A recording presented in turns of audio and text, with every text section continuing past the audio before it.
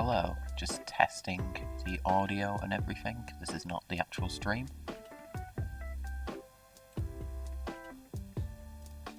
Yeah.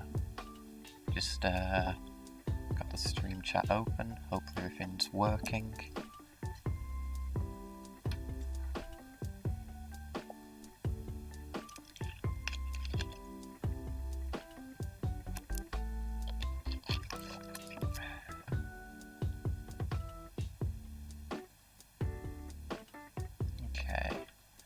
Yeah, just checking people can hear background music and my lovely voice.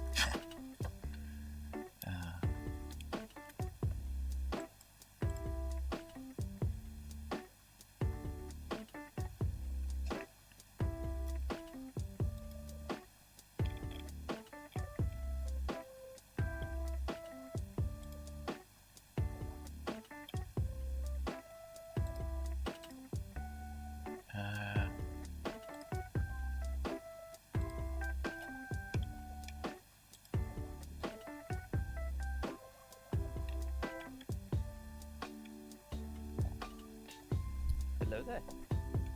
Hello there. Oh, General Kenobi. It is you. Yeah, I'm just testing the audio and everything for the stream.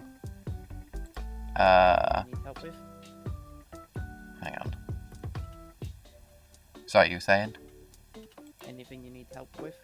If you could just go to the stream itself and just make sure everything sounds alright on your end. Like, as in, if you're watching the stream, everything looks fine. Because I think the graphics are fine, it's just I'm not sure about, like, the, Oh, hang on. Yeah. Hang on. Twitch.tv/.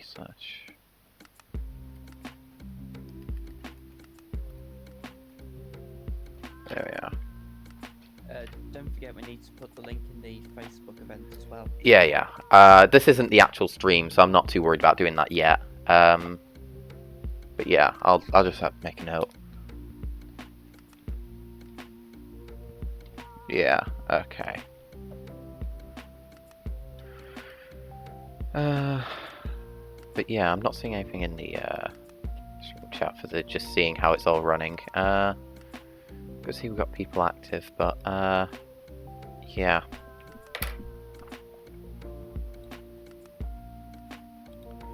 Like, I'm assuming this all sounds good. Yeah, hold on, I'm just muting it from Discord for a sec. Sure. Cheers.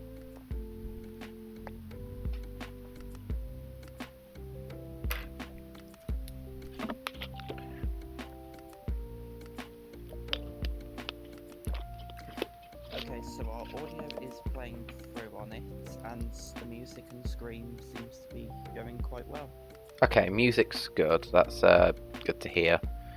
The only problem I have is I'm always going to hear it at, like, the full volume, so I haven't, like... I don't know if there's a way to do that. I was going to say, couldn't you just mute the Discord's tab? Well, the music's coming out of just, like, a YouTube tab. Hang on, I'll just test something. If I mute the tab, just let me know if that cuts it off for the stream. Just want to double check. I assume it does, but... Okay, I assume you're doing this through your headset. Yeah. Okay, so what you could potentially do is switch your audio feeds to your headset, mute that, but through the stream, have it playing through the computer's, like, speaker system. Okay. Oh, that's gonna be... Yeah, I have no idea how that, sets up. Oh, hello, Emily. Just checking. Can you hear the music right now? Yeah, we'll just, so I'll just see if, Emily... Okay, yeah, that's... Okay. So yeah, that definitely doesn't work. So you should be able to hear it now. Sorry, we're just trying to figure it out. Yeah, it wasn't playing then. Yeah. Okay, so it's back on now. Yeah. Unless I, like...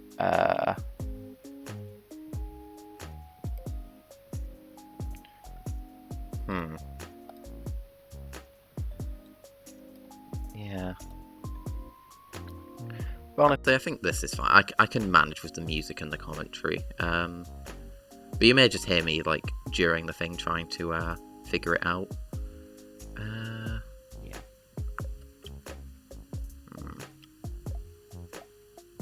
Yeah, so that would happen. And... Yeah, anyway.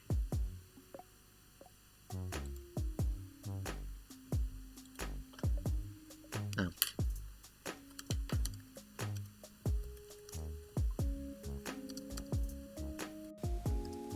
Okay, I'm just getting a very quick update.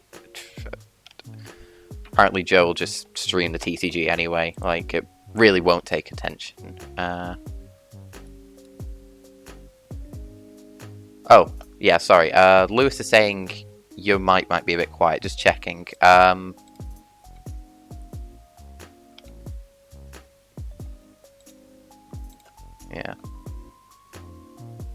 But yeah, Ben, if you could just sort of, Yeah. just make sure your mic's, like, good volume.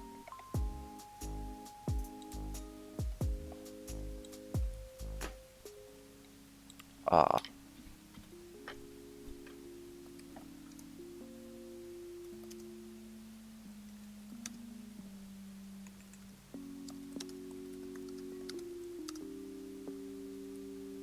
Yeah, I was going to say, what's the volume of the Discord on your end? Because that could be affecting it. Affecting the echo or whatever. I don't know. I haven't changed the volume of Discord, so let's have a look into it. Voice and audio.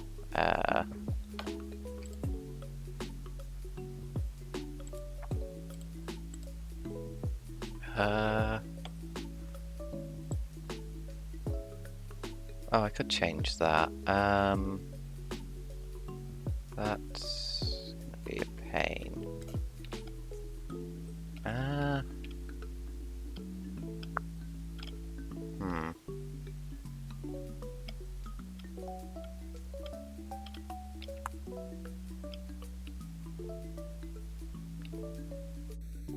Yeah, I don't think there's any audio settings I could particularly change.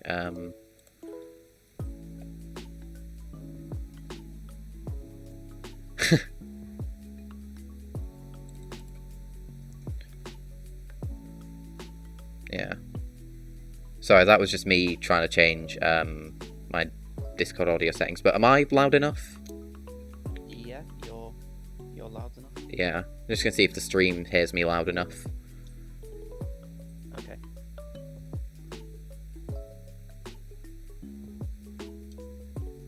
Oh, I never realised Howley City is such a banger. Okay. Sure. Apparently, music to voice volume is fine. Yeah, apparently you're just coming out as way too quiet. Can you turn up the volume of your mic or anything? I can try, but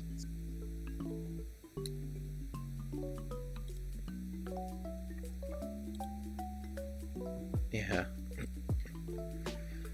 Good thing we're, like, testing this stuff now.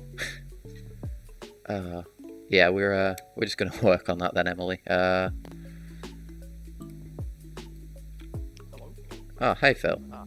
We're just like getting set up now, just making sure everyone's, like, headsets and everything is working.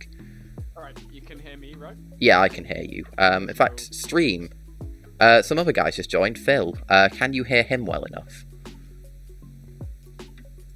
Say hello to me. Hello, Phil.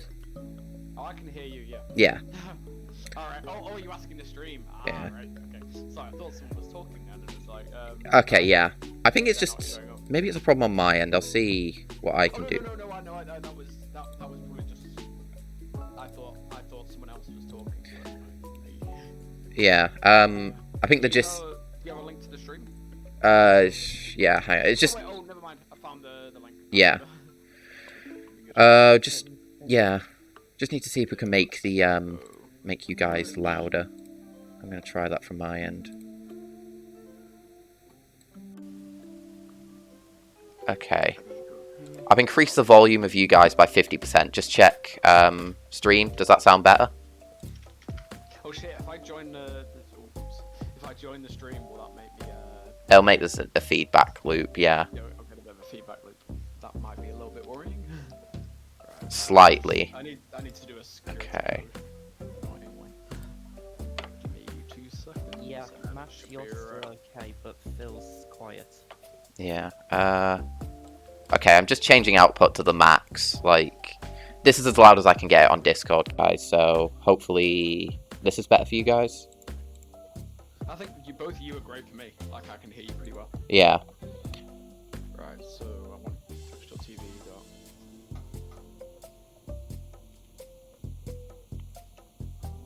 Oh no, so just Still very quiet. I don't know. Can you guys like move your headset closer to your mouth or anything? Is that better? It's louder. Hello? Hello? Yeah, I think that sounds better. Hello? Yeah, I'm definitely hearing I you. can sort of hear myself in that one. Yeah. Oh yeah, do you want me to do a slightly enlarged version of that picture, or are you okay with it? That's fine. Like, yeah, I'm sorry, I don't know how to fix it. Is there any way you guys can change your input volume on the other end?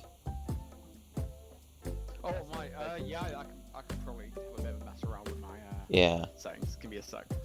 As I said, usually all keep it a my little mic bit low. settings are at the max. Yeah. I usually turn mine down a little bit just because it's quite sensitive, but I can probably turn it up a little. Yeah. Right. Okay, voice and video. Oh wait, no, I figured out the solution. If I turn the volume down and then turn desktop audio up, there we are. You guys are probably going to be really loud now. Hang on. Testing. I'll get back in Twitch. That should. I need to actually follow the account. I keep forgetting to follow it. Yeah. How's that now? Ah yes, wow, yeah. I can hear my my slightly odd voice. Okay, voices are fixed. Okay, that's good. There's a bit of a delay though. What about me? Yeah, I think music's gone right up. I'll try and lower the music a bit more. That's yeah, it all seems to be working now. How's that? Yeah, how's that for the Right. recording? I'm gonna have to close the stream because I hear myself a second time every time I see something, and it's like it's about a second delay as well, so it's like noticeable. Too quiet. But it probably doesn't matter too much. I'll let me know if I'm being a little bit too loud because I do have a habit of Up. Sure. I can't read the chat unfortunately. Actually, in fact, wait, I'll get Twitch back up, but I'll just mute the stream. Yeah. How's that then? That's probably the best thing to do. Well, I was gonna Yeah, say, that you was can the- just pause the stream. No, I won't pause it because I kind of want to keep seeing and stuff, and obviously I need Tiny bit the chat quieter, and all that. Anyways, I'm gonna get over to our meeting. Oh right, have we got a pre done? Have we got a right? Okay, I'll be right over. Matt, do you need me for anything else, or can I quickly just no, check over that at the Lancaster? should be good. Right, okay. Let me know if you have any other issues. I can help you out. Yeah. All right, sounds good. Gotta talk to the Lancaster folks. Sure. Okay, this. Yeah. Okay.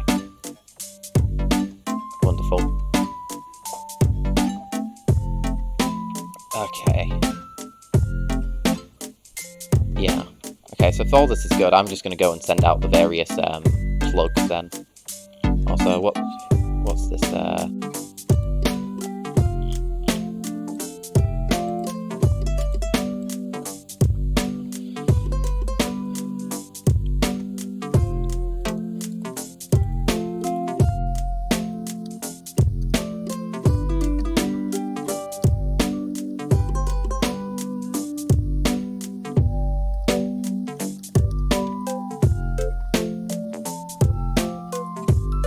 Probably clarify that, but yeah. So his stream's all good.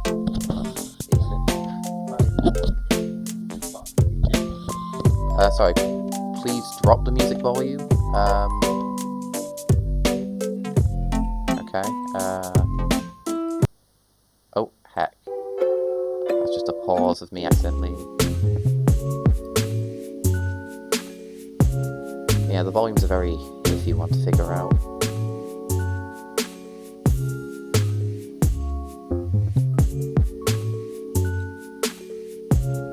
Hopefully that's good enough.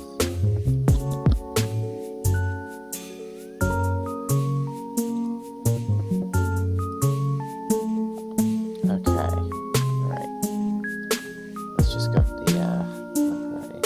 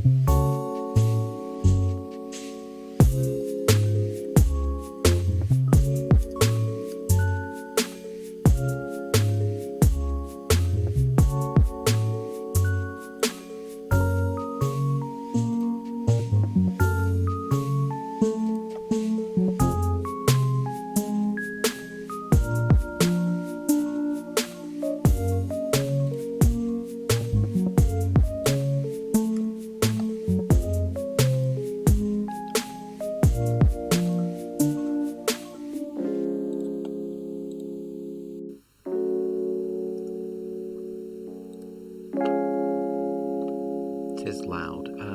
Sorry. Let's try again. That's a smidge quieter. Yeah, sorry, I'll just talk through it so we get an idea of like relative volume. Hopefully that's honey, you made it! We're just getting set up now. I expect all the memes in the chat, right? And you're rooting for York here, right? Not Lancaster. Oh, wonderful. Yeah. So this is my first time like actually streaming. Still quieter.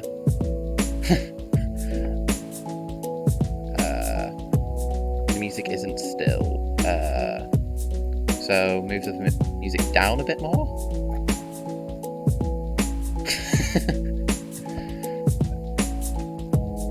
Yeah, music down. That's about as low as I can really get it. Like, yeah, hopefully that works for y'all.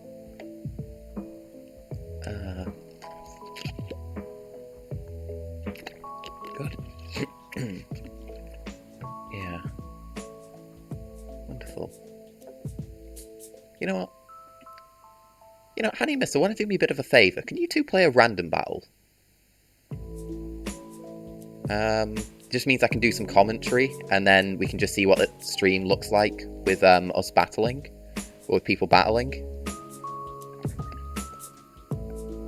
Yeah, don't worry, Liz. It's people I know in different servers. They just send a challenge. I'll yeah. Yeah, well, it's Honeyfish and Mister, wherever he's gone.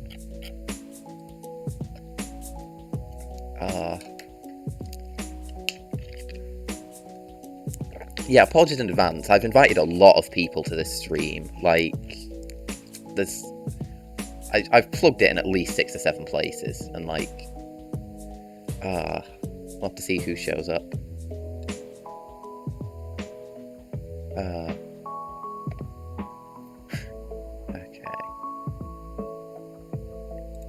Right, so if I've got this set up, is this just... I'm pretty sure you're just Honeyfish, no? Hanny Uwu Cat. Jesus Christ, Hanny.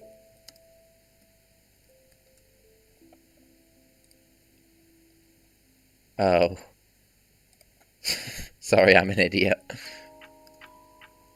Yeah, there we are. Okay. So if I just get this set up, we can see what a random battle looks like. I'll just show those of you watching at home, this is the kind of layout we'd be dealing with.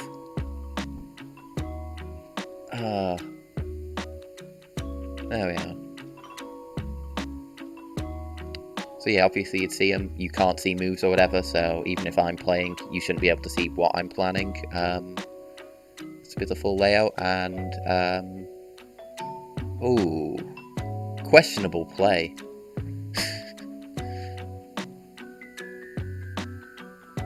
The battle channel in the Discord, Lewis.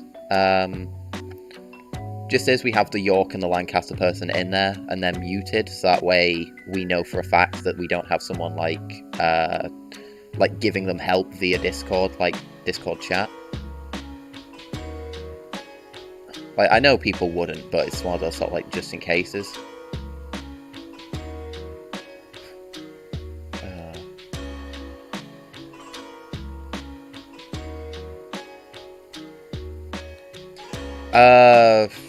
Yeah, I can try and move it around. Hang on. Let's try and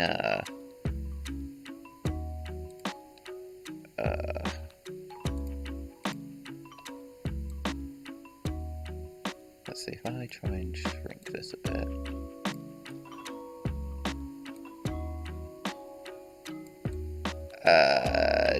Yeah, the answer's probably not. Problem is, if I'm then playing in the event, it's then giving away my moves, which could give the other side an advantage. Yeah.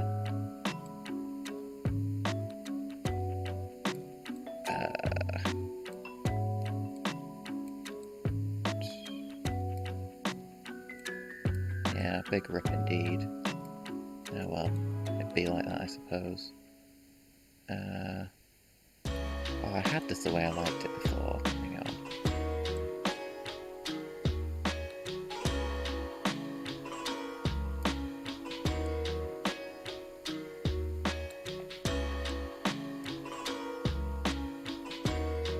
Okay, well that's too big now.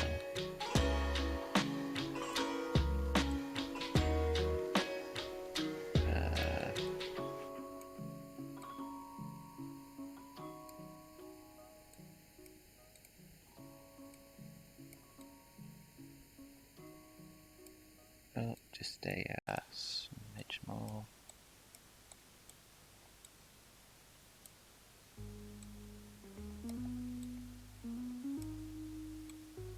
Yeah, that looks about right, I think. Okay. Right, yeah, so the actual event will be starting in 15 minutes, so yeah.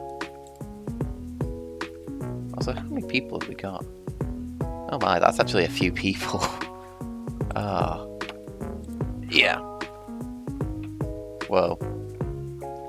Also, I'll try and keep my mouse out of the screen, but apparently OBS just doesn't let you hide that.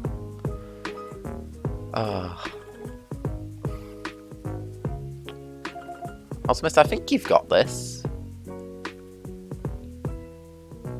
Yeah. Hanny, get good.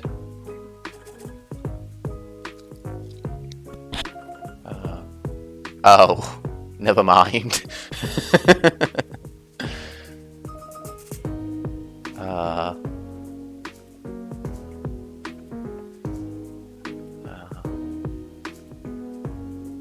Yeah.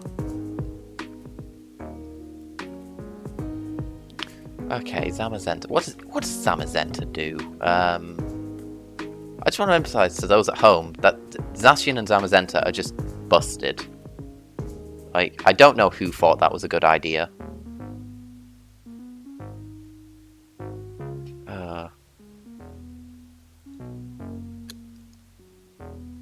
Oh. Oh.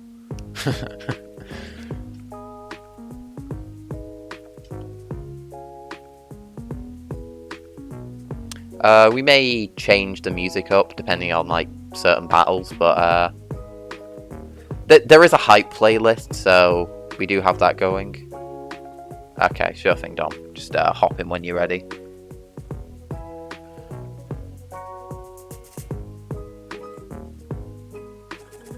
Oh, good lord. Yeah. My concern is the hype list. Oh, hey Dom. For those of you listening, this is Dodo Dude, aka Dom, the chair of Pokésoc. At least for your Dude. Yeah. Chair Dude, yeah. He'll be doing some of the commentary as well, so you've got something to look forward to. Absolutely, absolutely. How am I sounding out there, York and Lank? Yeah, I mean, I have not got the stream up. Yeah. I should do that. Yeah, I wouldn't recommend it when you're commentating because it creates like a feedback loop. I'm going to put it on my on like your iPad computer. Yeah. And then I've got my iPad going for the thingy. Yeah. I hate Twitch so much. I hate it. To be honest, yeah.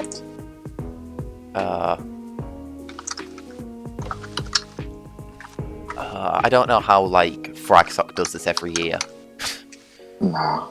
I know you get like full-on stuff as well. What's my password? I just changed it. It's that. Okay. Is it damn I on am them not haters? a robot. It is not damn on them haters, and I can assure you that I am absolutely not a robot. Are you sure? I am pretty sure. Oh. Oh, it almost thought it wasn't. Right. Volume. Have people even said? Let's see. Oh. Can you not see the previous chat? That's weird. I don't like it. Good job. Oh, well done, mister. Okay, my voice is good. It's right. not, okay. how about I'm going to hide the Matt's? showdown now. So, yeah. And for those of you wondering, we'll just show you what the matches are going to be looking like. So that's who's competing in what. So this is the order that will be going down. So first we'll do OU and... Okay, apparently the order's moved around, but... Centre that. Did we change that around? TCG is just at the bottom because... Yeah, but it's OU, RU, UU. I'm not sure about that. Oh, it is. I'm sorry. It's fine. I will quickly edit it. No, it's because I've already saved the image and whatever. We'll just deal with that mild hiccup. We set the stream up on very short notice, guys, so... Oopsie doops. So it'd be OU, UU, RU, NU. Yeah, Dan's doing QU. Yeah. And then You know what? That's a quick enough change. I'm going to do it. We'll be back. It'll be there for like the second game or something. Yeah, which just is send me when UU is. Yeah, just send me the new one. Then multi-battles, then Gen 7 OU from yours truly.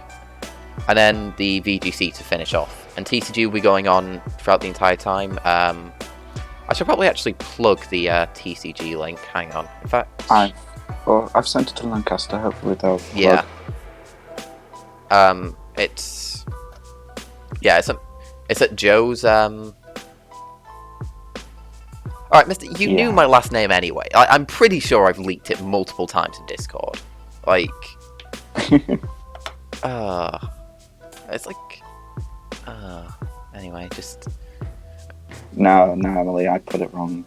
Not you, don't worry. No,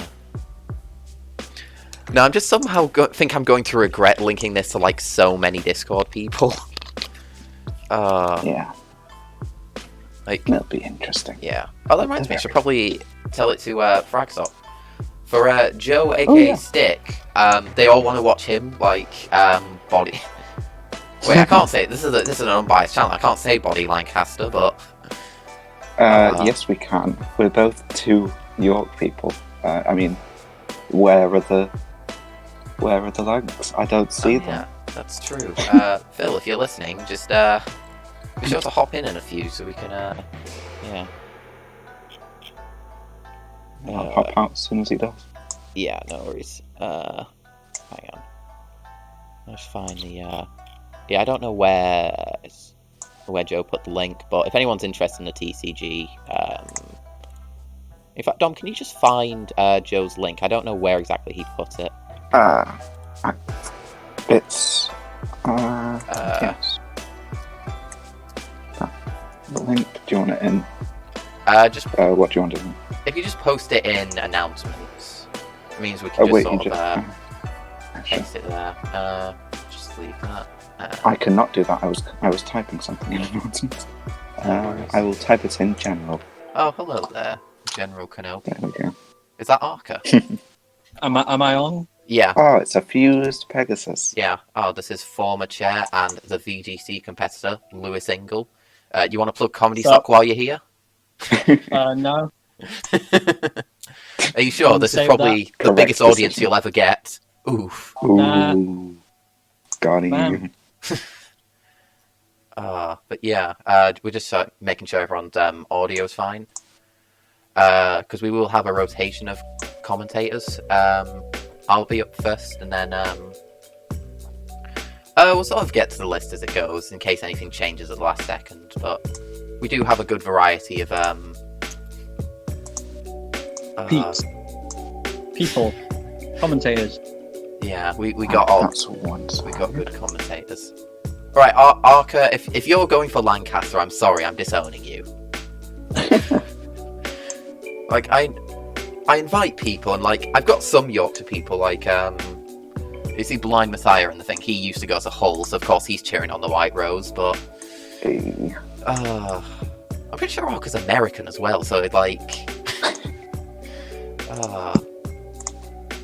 yeah. Although I've probably said that on stream and I get it wrong. So yeah. Also, This isn't about fun. It's about sending a message.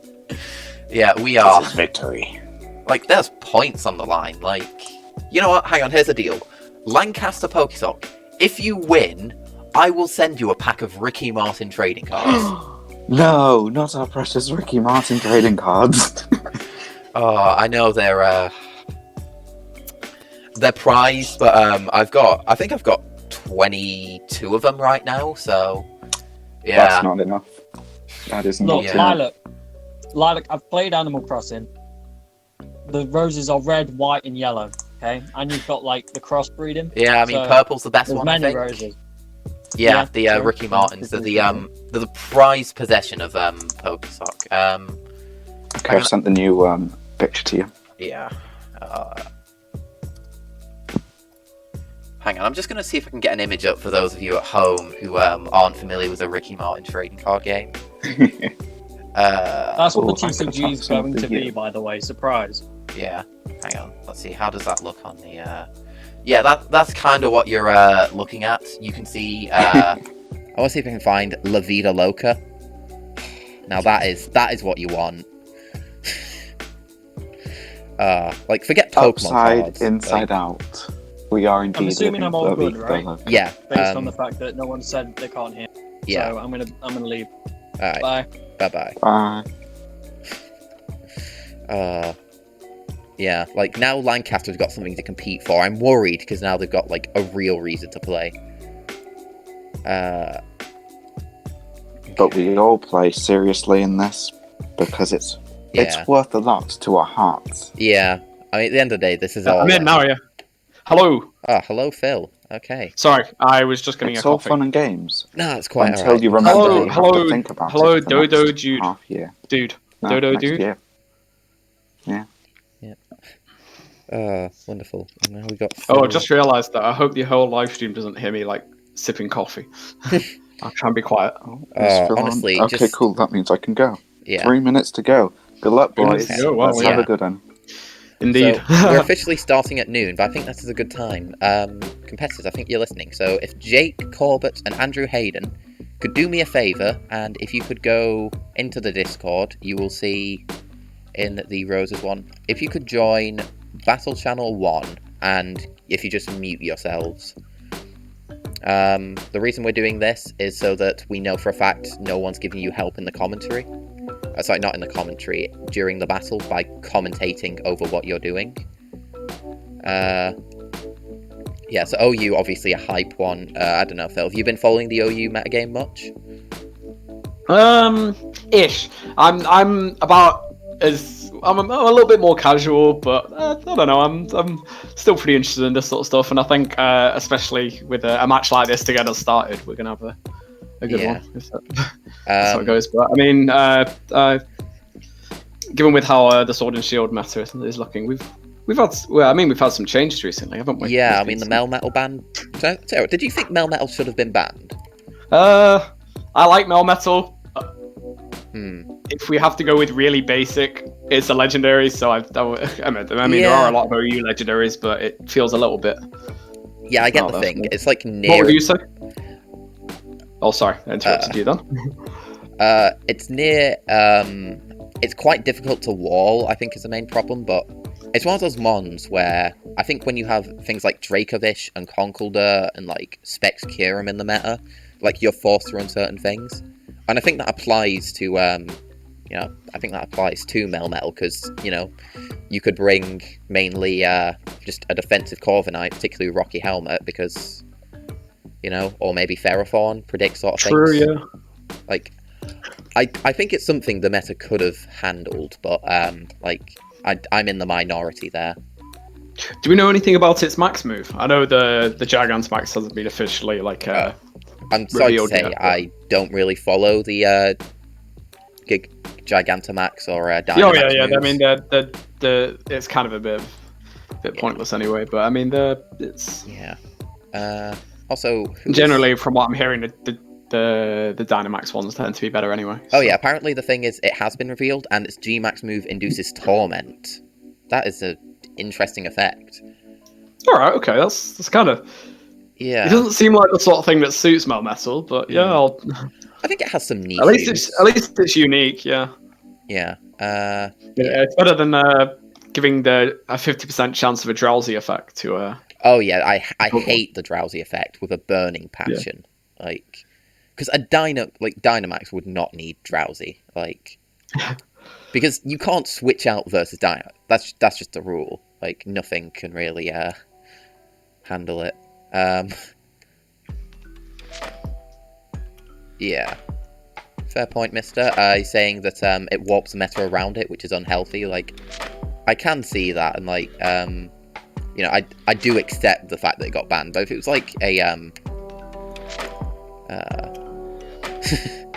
Yeah, if your entire game's meta is just working around like one thing, you got a bit of a problem. It's like a Smash Bros. Brawl with a Meta Knight. Yeah. You're gonna have I did really enjoy. Oh, and also, I don't like Landorus. Wow, we've. Have you seen my Discord logo? For those of you who don't know, that is why I'm a. Mel Metal. I've voiced my distaste towards the weird. I don't even know what it is. Is it like a tiger with a rock on its head or something? I don't know. It's a little bit weird, but I'm not the greatest fan of mainly because I got swept by one in a draft we did a few months ago. I mean, it's not too hard to get swept by a Landorus, to be honest. Like, what kind of was it? Like the Dual Dance set, the Swords Dance Rock Polish set? I've got a feeling it was. I can't remember it all, but I had it all planned out. I don't know. I'm pretty sure you helped me out with preparing for it, but then I screwed up one thing, and then that was it. It was just game over. And we worked on it for a little bit, and I just screwed myself up at some point, and then it wasn't the greatest of my moments. Yeah, it's just such a solid mon. Also, I should say, I think there's certain families watching, so if you're a family watching, I'm just going to say don't look at the chat. Oh. Yeah, I can't be held responsible for Discord people. Go ahead, be as... Oh yeah, I think we can't police the chat, unfortunately. Yeah. But please remain civil. Yeah. Oh, I mean, honestly, just be Hannah, but yes, we are saying this is a Christian Minecraft stream, so... Oh wow, that you said that both in sync with the chat. Yeah.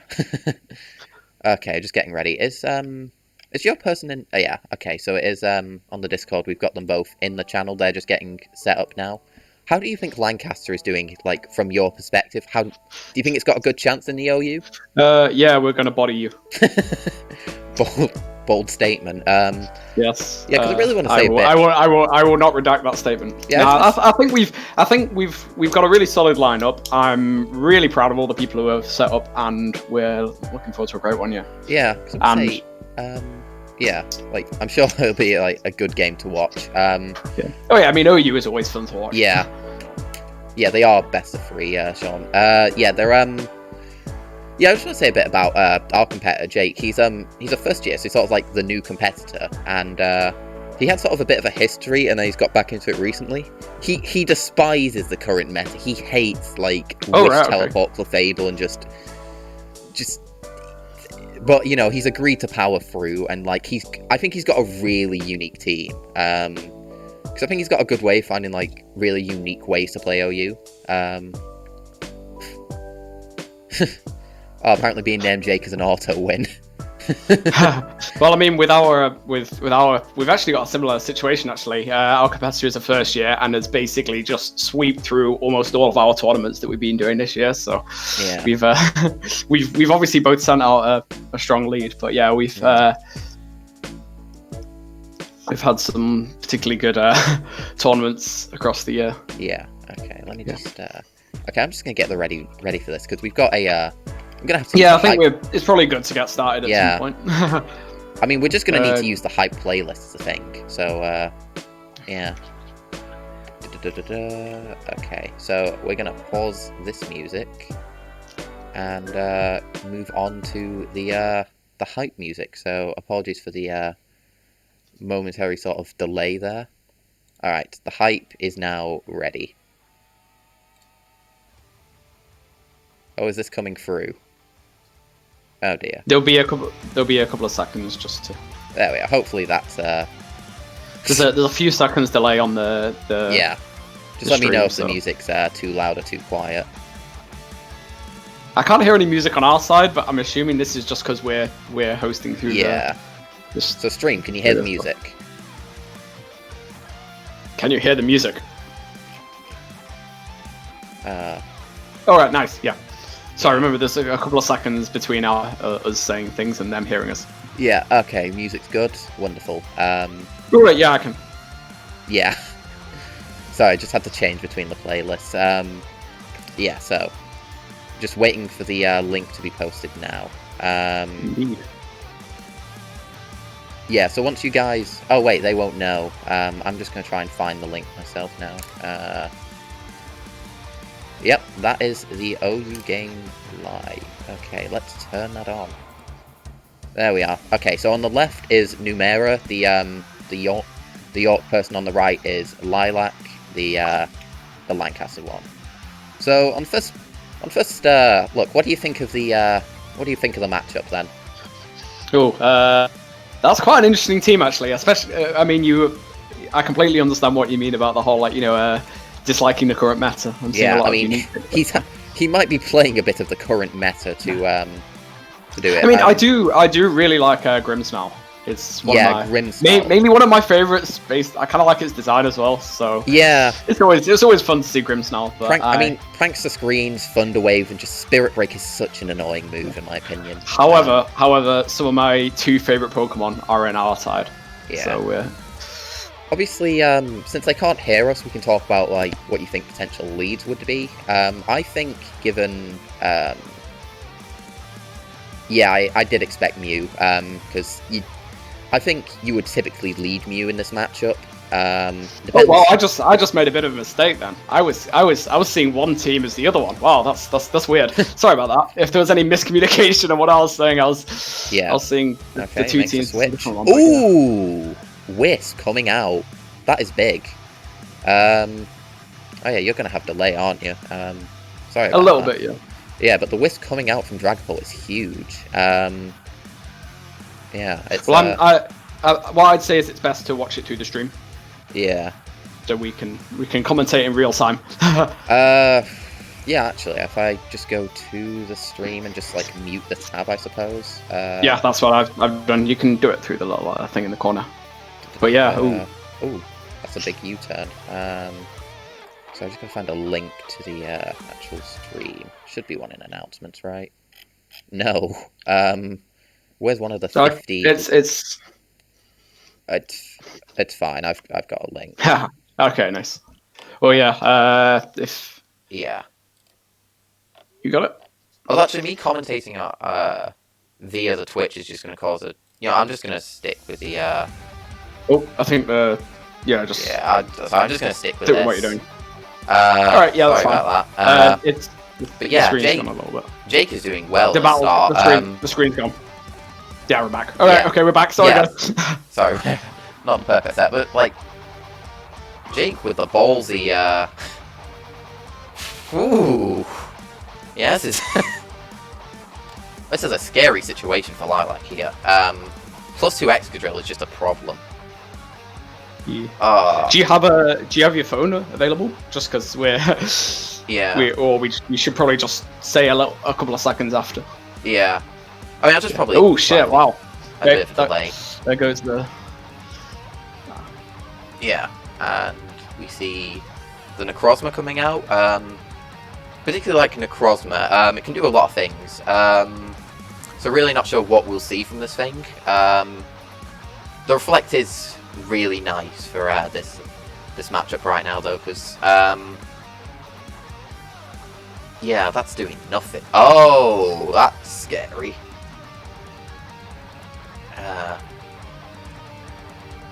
Iron Defense Necrozma. I haven't really seen that one lately. Have you seen much of that? No. I think the only thing I've seen 9 defense on recently is Steelix for Body Thrust. Yeah. That is a scary. That is a scary Necrozma. We'll have to see what it's running. Oh, okay.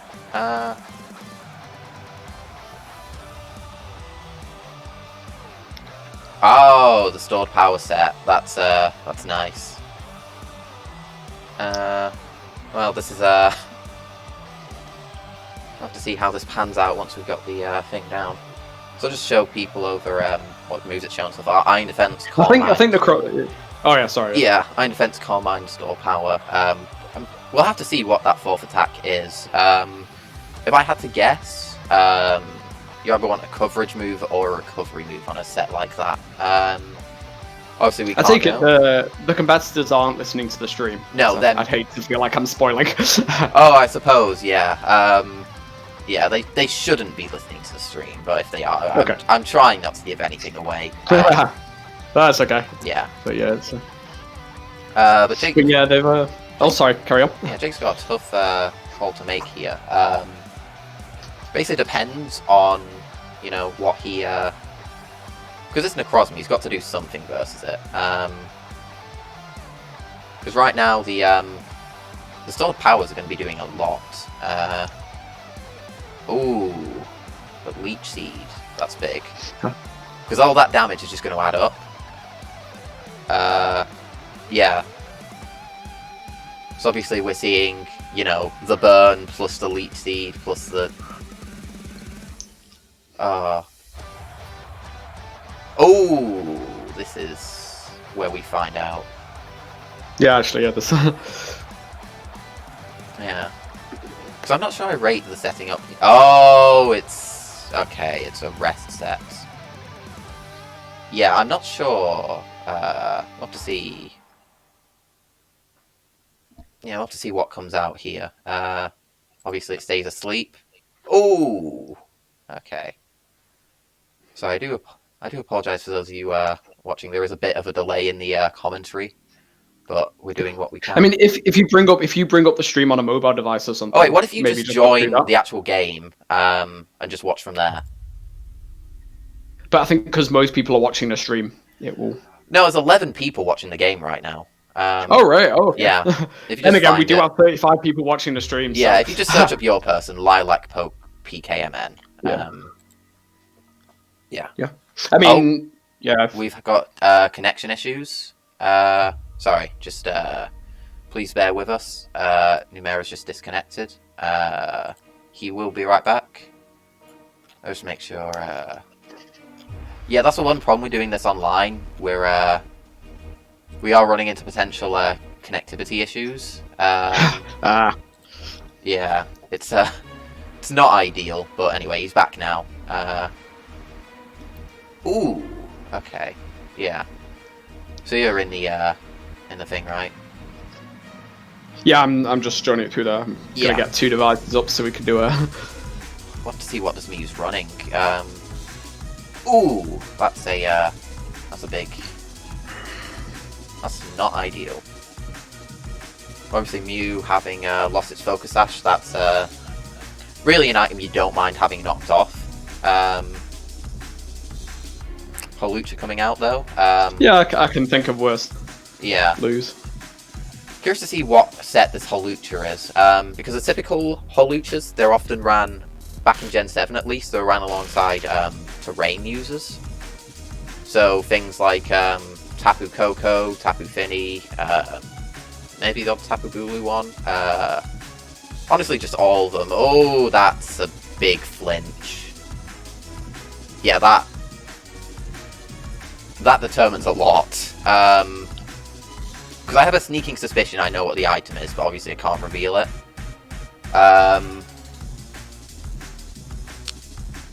Yeah, so we'll have to see. But that is a big L for the Holucha. Oh, yeah, just skip. Ignore that. Sorry. Yeah, just mute it in the top right or whatever. It's a. Oh yeah, it's muted. Yeah. It's muted now. We good. Yeah, Yeah, obviously he's going back. We gotta get the. Yeah. Actually going back to the Necrozma. Oh right, we got another. Bishop. I'm not sure what the play is versus the Bishop. Ooh, that is nice tech. Yeah. Well, let's see what the stream's saying to that.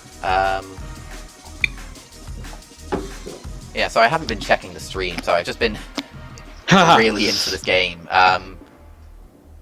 Wait, if you make sure you don't tab out of the actual stream though. It's fine. I've got a setup now, so I can just sort of look at it all at once. All right. Oh, that's great then. Yeah. Oh, I'm sorry. I think Lilac's been hacked out a bit this game. Obviously we've seen a lot of hacks there. Oh, now this is big. We'll have to see what Cloister. Oh, King's Rock Cloister. That's nasty tech. We'll have to see what we expect to come out here. Yeah. So yeah, you're up to get. I'll be honest. I think he's got it. Yeah, because Holucha's gonna die on the recoil. So all Jake needs to do now is finish off a weakened Necrozma, which frankly Zeraora should be able to handle. Oh. Okay. Oh. Nah. Oh no, that's game. That's game. So game 1 does of course go to Jake. What did you make of that game 1 then? Now, that was pretty intense, but Yeah. I think we got screwed over by a little bit of the hacks. So, Yeah, the hacks. I'm gonna call a little bit of. Shame we're not allowing the salty run back. Yeah, but obviously some good tech was shown on Jake, particularly like the body press Ferrothorn. That was great anti-Bishop tech. Yeah. But of course, going into game 2, the opponent now knows that that's coming, so they can maybe play around that. Yeah, actually, yeah, I think the dynamic's going to change quite a lot in Yeah, we'll have to see if they go straight to game 2. Let's just go ahead and hang on. I'm just going to turn the window capture off for a moment while we just get game 2 set up. Wonderful. Oh right. Oh, oops. I might have made a couple of mistakes. Yeah, no worries. And we are back. I've just.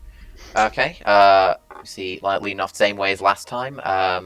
Mew coming out. I would have rated a change in lead, if I'm completely honest. But I guess you really want to get up your spikes. And I guess in this matchup, Mew really can get its hazards up. Although, I'm just noticing actually. Just thinking where rocks are. Because a great rule. Oh, sorry, mouse. My bad. Yeah. Yeah. Oh, sorry, I forgot. Twitch emotes were a thing. Oh, we'll have to get some PogChamps in the chat at some point. I think that'll be coming in later though, because I don't know if you guys have done this, but since York and Lancaster aren't doing an event for Smash Bros, a lot of people from the Smash Bros community are going to come to cheer on one of our competitors who's big in the Lancaster scene. Sorry, it's in the Smash scene. Oh yeah. Yeah. Well, this is where I would have gone. I would have done the Smash, but Yeah. it seemed. But I mean, with Switch Online being pretty bad and Yeah. Smash Online being Like we even actually worse had at times. we actually had a problem with we were originally planning to have that be part of the commentary, sort of what's it called? Sorry, my brain. Yeah, we were originally going to have Smash, ideally a crew battle, but then obviously Oh yeah, everything changed happened and yeah. we just weren't able to. Anyway, But yeah, getting back to the getting back to matter the game at at hand. hand. That's a big. I think it's tough to say who's in the advantage state right now. Obviously, I honestly think Numera has the edge right now. What do you think? I'm not gonna say anything until I see where we're going it further. I think you were on the money where you said you weren't too sure about what state. Oh, Jesus! Man out here flinching like crazy. Actually, I need to look at the real. I need to look at the real time one. I was. Yeah, I'm on you know, the one I'm that's, like, a typing couple an of F in the seconds chat away. just for that. I am so sorry. Oh, Like, at least Cloyster can get in here, but that is, like... Yeah, Hanny's right, that is a legitimate win con. It does have a 30% flinch chance, like, you're right to play it. yeah. Someone in the chat is completely right there. Yeah. People don't buy LAN adapters. Oh. But then again, the Switch should come with a LAN adapter. Why are we forced to buy one? Oh shit, nice. Oh, we'll have to see. This might win. It depends. It depends on the coverage here. Because it's still got the King's Rock, so game will actually come down to a flinch here. Nah, that's rough. Because game could have been determined there by simply... Because we know that Cloyster is King's Rock, so if it gets a flinch on these Rock Blasts, that can potentially be game. Obviously, it's got to break through a Toxapex, which is not an easy thing to do. Obviously, the Toxic putting it on a timer. Oh no, Hanny, please.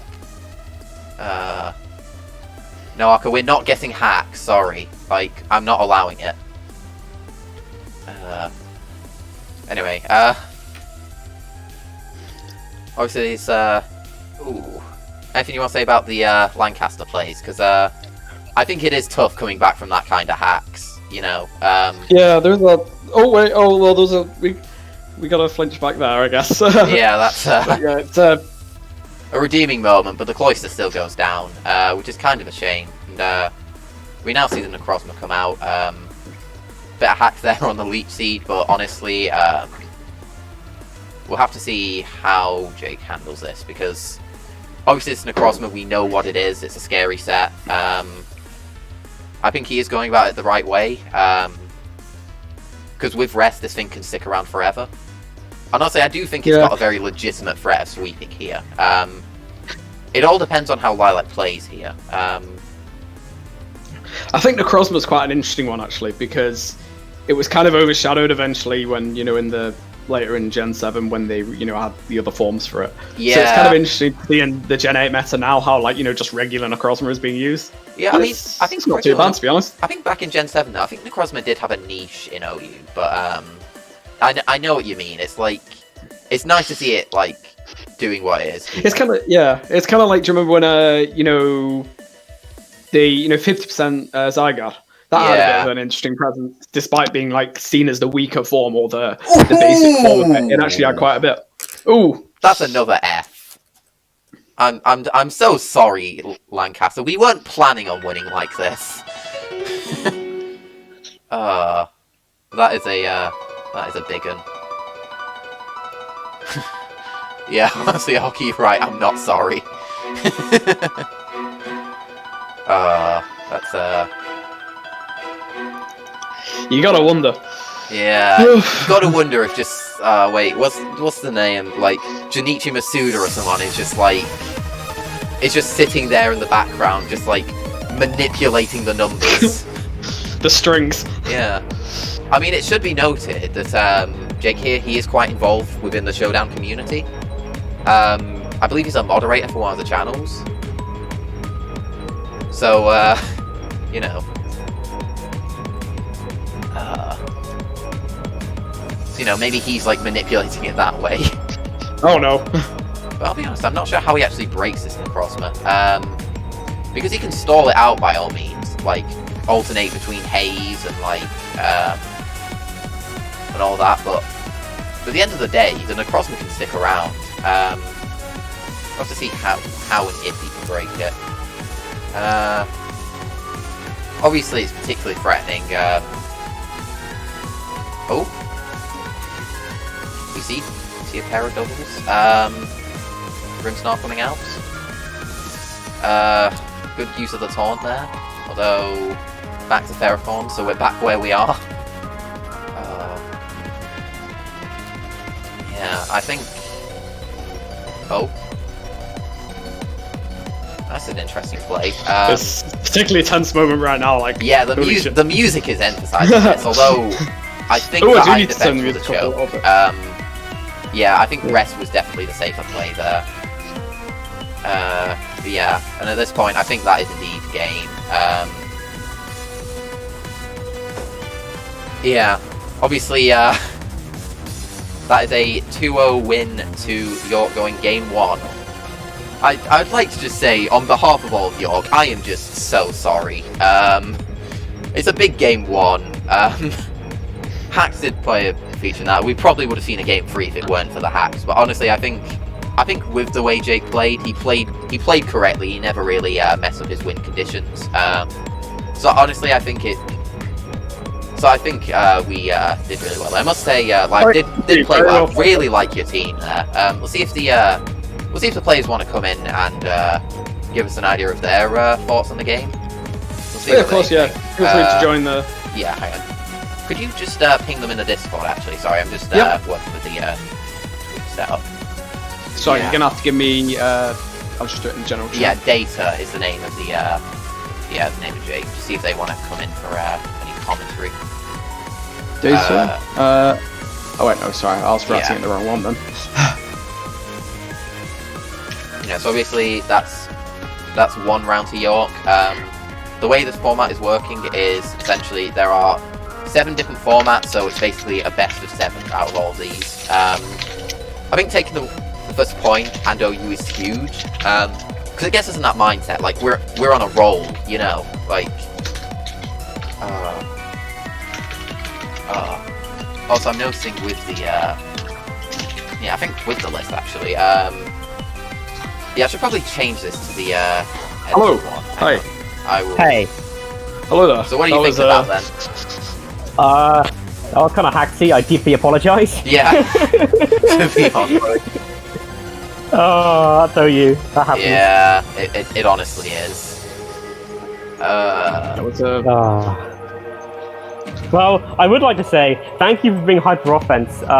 It's no secret, I'm not really happy with the state of the metagame right now. Most teams are just really bulky, balanced teams, so it's good to see something different. The game's going a lot faster, and there's also a really nice team as well. I've seen something like it on the ladder before. It was fun to play against, so thank you. A lot more fun than playing against some boring balance, so I appreciate it. Thank you. No worries. I was originally going to bring balance because it's the meta. We would have been here forever. Yeah. I mean, well, kind of balance. It was like Hydreigon, Gengar. Yeah, okay, that's kind of cool. I like that. But it did have Clef, Seismitoad, Mandible as well, so... Usage stats released yesterday is still at 45% usage, man. Yeah. Ridiculous. Yeah, it isn't like most of that Wish Teleport. Yeah. That as Apparently well. the list is wrong. Sorry. Yeah. Also, apologies just talking to the chat. You and I used the wrong way around. Basically, on the other display, it was the wrong way around for us. So just, I assume that means Michael is doing the UU and John's doing the RU. Sorry. I say we had to make this display on very short notice, so I believe this was literally made like an hour ago or something. So if it's not clear already, our friends over at the Students' Union have been very they've given us a lot of time to work on this, and they've been very supportive. They have I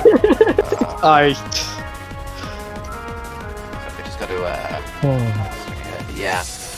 Obviously that done. Obviously this has gone great, Phil.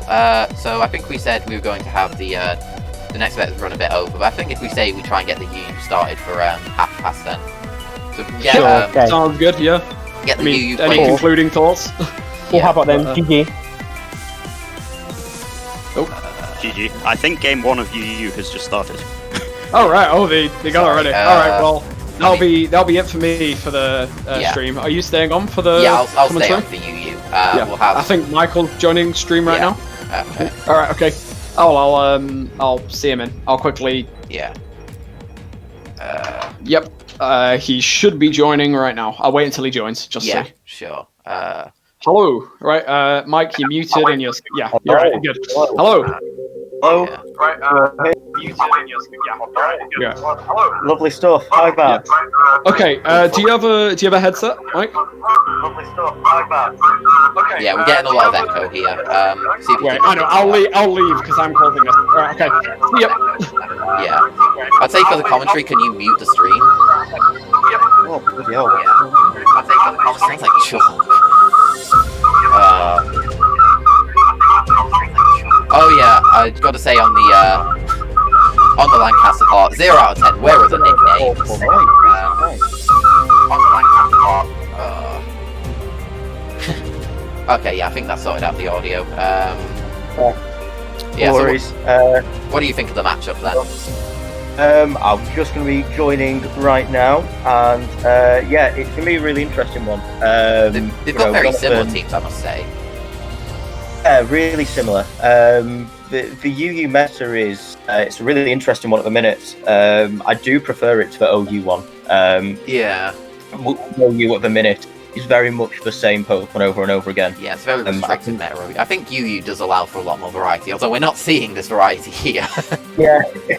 But, yeah, I guess it's what it is. Incineroar does tend to dominate, yeah. like how Pokemon dominates in OU. But it's a really good Pokemon. You know, like it's so popular in VGC as well. Yeah, I think the introduction of heavy duty boots has just made it amazing. Like, and also Parting Shot is a great move they gave it. You know, I honestly really rate it as a mon, and it means like fire types are getting a lot more love than they had in previous gens.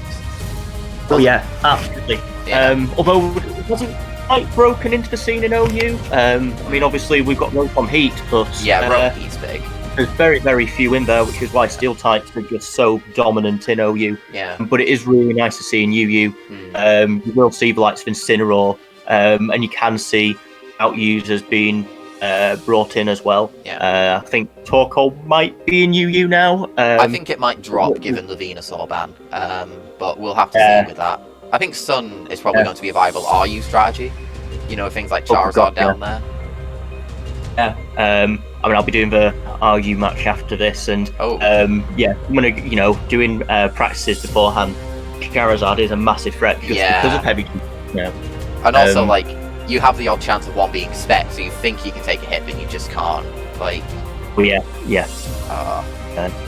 So really, it's an interesting meta for RU at the minute, but the UU is as well. At the minute, not a lot going on from the looks of things. Yeah, I think this is very I think this game's going to be a bit slower than the OU one, because they've both got quite bulky teams, and honestly, I think a big part of this game is going to be who can get rid of whose items first. Like, getting rid of leftovers, getting rid of heavy duty boots is going to be like a big part of this game. Yeah. There's, you know, obviously with our side, The likes of Incineroar who come in and get rid of the attack. Bronzong is known to be quite bulky, same with Sylveon. Celebi can be anything, and same with Raikou. And I think likewise for your guy as well. Milotic is just such it's well so known. disgusting. Because there's a lot of I don't know. Do you bother with draft league at all? We do indeed do a draft league at Pokésoc in Lancaster. Yes. Yeah. Well, I'm a fair bit more involved in these sort of. Okay. Yeah. I'm a fair bit more involved in sort of draft leagues than your average Joe. A lot of these mons I've used in draft before. I've got to say my favourites are probably things like Bronzong and Sylveon. Celebi's a cool one, because they all have such variety in their sets. Celebi in particular, it's just you can run a bulky set. You can run a Wish Passer set, I think. I don't think it gets Wish. Is it not a Wish Passer? No. Okay. It gets Recover, which is a crazy thing. No, wait, or Synthesis. It gets Recovery. That's all I know. It definitely gets Heal Bell, which again is so good for status removal. There's a load of. I think the scariest thing is it gets Swords Dance and Nasty Plot. Particularly with all its stats being 100, or it's just being such a. It can be anything. It can be scary. It can be very, very scary. Yeah. The minute it looks like the rocks are just chipping away at damage. And neither side wants to get rid of them because they do. Because they're doing about the same to each side. It's a case of. I think this game might actually come down to whose Incineroar goes down first. Yeah, Incineroar is just that good. And because the meta is so different to OU, it can go down to just chip damage from Stealth Rock, and that's the game's still 6 months on each side. I don't think either has an advantage. Dan has the momentum right now, but we'll have to see if that lasts. In any second, makes a misread on the Toxic, but we'll have to see what he goes into. Oh, it's a nice top. Yeah, that's a nice top. I've got to admit, that is a nice Toxic. I think Noivern is also one of those mons that you just need to whittle down. It can be a massive threat with its speed. And its special attack as well. Yeah, just Draco Meteors, I think this is Lancaster claiming the advantage here. Just optimizing Bronzong so much there. That was a good call. Yeah, that was a good call. That's meant back in. That comes down to what does he do? Do maybe a switch out here. A fire type move on Bronzong, or a type move on Bronzong would be doing massive damage to Bronzong, who has done massive. So far for Jonathan. That was a good play. Straight into Incineroar again. That was nice. I think the big thing, I don't know, obviously based on investments, but I'm not sure if these Incineroars are the same. Oh yeah, okay, we can confirm the Incineroars have the exact same speed stat because that makes a big difference in situations like this, because it means in this scenario Dan is switching out second, so he gets the favourable matchup here. Which means he gets in the Surf Edge, which is an incredibly scary mod, I think. It's just got such a high attack stat, combined with... There goes the first mon. Yeah, it's a scary boy. It's a very scary boy. I'll be honest, I'm not sure that Rhyperior did much in this match anyway. No, I think it might be a good sacrifice for Jonathan, getting him a Noivern, and pretty much a free turn for him here, you'd expect. And Noivern being hyper offensive, it could be a good revenge killer this potentially. Yeah. We'll have to see what happens. There's also the very reasonable chance it U-turns here. Makes the read. Yeah, but that's not a lot of damage. Bronzong is just that bulky. Dare I say it, but I don't think that's a levitate to Bronzong. Damage there. Yeah. But you never know. You'd expect Flamethrower to maybe do a little bit more there. Yeah. Now it's a Bronzong off. This will be interesting. Also, what does Bronzong do here, I wonder? I mean, he too could pass off rocks and have the I think rocks shake are off big again. here. Although this is big, Surfetch should do a number, because I think most Bronzongs, correct me if I'm wrong, but they're typically running a specially defensive set on the ladder these days. It's an interesting one. I mean, it can be defense or special defense. Yeah. And obviously we know Surfetch has knockoff. We also know Bronzong has psychic, so... Yeah. Oh, I just remembered Yeah, something. I think, given the way the game's going, I think we're just going to see if we can get a quick check-in of the, of how the TCG's going. So, hang on. I'm just going to ask the TCG commentator to come in. Okay, just checking the stream's still working while I'm just on Discord, right? Yeah. Okay, that was excellent. Yeah, okay.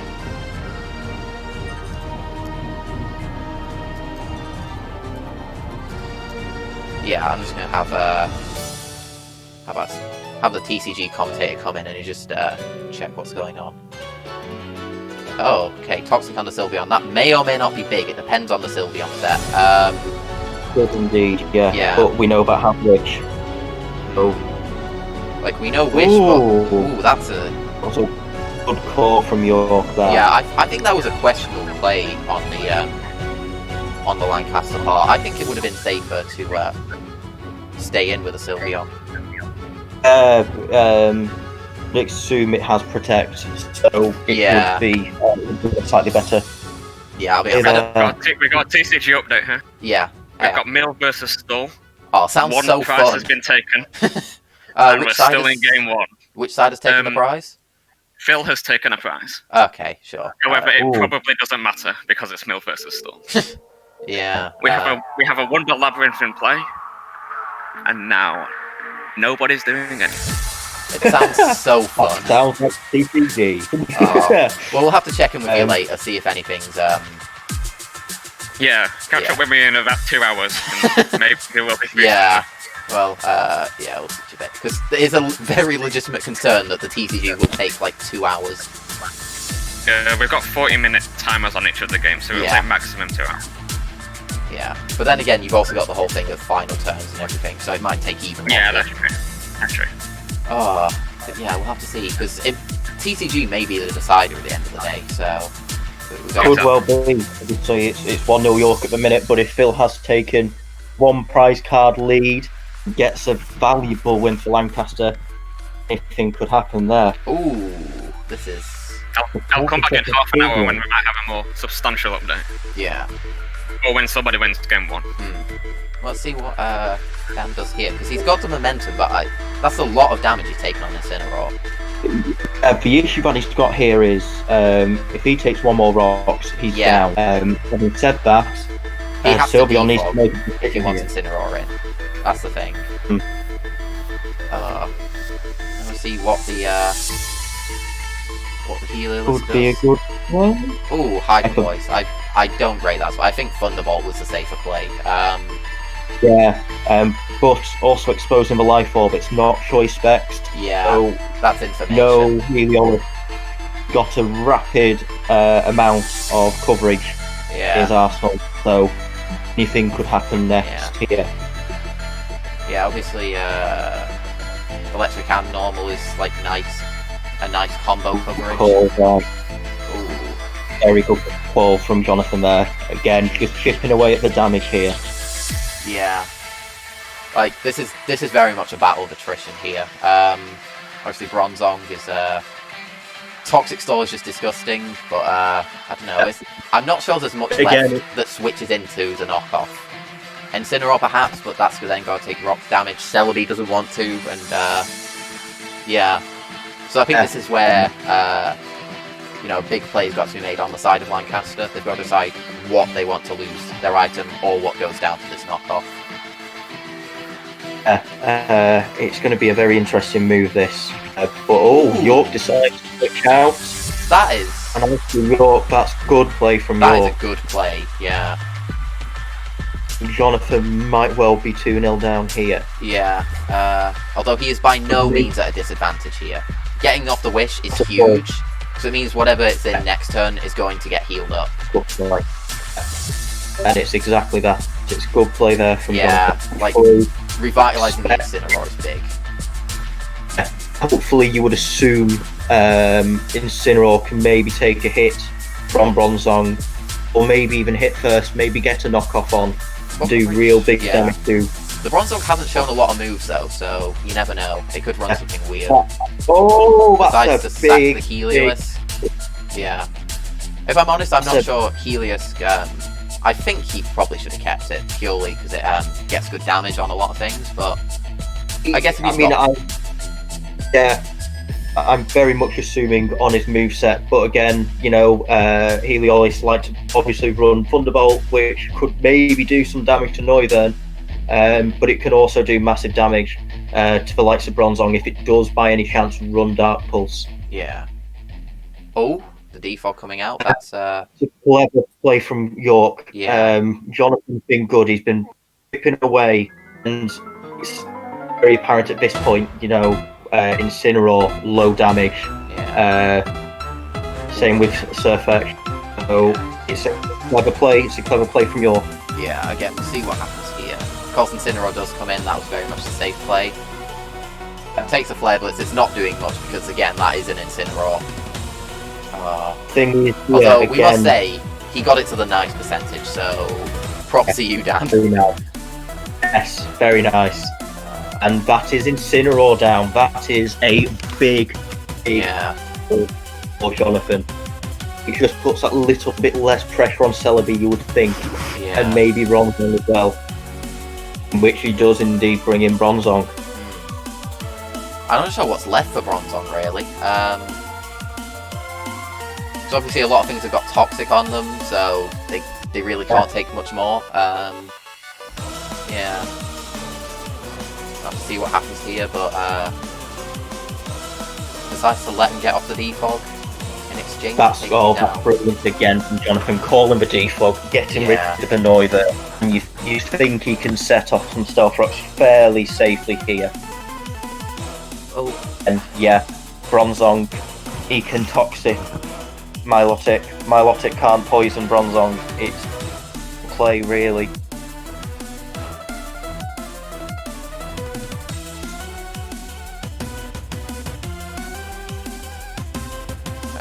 Okay, yeah. Obviously, Milotic, you assume this thing carries Marble Scale, so that, in the short term, that's a good thing, but in the long term, it is still toxic. And if I'm honest, I think this is probably game, because I don't think Dan can break the Bronzong here. Oh, unless Jonathan keeps it out for a Surfetch knockoff, but even then, I think it can. Bear in mind, he can't get rid of the rocks, and also it's already toxic. Yeah. I think Surfetch just goes down to a Protect. Yeah, this might actually be a legitimate PP stall in this situation, because neither of these Bronzongs touch each other, Oh. We've got a TCG update. Oh. Game 1 is over. Loop 1. Oh, good job for It's Luke. over. And now we're going into game 2. Yeah, wonderful. Obviously, do you think one side's got a better matchup here, or is it just essentially it's going to take forever? It's just going to take forever, honestly. Good thing we started That's all early. it is. That's all it is. Yeah. Oh, see. Obviously making a lot of doubles and rocks going up. We'll have to see what happens here. I don't know what oh, that's a big knockoff. A big knockoff. Yeah. Although I think getting toxic on everything is quite big. Although Celebi, natural cure and everything, I don't think it's the way to go, especially because Bronzong now wins this. Jonathan definitely has advantage. Leftovers advantage and Psychic advantage as well. Even though it will go 4% at a time, it will be more than enough for Jonathan Bronzong to win that battle. Yeah. I think we know what's going to happen in the next couple of turns. Sorry, just oh, okay, right. And that is Bronzong. Yeah, that's Bronzong down. Milotic. I think the combination of Milotic and Surfetch, they're just going to die gradually to Toxic. It'll be a slight PP stall. Obviously, Milotic has access to recover. But, I think the problem with that is Surf just can only come in so many times on rocks and toxic, so eventually the toxic timer will just rack up. I suppose the Celebi might speed him up a bit, but I think it's prolonging the inevitable here, but you would assume, big damage there from Celebi. Yeah. It won't do too much to Celebi as much as what it will do to Milotic. Another Giga Drain. I think that's just letting it go down. So that is of course going to be game 1. Smart play on Lancaster's part. Although that, People protect. Because I forgot about first impression. I'll be completely honest. It looks like it was a choice banded set, and that is game. And the first win goes to Lancaster. Yeah. Let's just hide that. Yeah. And while we're here, let's just have a friendly reminder. Be sure to stay hydrated, guys. Yeah, it's my favourite addition to the stream. Totally not advertised by Volvic at all. No, I'm sponsored by a bottle of 7-Up that I filled with water. Yeah. Yeah, okay, now then, let's, Okay, so, oh game god, Sean, are you day drinking again? Yeah. So I think that's the thing about quarantine. I don't know if you drink, but I found the thing is, it's just, you kind of lose the track of the days and the time, so day drinking just feels more... It just feels more acceptable. Okay, I know what you mean. Okay, so, it looks like Surfetch and Bronzong are opening. No double Incineroar until now. Yeah, I'm not sure I rate that play. Honestly, I think if we're assuming the Surfetch is banded, I think in that scenario you should have just gone for damage, but... Again, that is assuming, obviously, no idea at all. Yeah, we don't know the full sets, at least off the top of my head, I don't know all these sets. I have a clue about any of Jonathan's sets either. It's very much just calling it as it is right now. You'd assume she thought the first match was KG, this one is going to be extra KG with it being 1-0. Yeah. 50 plus turns. Yeah. So I think this whole Roses in general is going to last a lot longer. Back to Bronzong. Ooh. That's big. Obviously, Incineroar is able to come in for free since rocks haven't gone up yet. And I think this this play stops rocks going up. Indeed, yeah.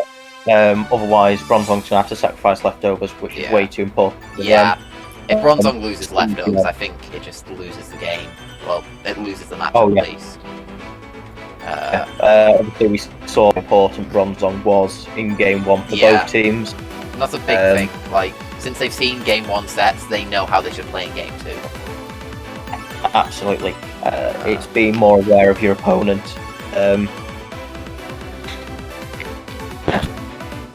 Very little damage there. It's as you'd expect. Yeah. Now Bronzong comes in and we'll have to see what the Bronzong does here. Incineroar coming in. That's a big toxic miss. If I'm honest, I think you should have gone for Stealth Rocks there instead, you know. It was a free turn. Obviously, we know from the first game that York's Bronzong does indeed have Gyro Ball. Yeah. It was a lot of effort for Sylveon. Basically a free turn for Bronzong. Yeah. Is unfortunate with the toxic miss. But I suppose what can you do, really? It's the game we play. Like, OU had its hacks for Lancaster. And if UU has its hacks for York, so be it. Yep. It's been very interesting, I will say that for sure. Celebi, of course, coming in. We'll have to see how it handles. Celebi showing levels. We didn't see too much of Celebi. Yeah. That's Matt. They're probably quite smart on Lancaster side, to be honest, because by not showing it, it means it's still a surprising game too. We'll have to see what Selby does versus this. Nice U-turn. Play. Yeah. I do just rate that. Yeah. Obviously, it gets a bit of chip on Bronzong, but I don't think 2% is going to make much of a difference. Absolutely not. Give a minute for Jonathan's side. Every one of them is on 100% health, apart from Bronzong on 98, which a Protect leftovers will put that up to. And obviously, with a Wish Mon like Sylveon, that doesn't mean too much, although that is a big flare, really. That some is, damage. yeah, that is ballsy. Indeed. Although I think you should have... I guess he needs to reserve the health on the Incineroar. We'll see what he goes into. Yeah, that's... Sylveon. Yeah, I think this is where we see what we're dealing with Sylveon here. What you go in here, because it really depends, because his healers could have a lot of different coverage. It obviously loses a bit out, having lost Hidden Power Ice, but overall it's still good coverage. Volt Switch. Yeah, I think that's a big rip on the on York's part. Obviously, Seal. I think it was fairly noticeable. I think most could have predicted a Wish Protect. Yeah, I did see Wish Protect coming. I'll be honest. But it just means that reveals it's only got these two attacks, which shows it can't do all the. Ooh, that is a ballsy read and a half right there. That is an amazing call, and that might just be a turning point in the match. It's certainly got to mess up the mindset. Absolutely. And it means Bronzong's coming in, and that... I'm not sure Bronzong was willing to, Oh, actually, that's like nothing. I was going to say that Bronzong want to take the damage, but... Will appreciate the Volt Switch there, and usually not a... Upwards maybe. Obviously, again, we got no idea. We're just speculating as to what moves Heliolix knows. Yeah, I mean, there's so many potential options. Boom Burst, Draco Meteor. I think we've seen U-Turn, Defog, and... Have we seen any other moves? From the best of my knowledge, I think we've only seen U-Turn and Defog for Noivern. So again, it's... Considering it was over 50 turns for first match, they really kept their cards close to their hand. And I think they're doing so again here. Incineroar coming in, but is it going to take a knockoff? Ah, no. Well, that means a free Surfetch, and if our theory's correct and this is banded, like, not a lot of things want to come in here. Absolutely, again, this is going to be quite dangerous. Jonathan, he's got to make sure he makes the right call here. Yeah. It was in Sylveon, and it was a good call in the end. That is a solid play, but... still big damage on the Sylveon. I think it forces it to Wish right here. We see the Protect. I think that was a misplay on Lancaster's part, because they lived another close combat, so... Yeah, I don't know if maybe Jonathan was trying to test potential that the Farfetch could use, and maybe just trying to see if it was indeed choice. Another toxic miss. That is rough. Like, again, you have to say, was Elfrock a better option here? Yeah, I'm actually questioning that now. Like, because we know the Incineroar's heavy-duty boots. They haven't been knocked off yet, have they? So, no. Yeah. Oh, by the way, it did get revealed in Game 1. Yes. What was it? Zoom Lens Bronzong Gwen. Get it up to 99% accuracy. Oh, fair enough. Yeah. I guess that's the one thing with Toxic, 90% accurate, not ideal. Yeah. Yeah, means Miles has to come in here.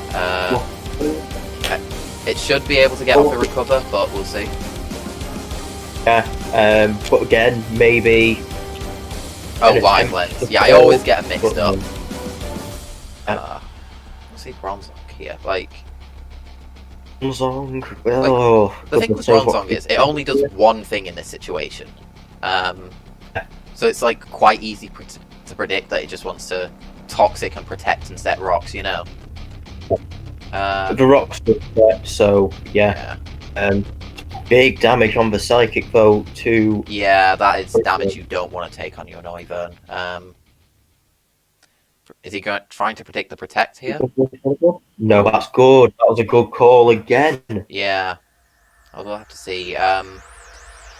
What does the Incineroar do? I think nothing can come in on a knockoff now is the scenario, because obviously Rhyperia's gone and other things just really don't want to lose their items. I mean, Sylveon has lost its item. Yeah. It has been played, but does it survive the Flare Blitz? Yeah, that's the question. Cheeky bit of wind waking music on the stream here. I do like this playlist, because it's just one I found online. Well, that we found online, I should say. Not sure I rate that play. I think far safer to just get rid of the Sylveon. But alas, the rocks go up. Again, it's even on a free turn. Will this be a knockoff? This will be big, and it is a knockoff. That is a knockoff. That will be a big move. But does the Incineroar want to risk getting knocked off itself is the question. Again, with Sylveon being on fairly low health at this point, and it's not safe to bring in. Oh, he risked it. That is ballsy. Yeah. Turn into Sylveon, yeah, Sylveon that's very, very risky. It was a parting shot, yeah. So... Let's see what he goes into here, but... to Heliolisk. I suppose it's a good use of Helix, especially since the Rhyperia's gone. It's free to click electric moves like Volt Switch. Yes. I don't know if it gets a kill here, because Sylveon's got incredible special effects. It kind of depends on the spread of the Sylveon. But I think it probably goes down. Would assume during its life orb. But we could count this, but it's the play, and it was a Thunderbolt. I actually rate that. The damage on the Bronzong is huge. So I will say we do know the Heliolisk set now. There is no Dark Pulse. It would be Volt Switch, Grass Knot, Thunderbolt, and in the last game there was also Hyper Voice. Yeah. But again, Bronzong, it's took another hit. Maybe trying to chip away the damage from Heliolisk. Who knows? Yeah. Bronzong, it's got to. Let's just see what the chat's saying. Dialga's fight to the finish. I'm sorry, I don't know what that's a reference to. The game's making me more and more confused. It's a weird game, yeah. It's a very weird game, yeah. I mean, we're 36 turns in, and there's only been one death. Yeah. It's insane. I will say that. Yeah. Also, to Lewis, who should be listening right now, apparently you need a pay rise, because he's the one who made this playlist, if I remember correctly. I do really rate it. I think the only thing is I wish we'd got some of the playlists to be a bit longer. Oh, that's clever. Yeah, that's very clever. I think that was really a joke on Lancaster. Sorry, on your part, because I don't think you default there. Because now just there is a roost though. Roost, yeah, that's big, but I think it means rocks stay around. I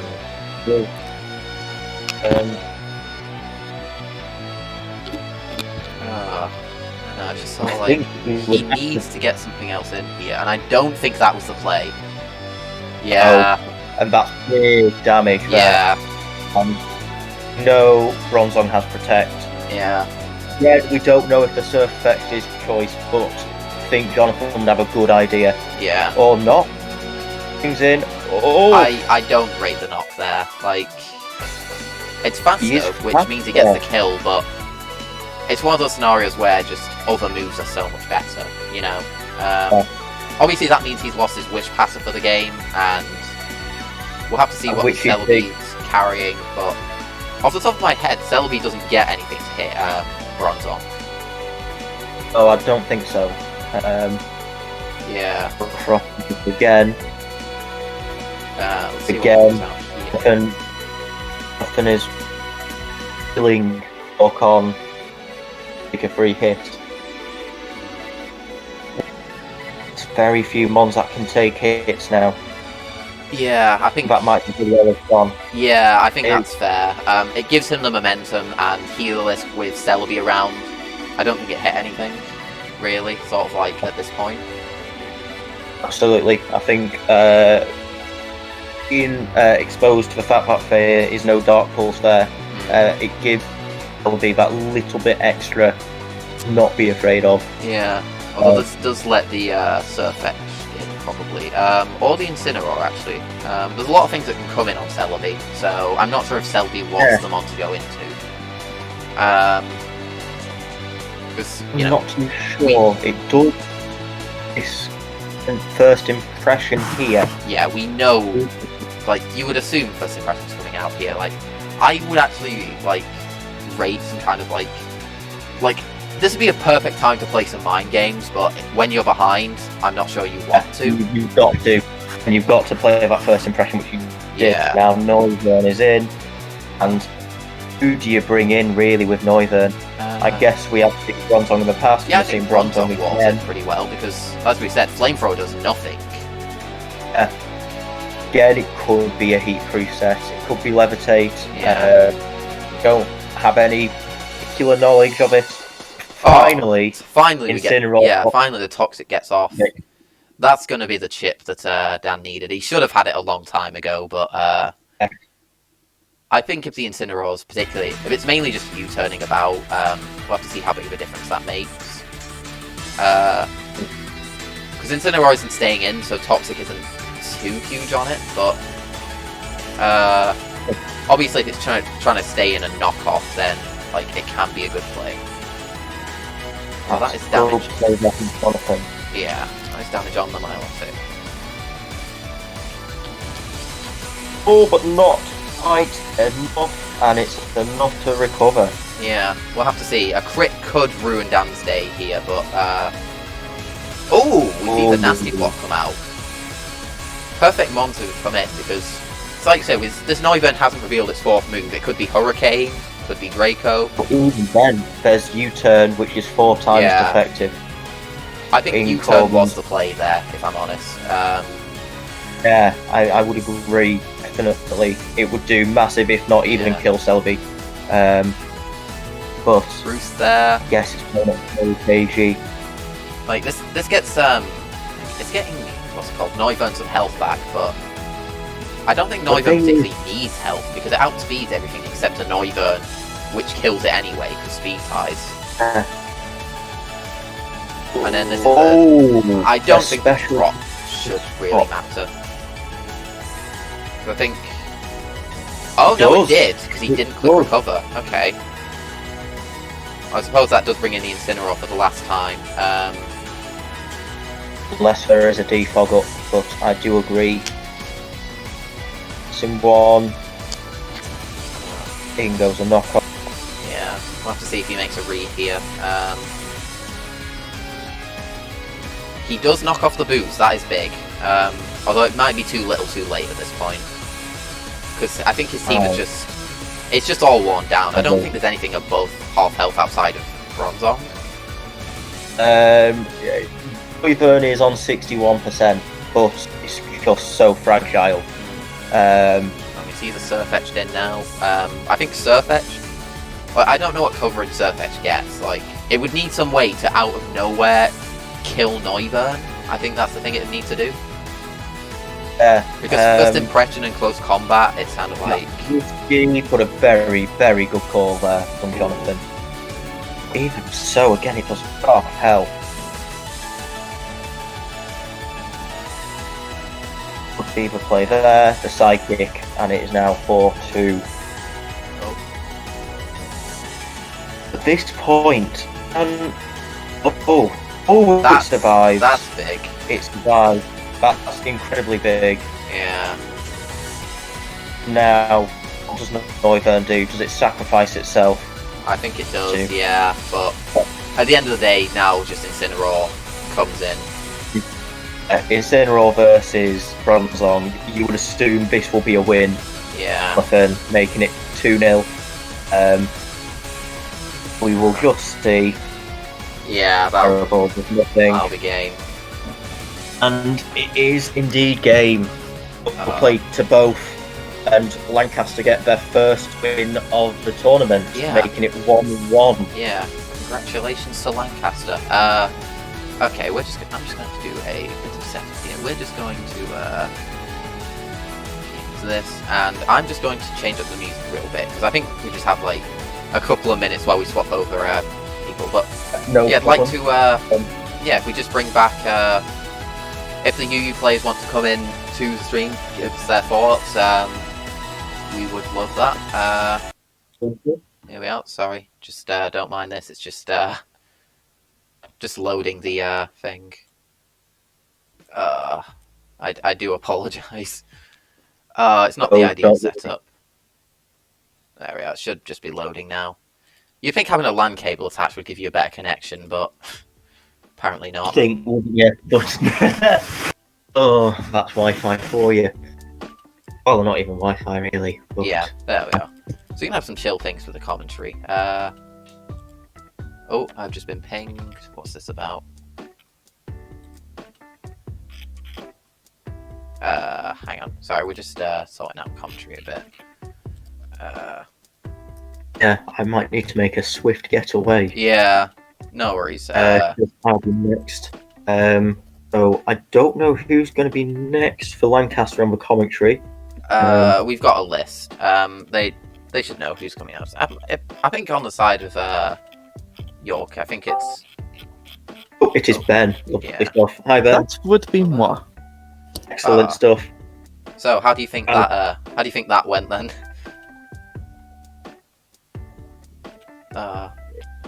Yeah. I tell you what, I will leave. I will let Ben take over, and I'm just be a few minutes to get ready for my match. Thank you very much for having me. I'll be back in a bit. Yeah. Yeah. Okay. Sorry. We just. I don't think we're gonna get some commentary over the EU. Apparently, he's just gone to get lunch. Something I should probably be doing. But yeah, I think that was a game of very much Lancaster knowing how to play the battle of attrition. Obviously, very similar teams there, so you know. I think that was. I think that was pretty much a game of keep your defences up. Once someone makes a slip up, then we can move forward. Yeah. Other than that, it was just a complete standstill. Yeah, I can now say this once the game is over. Just a word of advice. Click close combat with Surfetched. It just does so much damage. Like, there were so many times where it's clicking knockoff when it should have been close combat, and like first impression where their switch was obvious, so close combat was the play. So it's all like something to look back on, and I think in the scenario of defogging versus the Bronzong, you just don't win that. So I think that was sort of like the misplays on the York side. It did make some ballsy plays though, like that. The grass not on the Rhyperior, I was just. Oh, that I have to say was a good call. Yeah. Yeah, that was an amazing play on his part. Yeah. So how did you feel on your end? Yeah, I felt like as soon as I saw the team, I had to play it a bit defensively. Yeah. I realised very quickly it was only really Incineroar that could deal with Bronzong. So my entire strategy going forth, like the mid half of the first game and second game, was keep Incineroar alive. You have to say, in terms of those Bronzongs, getting rid of those leftovers was the key strat to get rid of it. Yeah. Well, as soon as Incineroar hit it with a knockoff, it has no other way to recover. So just do what I can until it died. Right, but yeah, that was a game to all. Yeah, we're just gonna try and get set up for the next commentaries. Sorry, just gotta get in the people. Just make sure we've got the right people for the thing. Yeah, we've got Ben, you're here already, and we're just waiting on Lewis. He'll hop in momentarily. So what's going to happen now is I will just be in the call, but I'll be muted. So obviously I can still hear the commentary and everything, and I'll be on stream. But just know I won't say anything in case like we need to say anything. And welcome, Lewis. What's up? It's 1-1. Yeah. Get hype. Well, I'm hoping the TCG Now goes our way, but you never know. Alright. You never know. You never know. That is Roses. It's like VGC. It's It's true. 50-50. Yeah. We'll have to see. But yeah, anyway, I'm going to mute myself, and we'll try and get the RU set up. I will be back in a while. Okay. Are you? What a tier, am I right? Oh, What a tier it is. So many changes also recently as well. Yeah, not affecting indeed. today, but interesting that things like Duraludon have dropped. yeah, Crazy. and it looks as though the match is starting. Yes, it does. Just So go- hopefully that comes up on stream soon. Because oh no, we don't want stream. The stream's got a delay. There we are.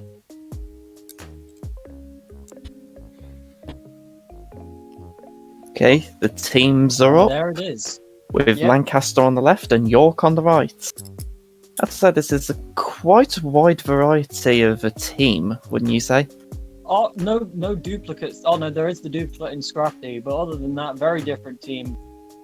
Equally, RU is a diverse tier at the minute, so it'll be interesting to see how this goes. I'm a big fan of the Steelix, love that mon, and Rillaboom chilling in RU before it gets that hidden ability. Yes. But I guess we'll just have to see how our players handle the other teams. I mean, looking It's at pretty it, interesting as a lead as well. I mean, Mudsdale, obviously not the greatest matchup for a grass type, but who knows? We've not seen anything yet. Mudsdale is quite a tanky boy, even through super effective moves. And if he has Especially on the physical side. the stamina roll. Oh, and he switches that's into an the unfortunate Rotom. switch. With the drum beating, whether or not we don't know the sets, obviously, but that speed drop could be huge, and it is. Yep. We lose Rotom almost immediately. I think with this one, Michael has quite a bit of an advantage, unless Rillaboom can go down. I'm afraid York isn't going to be able to do much. I mean, it depends. There's definitely things that can hit the Rillaboom. Rillaboom is a strong Pokemon, but it's only turn 2. It's too early to say, that one side's going to wash out the other. We do see the Salazzle switch in, so and we see Scrafty come in as the substitute goes off. That's big. There's no way that Scrafty can just easily hit through the sub. It's going to have to break it before it can do any actual damage. As we see the toxic fire off. And it is Shed Skin! And it procs first time. Unfortunate. I have to say, this match is going to be full of surprises. I mean, we've already had one there with the Shed Skin, especially with it procking straight away, but that is good information for future games. Best of 3, it's a game of information a lot of the time. As we see the Mudsdale switch in. And the knockoff. Honestly, removing leftovers. That puts, like you say, it's a physical tank. And we do see rocks go up. Whether that will matter, we don't know. We don't see the sets, but obviously heavy duty boots is an item now, so anything could happen. Yeah, but looking at Lancaster's team, the only thing that rocks will actually be a threat against is Charizard. I mean, chip is chip. 12% to Rillaboom on switching, 12% to Aromatisse. Getting any chip off is good. Breaks any sashes. It's unlikely there are sashes, but there could be some. It has its uses. Indeed, it does. And I think Rocks was the play there on the off chance there was a switch into something like Rillaboom or whatever, just to make sure that the damage wasn't just going to be immediately healed off. Indeed. Going into their own And- Scrafty. And the Is it Toxic. Shed Skin as well? No, it's No, Intimidate. it's I've already Intimidate. seen it. But now that And Toxic. Aromatisse does come in. One of the... Ooh. Oh, that's unfortunate. Predicted the Dragon Tail. Either that or was just going for a fairy move. But this I have to does say, put RU on the back foot. Yeah, I was gonna say I did not see that Dragon Tail coming, but makes sense. Apparently, we've reached the point in the thingy playlist of music where we've reached Megalovania. Can't hear it on my end because I don't want to have the overlapping volume. As do I. I've got the double into Frostmoth on the Rillaboom. We could see something big here, depending on what that Frostmoth is. One of the coolest design ones. One of the coolest mons design-wise in Gen 8, in my opinion. Yeah, I prefer the Snom. I'm not in the Snom camp. I know that's going to get a lot of backlash in the chat, but big up Frostmoth. Well, I'm just going to leave this there.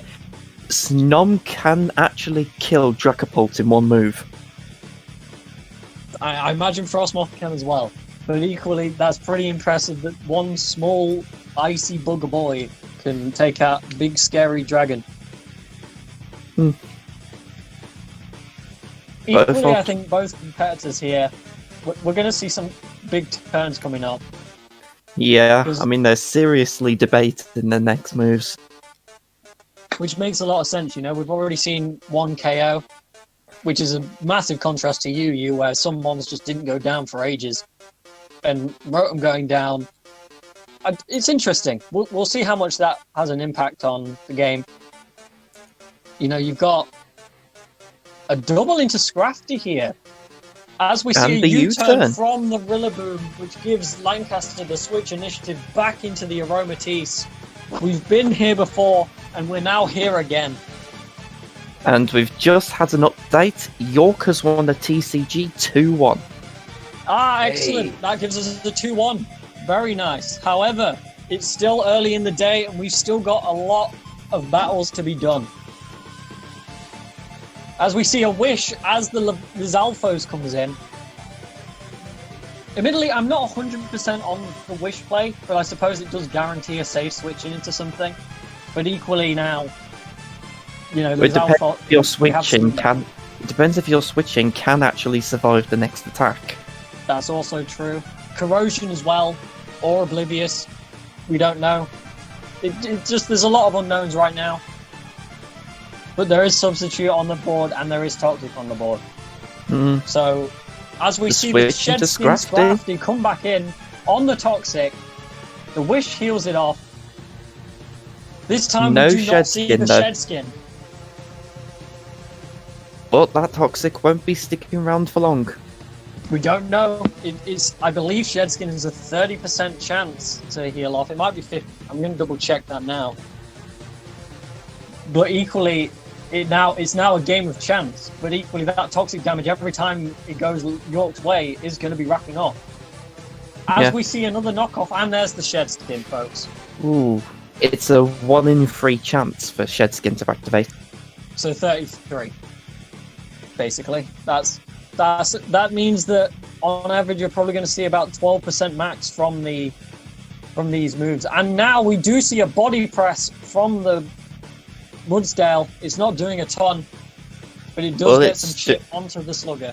It's not doing a ton, but it's doing a fair bit. I mean, chip is chip, although Gastrodon are known for being tanky and known for having recovery. So it'll be interesting to see if they are carrying recover. And there it is. The recover with the switching Jellicent. And now Scrafty comes in as we see the Will-O-Wisp. And the Shedskin. Oh! This is meant to be a 1 in 3 odds, and we've had 1 non-heal and 3 heals. This is insane. The Shedskin Scrafty is determined not to be burned or toxic. I have to say, picking Shedskin over Intimidate was a big play on Michael's part. It's an interesting move. Scrafty has 3 abilities, all of which have usage. But we have to wonder whether Shedskin has ulterior motives on the moveset, but I won't say any more than that, just to keep things interesting for the other games as we see the movesets unfold. Mm.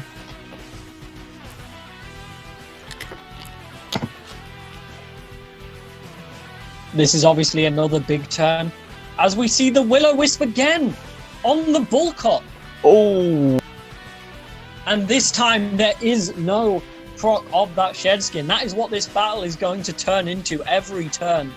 Since we've got a 1 in 3 shot every time. As we see our own Scrafty from York come in on the knockoff, losing its Assault Vest, unfortunately. Ooh.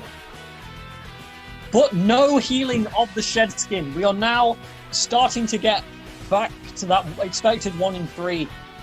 But it's interesting that we have seen Scrafty come in yet again. As we see Aromatisse, just a solid switch in. And the Drain Punch. Play. Enough to heal off the previous little bit of chip damage, but not enough to prevent Toxic from just getting rid of it immediately. As we do see the switching into Frostmoth and the Rillaboom. So would you say that knockoff on York's Scrafty will actually affect it quite a bit? It depends. It means it won't be able to wall special hits from things like the Gastrodon as well. If it's even, we haven't seen anything from Gastrodon to indicate which side it is. Oh, U-turn doing quite a bit of damage there. Ice Beam gets good chip on the Charizard, which is revealed to be heavy duty boots based on the fact it did not take any rock damage. Rocks being immune to them now, it's just huge for mons like Charizard. They finally get to see play.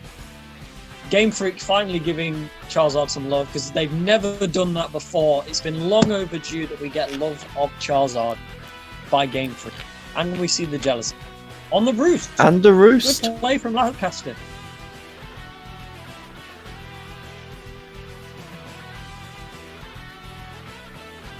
Will Gelfonso be able to KO I Am Everywhere? No, because he's switching out to Salazzle, and there's the Defog. That's an interesting play. We've not really seen much from the Charizard. We do know it's got Defog, and we know it's got Roost, but we don't know what those attacking moves are. As we see a switch, what? And the fail Toxic. But no Shedskin heals. Well, I suppose at this point it'd be better to be burnt than Toxic, given that Michael can set up. Perhaps, we'll see. Equally, the burn damage means it does take longer to get the setup. Like, knockoff doing half damage means that it's easier to get in things like Mudstail. And no Shedskin proc again. Things starting to look more like that 1 in 3 average, unfortunately, for Lancaster. As we see into the Gastrodon and the Rocks. And the Rocks come back up. This is where that Assault Vest knockoff does kind of come into play here, limiting the option.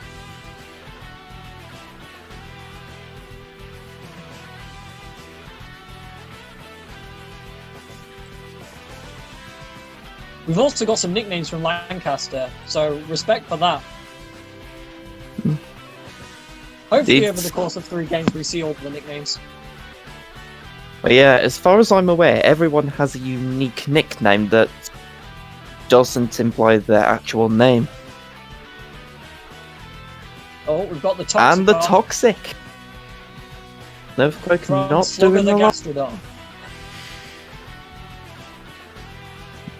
Honestly, the little Toxic chip is going to probably start racking up. Most of Matt's mons have got Toxic. Well, 2 of them. But there we have it, 22%, which would have been reduced by that Assault Vest, as we do see the skull come off from the Gastrodon. Yeah. There goes the knockoff for the leftovers. Whether or not that comes into play in the late game, I don't know, but equally, limiting this thing's recovery options slightly with the leftovers it might have something. Equally, just being able to sit there, click recover, let Toxic do its job. Definitely put Scrafty on the back foot here. Scrafty desperately trying to cling to life. It does its job as Mothra, or Mothula, sorry, not Mothra. I know too many moth-themed nicknames for Pokemon. As we do see the Quiver Dance from the Mothula. Ooh. But will it be Quiver enough to Dance, take care of the Charizards? We don't know what moves this has. We only know it has Ice Beam. This could be the play that changes the game. If this Mothula has coverage for Charizard. We also don't know what... I imagine Flamethrower would probably kill. but equally shields does +1 special defense. This thing does have some special bulk behind it, but equally ×4 probably means we're going to see a roasted moth if that fire attack does go off. Yeah.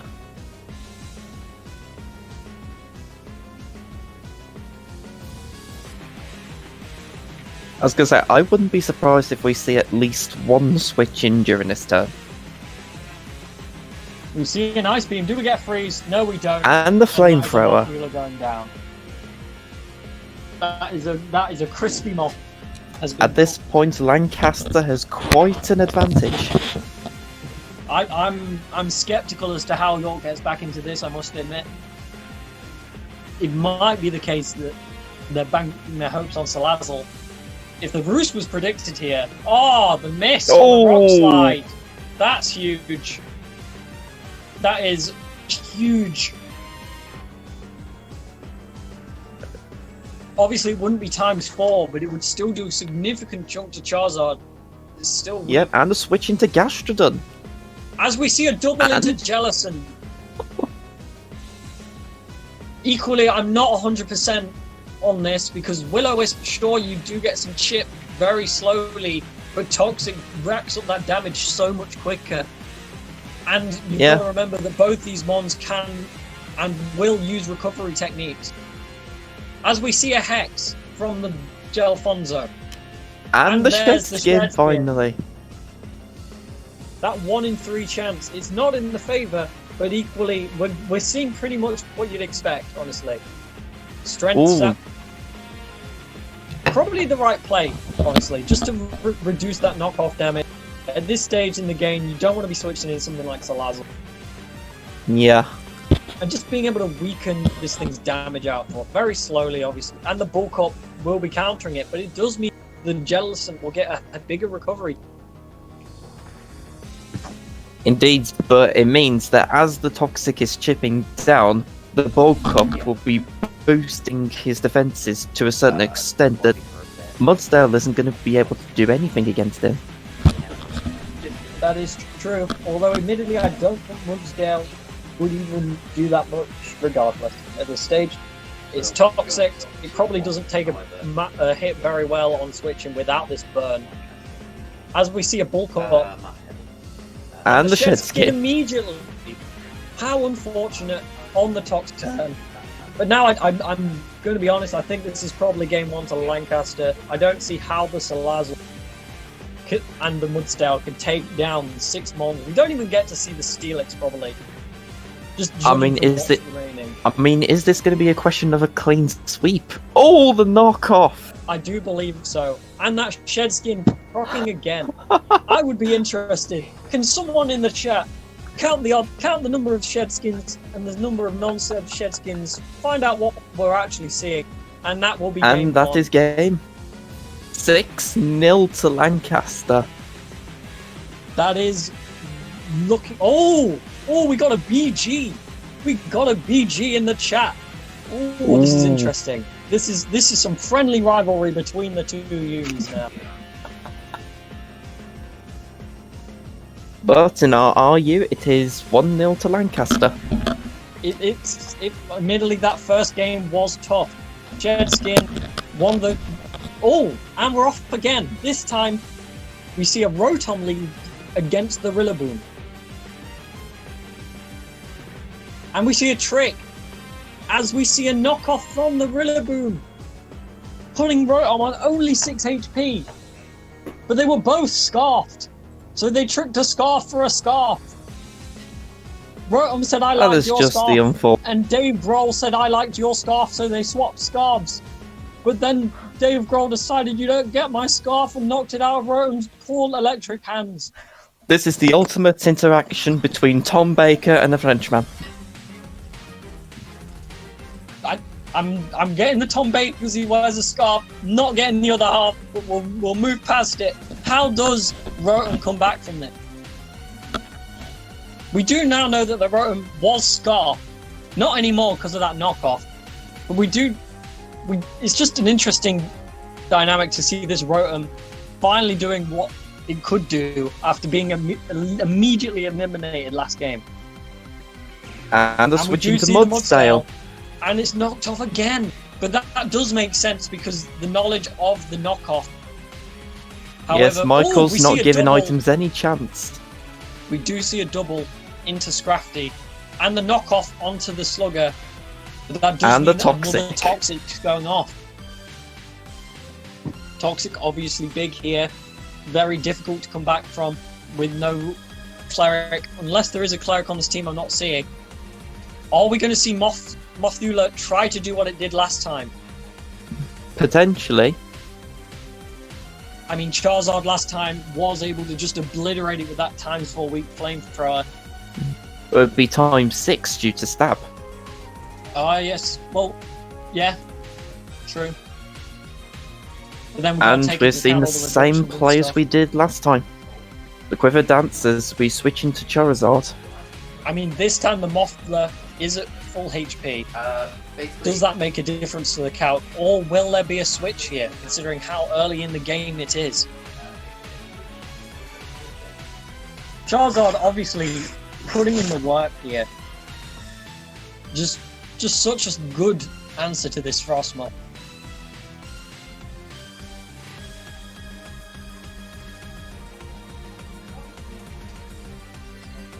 And with the knockoff earlier in the game, Rotom is unable to outspeed the Charizard. As we Indeed, see a and Mudsdale switch in on the flamethrower. Thankfully, there is no burn. But That would does have- mean that would have that been we can't play detrimental. the rock slidiness. I guess. Not really, but it's a start. And we see a Stealth Rock. Hmm. Always good to get Chip. Always good. He did this, Whether or not- although Rock's He did- not doing too much to Michael's team. It doesn't do a lot, but it might make.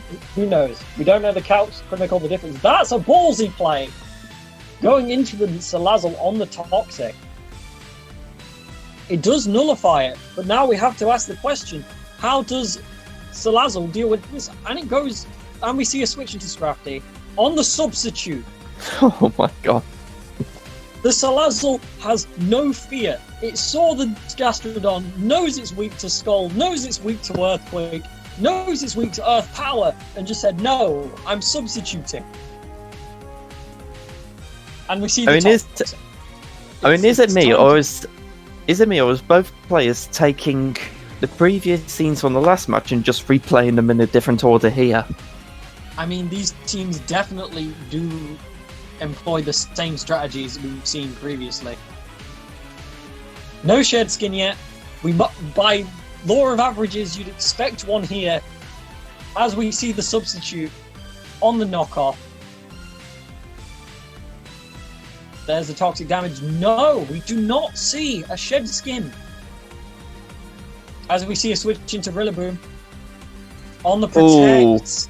That is was quite unfortunate. that was quite a good play on Lancaster's part, because if Salazzle had gone for any offensive move, Rillaboom would have been dead. If they'd have gone for substitute, any of the other three moves, potentially. We don't know what that last move is. For all we know, it's like Ember. But equally, predicting the protect, very strong. And, it's And the Scarf Earthquake. I'm going to be honest, I'm not 100% on how York can bring this back now. I mean, he is locked into Earthquake, but as we've seen, even if Matt goes for the Quiver Dance, Charizard more than capable of just coming in, tanking an Ice Beam, and probably doing a lot of damage with that Flamethrower. Yeah, Rotom may having some use here with his Levitate, and no, it is the switch and Quiver Dance. That if it ain't broke, don't fix it. There's not a lot Frostmoth can do to a mon like Charizard. It just walls it. The fact that it can take a +1 Ice Beam has put Frostmoth on the back foot in this match. And the Shedskin Scrafty, honestly, coming in massively. As we do see the Assault Vest Scrafty come in, taking that damage nicely. As we see the Aromatisse completely And the knockoff. justified. And the knockoff. Basically, a lot of bulk on this team we're seeing, basically. You've got the Rillaboom offense, and then just a lot of fat mons with leftovers. Equally on the other side, you've got a lot of fat mons, but it seems like the matchup is just not in Matt's favour, especially having Rotom down to only 6%. No Scarf to speak of. All this, You and we see the haven't joke? even seen the Steelix yet. I don't know when the Steelix would come in, to be truthful. Perhaps predicting an electric move from the Rotom. Oh, we see the Will-O-Wisp. Ooh, As that the was a Wish good heals play. off the toxic damage. No but Shed no Skin. shed skin. I told you, right in game 1, this was all going to come back to the Shed Skin. Just incredible. Although at this point, the Toxic is in Michael's favour, because with the knockoff, it should be doing quite a bit of damage, especially to the Jellicent. It does prevent the burn, that is true. But equally, it just means it can absorb status. It's doing its job. The weakness of some, like, a fat, bulky wall team like this is obviously status a lot of the time. So just having something that can heal that away is huge. Also, the way healing off the toxic damage anyway, like it was never even there. Yeah. Both players carefully considering the next play. That makes sense. As we see the knockoff on Mudsdale. Doing a lot of damage to the Mudsdale, but with the stamina, we'll probably see Gastrodon come back in. Indeed we do. And we see a And the rock Rock slide Slide. that's not doing a lot of damage. I mean, I'd question that play, because other than flinching, I would see no other reason to play Rock Slide unless he was anticipating Charizard. I don't think Charizard ever comes in on this. It would only come in on things like Frostmoth. So I get what you're saying. Rock Slide probably... You wouldn't even outspeed Scrafty as a Mudsdale, I would expect. So I don't think it was a flinch play. As we see the Toxic on the Frostmoth. That's huge. Now what's the betting is going to be Charizard and Quiver Dance? Probably. No. No? Double into Scrafty. This is an interesting play. We've only ever seen knockoff from Scrafty this game. As we see it again. I suppose the play was to try and knock off the boots. And as That a would be a result, sensible idea.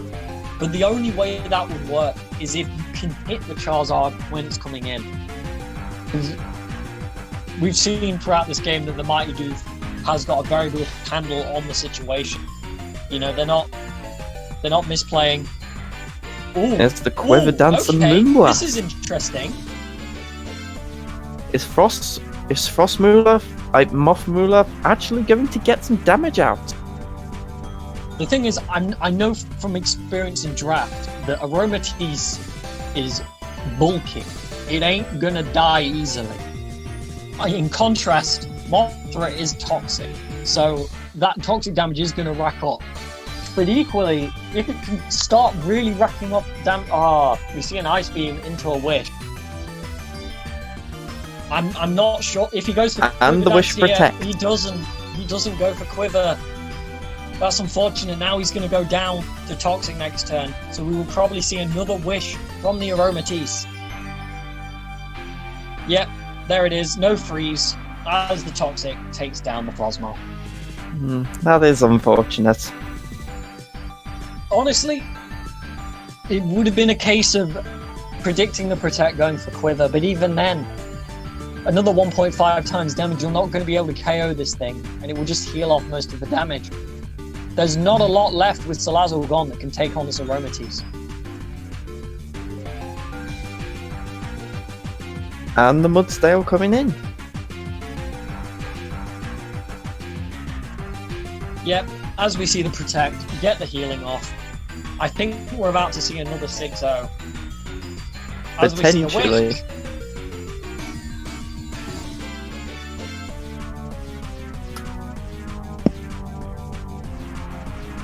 And now that Aromatisse basically at full health, going to be able to fire off a Moonblast. 1% from the Mudsdale! Mudsdale just barely clinging on to life. It's a shame that we haven't seen anything like a Heavy Slam from this Mudsdale. In fact, we know it doesn't have it. We've seen all 4 moves. It's a shame. Heavy Slam would have come in clutch here. As we see the Wish, we're now going to see a Protect, probably. We've seen this sequence many times before. There's the Earthquake. And there's At this the point, Wish. it could turn into a Beast Stall. Oh, we see Charizard come in on the Earthquake. And the Earthquake. So now we've basically seen the death of Mudsdale as a result of that prediction of the Earthquake. Solid prediction. Yeah, and I would say York haven't... Yeah, other than Jellicent, York haven't got much left against this Charizard. Jellicent can wall it, but it's a question of what it can do back. Scald probably does a chunk, but equally Rillaboom. Although Rillaboom you don't want to get burned, so it's interesting. As we see the Assault Vest Scrafty once again.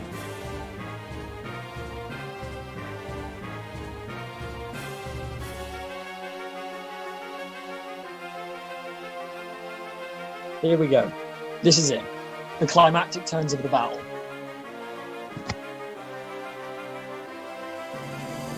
Scrafty, toxic. Charizard, intimidated, but still standing strong. As we see a defog. Ooh, now that was interesting. And it doesn't kill KO! That's huge! Does Lancaster switch out to preserve the 6-0? Could this be where we finally meet Steelix? Possibly. No, we see Rillaboom. We're not going to see that. And the Scarf has gone. That is important. If that Rotom is max speed. I think And the Rotom drum has to beating come in. KOs. Rotom has to come in here because Jellicent dies 100% of the time. So we do see the Rotom. Whether this Rotom has the tools to KO anything is another story. And the switch into Gastrodon. Oh, the Volt Switch is absorbed by Slugger as we see the Jellicent switch in on the Toxic. I thought that Rotom would have gone for like Thunder Wave to give Jellicent an advantage. I disagree with Thunder Wave being the right play, purely because if you would KO the Rillaboom, then Jellicent's okay. But if you paralyze it, all you can do is burn, and there's other things in the back. I think the better play would have been for something like Shadow Ball, probably. Just to And try the get rid of knockoff that results in Jellicent's demise. There's Phil's boy, Steelix. We see the nickname, folks. And we see Hex. Okay, that probably wouldn't have KO'd the Rillaboom anyway without the status. And No. we do see a second 6-hour complete. I have to game say, on both that sides. that was just an amazing play on Lancaster's sides. I think honestly the team build probably won the mid game. There were just weren't the tools on your side to break the many walls. I presume now we have interviews. I'm presuming that Matt, who is still lurking in the commentary chat, will probably invite them to commentary. Because I don't know, like, hey, join the commentary chat if you're listening to stream and you played in that game. But it was good. We didn't see many Shedskins in that second game either. But guys, hello. Hello. We've got our winner and our second place. Any thoughts you want to share? That made me feel better, Lewis. I changed the wording. You're fine. We can't hear you at all. That made me feel better, Lewis. We get an echo, but that's it. We can't hear you at all. Oh, we're getting loads of people joining the commentary chat. I'm assuming they're going to be taking over. That was great. Oh my goodness, what's happening with the commentary here? Flipping heck. Can we not have 5,000 people in commentary, please? But yeah, let's do this interview. If we can, Michael, can you turn the stream off? Stream volume off. Because we're getting echo. What? Yeah. Ah, there we go. Cheers. Right. So, I guess the question for both of you was like, what was your thought process? How were you feeling throughout that game? Because obviously, was an interesting one to watch. Yeah. So from my point of view, I was very scared about Salazzle mainly. That was the main threat. It's like a toxic store set on Salazzle is like so overpowered, and it usually guarantees a kill. So it's why I went Shed Skin on Scrafty, just because it's a 30% chance. If it's 1 in 3, the chances are it's going to do about third damage or whatever. And by applying special defense on it, if the last move was even Fire Blast, it'd be able to survive it and then basically expose Salazzle to a knockoff. And then that's how we get rid of that. Or if you can predict the substitute protect, it's bringing in the Choice Scarf Rillaboom and just earthquaking it. That was scary, and the Frosmoth was really scary. I made it again. I made it a defensive Charizard set, so I know with +1 special defense it wouldn't have killed. So it was like a really big threat, but thankfully Aromatisse can tank it as well. So you did have a lot of fat mons. A lot of mons that just eat hits and then hit them off. I think that made the difference, especially the Shed Skin. Like you say, Shed Skin was good tech. I respect that. I usually like to have a plan A and a plan B. So if the Shed Skin was starting to not work in my favour, Aromatisse had aromatherapy, so that would have worked. Was it standard cleric Aromatisse? So like Wish, Protect, Moonblast, Heal Bell, or it was aromatherapy, Protect, Wish, Moonblast, and again, it was all about just trying to cover as many corners as possible. Because with RU, there's just so many Pokemon in tier, which is just so viable, and it's just trying to deal with all of them, which is why I had a Firegrass Water Core and a Steel Fairy Fighting Core as well, and just covering as many bases as possible. Okay, you played very well. Okay. Congrats. I believe that's 2-2 to between the two to York. Yeah, and it looks as though Matt from the first game wants to say something. Okay. Matt, sure. Yeah, hey, okay. So, I just wanted to say a little something. This is just something I was watching in the game, and some of my people were just looking through this, and I've got to say, Matt, I've got to break this to you. The Frosmoth could have won Game 2 very easily. If you look at the calcs, a Frosmoth with 2 Quiver Dances actually eats up a Flamethrower really well. Like, offensive Charizard, it takes a Fire Blast. Oh, and then it could have swept.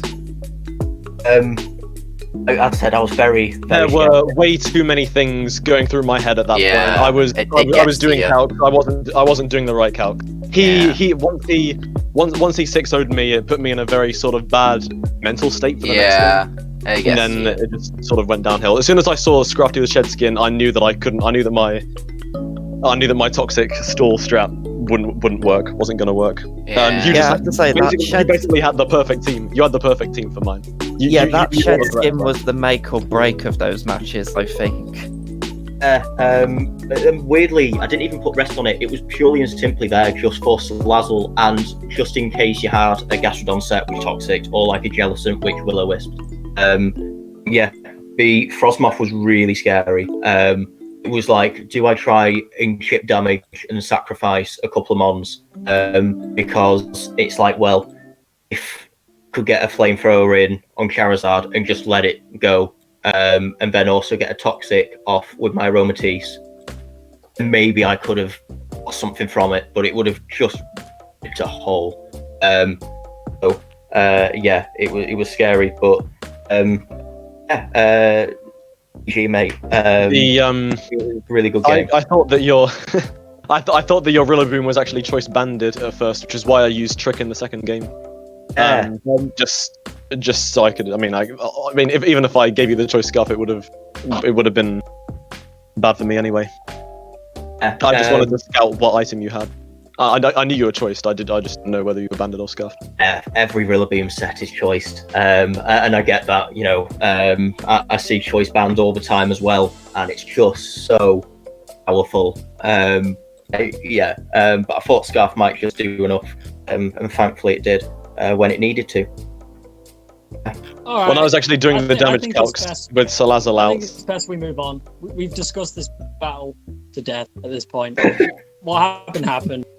I don't know who's commentating for NU, but I think I might be taking place of Tom, but I haven't checked recently. Okay. And who's doing commentary for NU?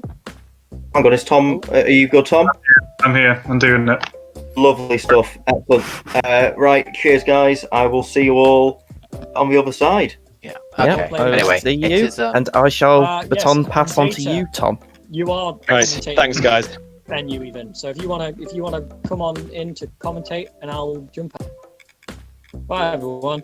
Yeah. Hello? Oh, yeah, you're in. Okay. All good. Okay. Just set up the NU now then. Sure, let's go. Once we get the game, we'll hop in and there'll be some stuff to say, I'm sure. Okay. Yes. I am looking so soon. This is Is going. Have they got Do we have- is the game up yet? No, I don't think. No, the game's not up yet, so we expect them to get the game up. That's all. That's all.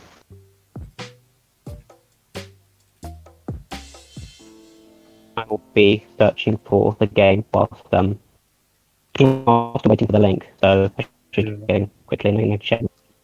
But it's not there yet. You can probably have them both. Okay, there you go.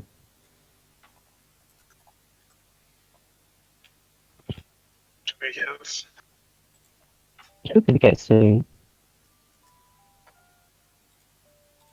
They're already in the voice chat. So Yeah, they've been in it for a while. Yeah, they're probably talking before the game. I don't blame them. Come on. There we go. There's a, okay, I'm gonna put the link in general. I haven't looked at the teams yet, so okay, they've been writing down. So just follow the link. Okay. Okay. So surprisingly, we're not seeing Eldegoss on both teams. You was expecting basically in your had played. It looks like we've got something rather fast on one side of the team, a really bulky team, and on the other, it seems like we have offense with Orbital hit.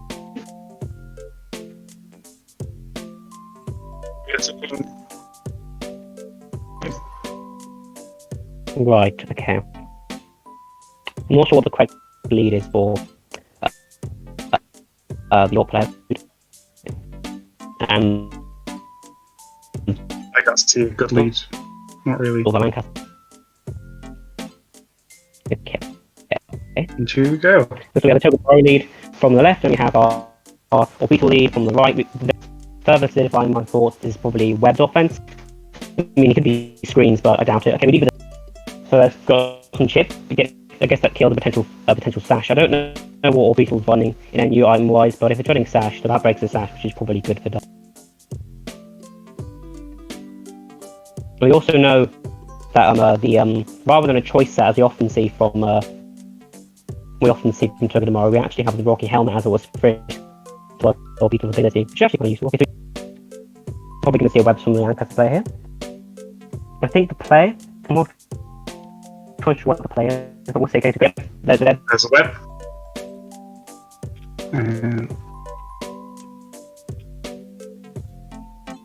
Hey Jake. Does that Hey Jake, is your connectivity alright? Apparently it's coming up very robot on the stream. Sorry, I'm gonna switch devices. Hold on a second. Oh, well, I guess I'll see what's going on in the meantime. I guess we see what we see here. Yeah, we do apologise for that.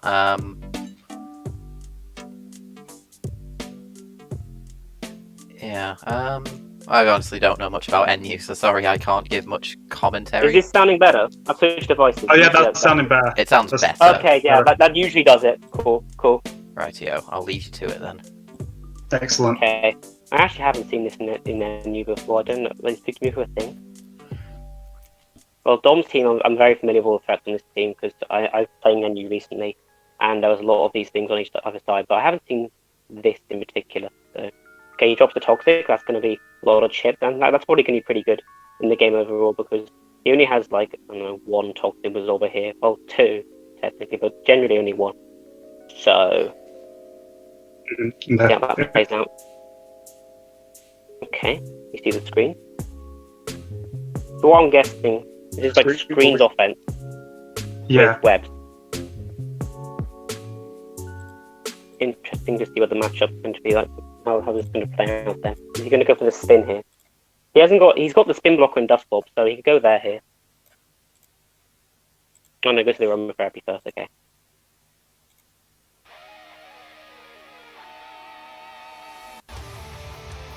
When Substitute comes out, So and there's we the do spin see as him. well. There you go, so we do see the webs gone. But that sub was tanking it. I don't think a second rapid spin with Reggie sub, it probably does about 4%. Yeah, no way. Into Quagsire. Oh, and he shift gears. Yeah, okay. This is quite compelling. Then I understand what the build is. Okay. This is unaware, so he can't really spook from here. As long as this thing's still alive, Lancaster can never get a city ball with any of the speakers really. I imagine it's like, I don't know, FD, Valley, shift gear, main clan. Probably shut. Going a bit robotic again. I don't know if. My apologies. I don't know. I don't know what much I can do about that. If Matt wants to take over, he can. I'll be perfectly happy for him to do that. Usually have seconds. You can tell what you're saying. Okay. The stream thing is okay. Stream thing's okay. If they don't, I can happily have Matt come back in.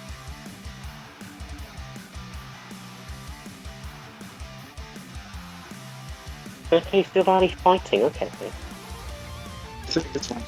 think He has revealed the type of the SD of the Silvally. I've seen he has, yeah.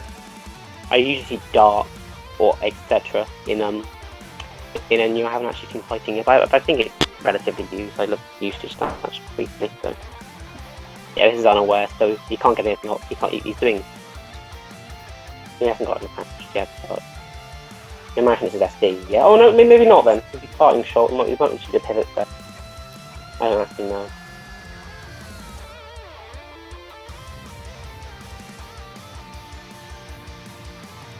We see the Orbeetle coming back. Okay, we're going to see the web things again. Oh, and the Toxic, that's actually quite big. We will not be seeing any chesting coming from this side. no. You got Frisk. I mean, Frisk is a great ability, don't get me wrong, it's very, very good. Orbeetle's quite good in draft. I play a lot of draft league and quite a good web setter in that meta game. There you go, he can blow up again. Web is always good, really. The webs are back, yeah. You can probably use this as a spin blocker if you try to spin with them Eldegoss. Which is probably why it's on the team.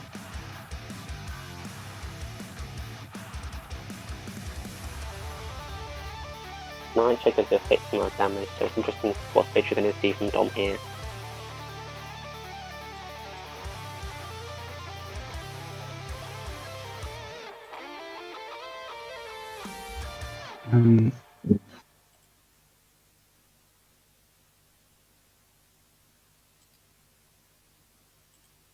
Okay, it's Toxicroak. Which? He has the balloon, so he's not going to be affected by the webs for this first turn. But the balloon has popped, so in future turns it becomes a switch in. And the nasty pull comes up. Hopefully this has a move. This probably has a move like Dark Pulse or something. I think it gets up. Yeah. Because otherwise you can't hit this thing for anything. It would just focus down. So if it's the nasty pull again, and he lives for 3, it does 6 amount of damage. There's no roll involved there. That is just how it's going to be. And it doesn't even KO. Still spoils with 3. Yeah, I don't think that was played. I would have counted that first. Yeah. Dustcorp is very, very bulky, so somewhat unsurprising that possibly Dark Horse Technology doesn't kill, but that's rough. That's probably potentially a win con, but we'll see. I don't think it's over for York here. A lot of damage now, but this Kafkarigas is out. Could see. Well, the pain split. So it does have a form of recovery. It does. And heck, there's actually nothing to this battle. It's a bulky mod. It's much bulkier than, say, its evolution Dustcorp, which has been notoriously trash. In massive meta games, Dustcorp is just so much better.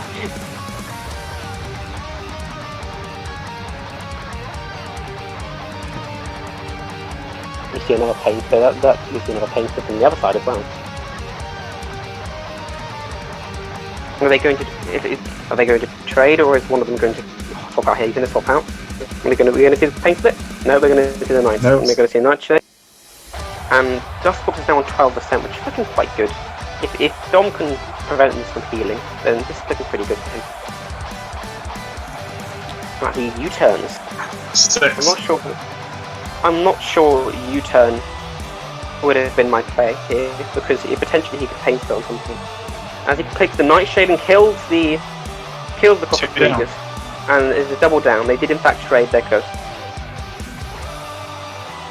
I think this trade, given the nature of the Lancaster side, I think it's hard to say, because on one hand I think getting most of the bulk out the way does favour the Lancaster side. It does in fact kill the spin blocker, so Dom can now much more reliably remove the web from his side, as we see here. So it's hard to say who that trade actually favours. All we know is we've got Lancaster down 1 and York down 2. We're going to see. You see a shift gib, but to no avail on this Quagsire, which is almost certainly unaware, meaning that boost going to make a difference at all. Until this is down, it's going to be uphill from our Lancaster player. But as long as Elder Plus is live, any toxics that come onto this Quagsire. 2 toxics both ways. Double toxic. You hate to see it. Very common in most meta games nowadays. They're all getting so bulky, so toxic spam becomes very, very important, especially in this game here. But with aromatherapy on Dom's side of the field, it's going to look particularly difficult to break this Quagsire here. As long as he keeps healthy, we're going to be here for a while, I think. Unless there's some grass coverage somewhere. I don't actually know if grass will get it out really down here, but maybe. I'm not too well versed in the tier, but he goes back to Klinkline.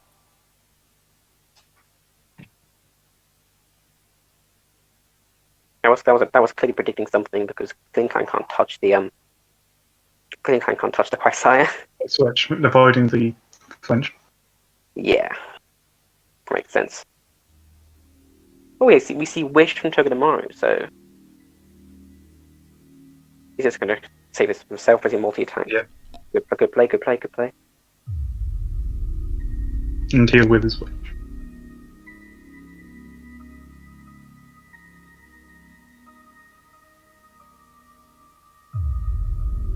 So we have seen every move from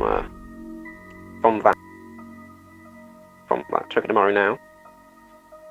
We have not seen the 4th move from the Savali, which is interesting. I think is it SD? I don't think it would be on parting shot. That feels a bit. I don't know. Is he going to get the burn? We do not see the burn from the skull. We see the character come dangerously low. I do not. Ooh, is it okay? He has recovered. He didn't risk the second skull. That would have been a big mistake. He had to recover there, but he can't stay in for much longer because of toxic timer. He's gonna have to aromatherapy that all the way. This thing hits so hard. I think he may have broken through. I'm not quite sure how Dom's just stopped him from clicking multi-attack and winning the game here.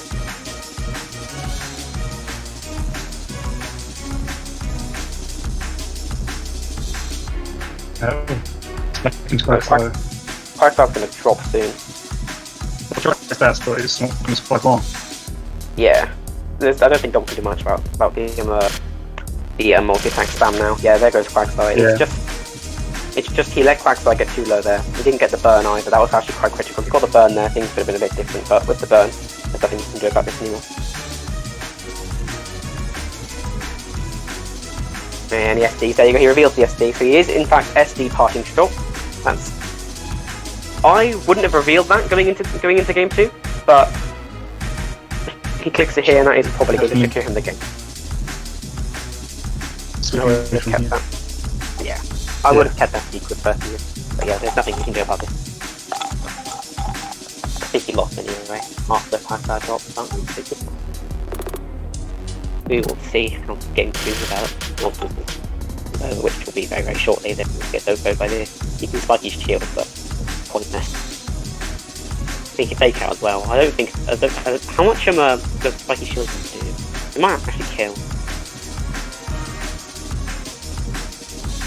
No, it's top. Okay, he's fine. 1-8.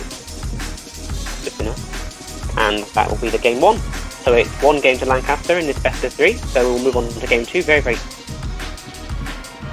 GG.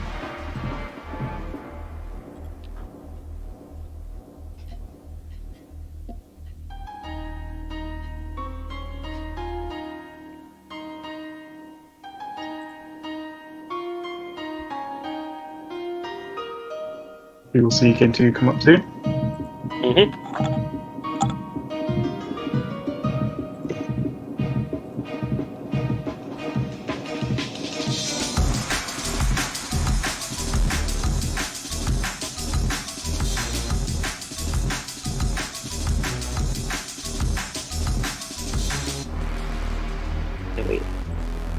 There you go, that's the game. Is it they put it in general, yeah? They have. Good. Okay. So game 2, now we know what to expect. So we may see a similar victory, or Dom may be able to clinch by not losing quite such a critical point, but maybe he'll skull burn, maybe. See what happens. Now knowing the set, I think I don't think I would expect to lead for Dom other than the last game in their Toga Demaru against this squad. I felt reasonably successful against Bobby, but I'm not actually sure that he's supposed to lead Elder. You can lead Elder to try and stop. Try and spin away the web, but I imagine he's got some dots up. He should probably hit it for a reason. It may not be a lead here, I would prefer. Or we may see a mix up in order to use the opponent towards whatever he had planned. We can play differently, because if you just see the same leads again, we're just going to... Okay, in fact we see a Quagstar lead from our left, and we see a Dusclops lead from our right. And we immediately see the Toxic.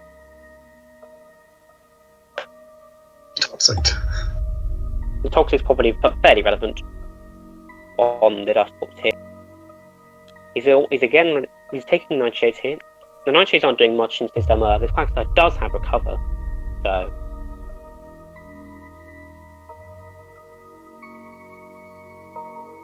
The EPs and the switching can make some pretty good chip off on the Valley fighting, which did in fact end the game last.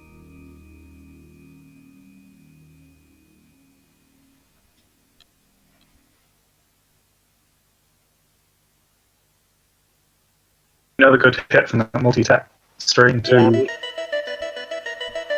He can't. I don't think he can break it at this range without the Toxic either. He needs to poison the and the Toxic. Oh, and a Toxic miss.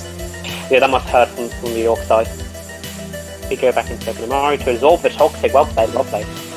Yeah, I think as long as Dom keeps Quagstar healthy, it's very, very difficult for the website to actually break through. But last game we did see some crumble, so we'll see what happens.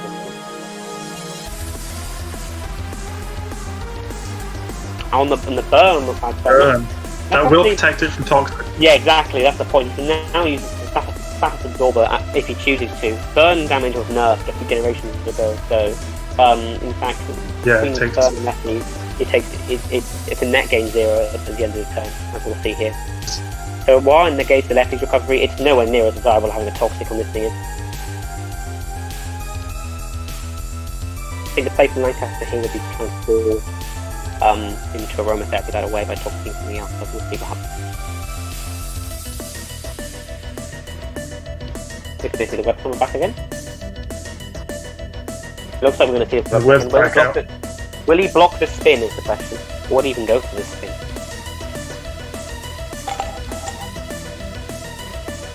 And the aromatherapy the way the burn. I don't know how I feel about that play right now. As she said, it was. Yeah. There's a fair chunk from the Moy attack there. I don't know how I feel about the burn person. I got the aromatherapy in the way that burn. She could use this as a toxic absorb problem. I mean, yes, Fox script in that purpose, but you don't want to be switched and lean into things like that. It's not, hasn't quite got the box. Indeed, it goes into the creatures and the multi-attack takes 0.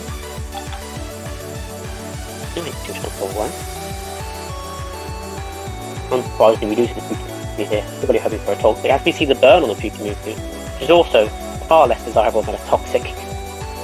But the Hex is only doing about 37, okay. It's like that coming up to the greatest. Yeah. That toxic on the Copper Grease is going to be nasty for Dom. But he can always have aromatherapy over, which is probably what he's planning to do. Yeah, absolutely. And we see the double into Silvally, which is a good play.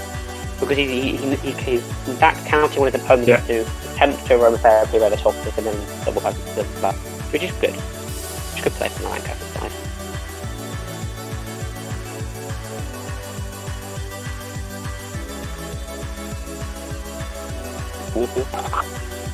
Ooh, take the nasty Hex out as well.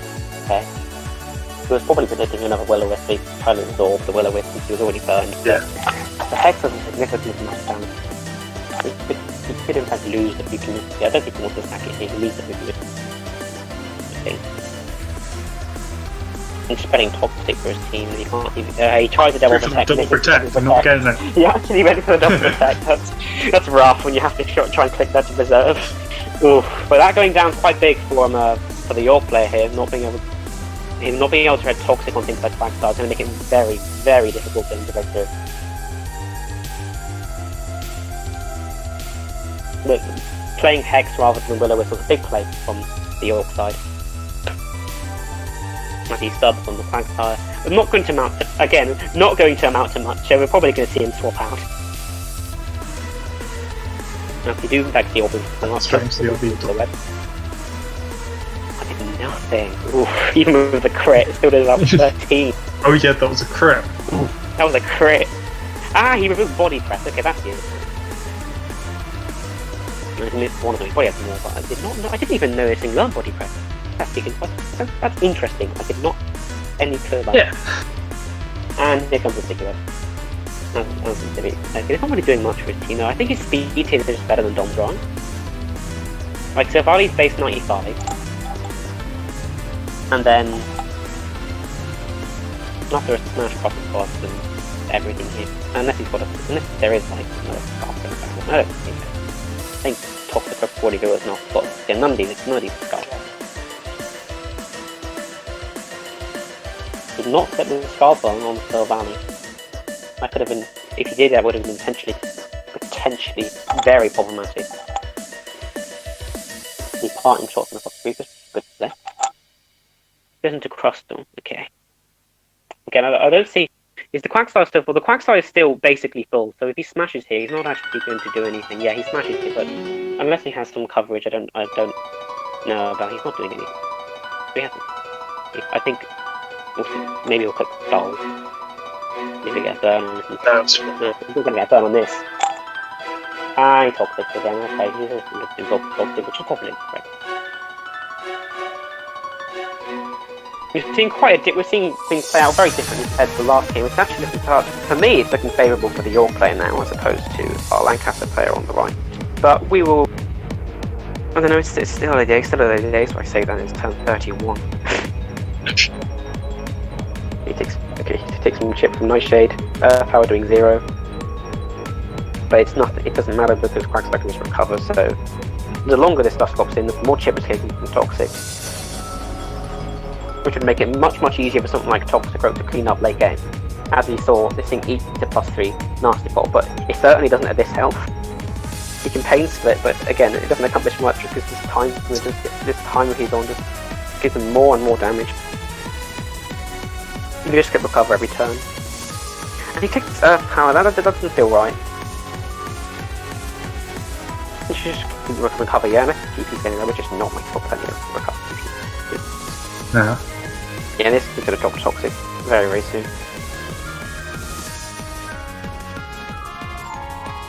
I think he has to sort that out now.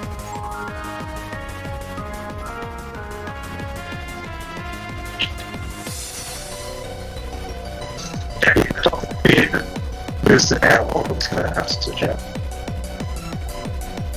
And maintenance.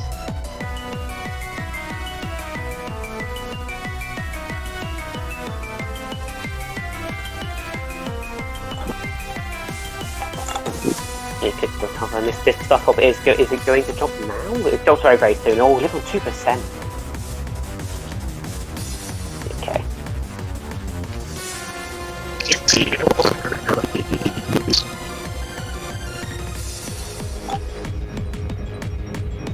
I think you just keep recovering.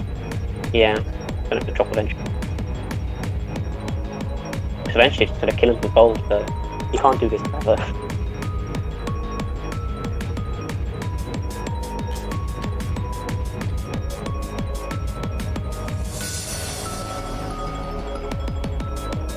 Yeah, you just get recovered.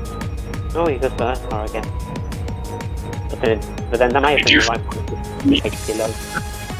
And the Dust Clock drops, which is very, very good news for Toxic from New York side of the field. He's in the he's still got the balloon, he's still not taking any in the web from the first. Maybe this is the time for short on the predict. No, we're not like going to the multi can do nothing to quickly.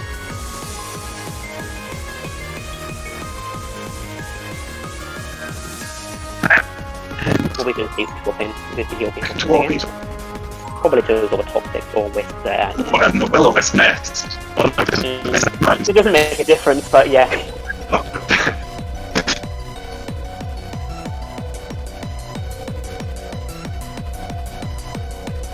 Chris became Mummy. You know if Mummy stays on the Switch? I don't think it... I don't actually know about how Mummy works.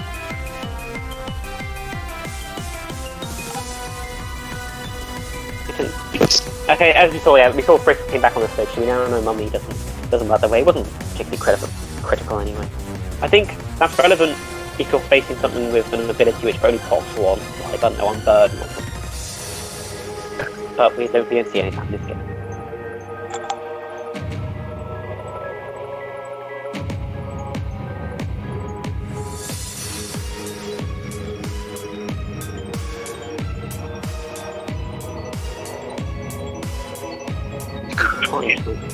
Considering I kind of risky, but it did turn out to be favourable for him in this game. Up on the way. Hey guys, just checking your connectivity. Jake, you're fine. Sorry. Is it Tom? Sorry, I don't think we've met. Apparently you're coming off quite roboty, so if you could like, I don't know, look into that. I wish you the possibility. I think still good on my end. See what?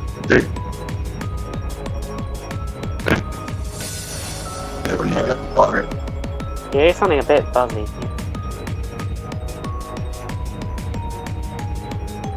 I'm not actually in the stream, so I don't know how the stream chat's like their reaction to my voice or anything. Hopefully I see hopefully I fix my connectivity issue. Again, this can kind of can't do anything. Yeah, I'm hearing. I don't know if it's my end or your end, but I'm hearing you as rather robotic. Yeah. I'll try. Yeah, and this thing kind of just can't break through right now. He hasn't got anything for 5-star. But he hadn't even revealed it. Okay. How's that? Oh, that sounds much better. Yeah. Okay, excellent. Okay, so he's just picking Stub against his Quagstar. It's not actually going to accomplish anything in the long run. Quagstar still has plenty of PP. He's actually only got one Earth Power left though, so that might come into play. I don't think it does. I think generally you do want to do Stub, which still has plenty. The Orbeetle comes in, takes a reasonable chip from the skull. This Orbeetle's going to drop very, very soon, especially with the toxic tunnel. Yeah, okay, so he just body press back. Smash back the Orbeetle. The Orbeetle's gone. And I do think at this point it's probably a win from the York player. I think he's still got Quagsire very, very healthy and at full. Our opponent can't toxic him here. No setup's going to do anything because of unaware, and he just can't break through this game like he did last. You're probably going to see the rest of the time drops to stall toxics like we just saw here. Right, this will be our first time we go to round 3, won't it? Yeah, this is the first time. Yeah, other games will clean 2-0s.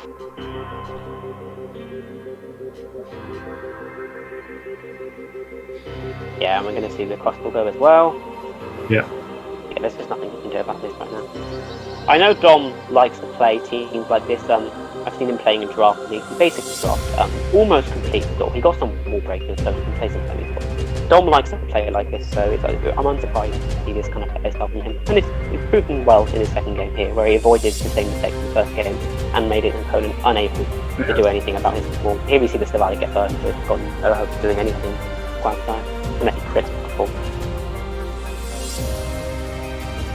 Absolutely. Yeah, there it goes. So that's going to be a GG. We're going to go into game 3. Excited to see what we see from there.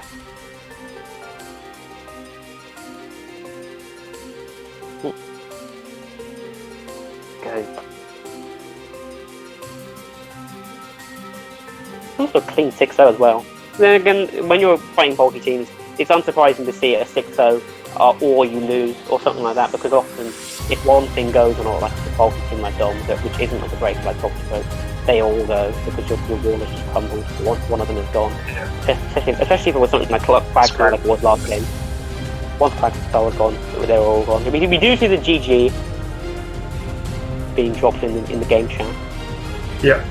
Because that is going to be it. The last Earth Power use. There we go. Take the win. There we go. Okay, we're going to move on to game 3. Very exciting here. It's looking very even, because it's not only looking even in terms of this game, it's also looking even in terms of match scores, I believe, right? Because we've got 2 yes, 2-2 so far. So this is actually going to decide the decider in the game, but it's also going to be a sort of tiebreaker now. I mean, of course, it's not the last event, but it will in fact decide who the current leader is. That's very interesting. Okay, so hopefully we'll see the game. One team needs 5 to win.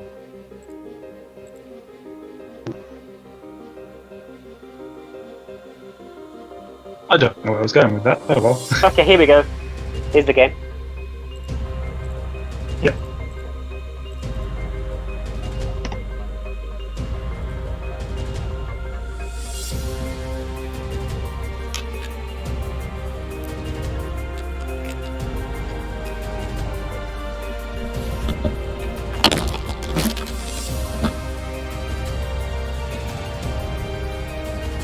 Does it come up on the stream? No, it hasn't.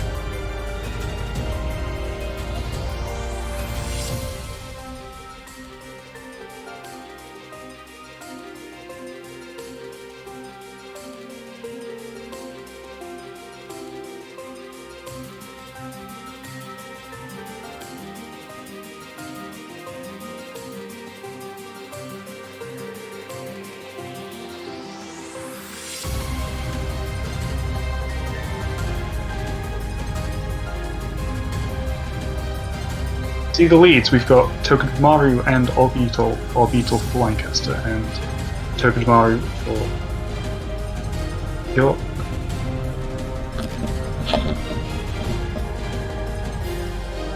Disconnecting. Can people hear me?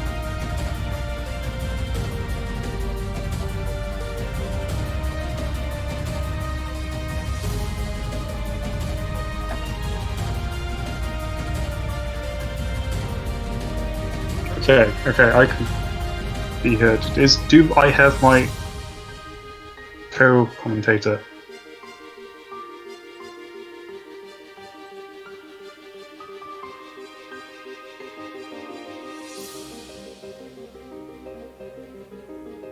No, okay, it's just me.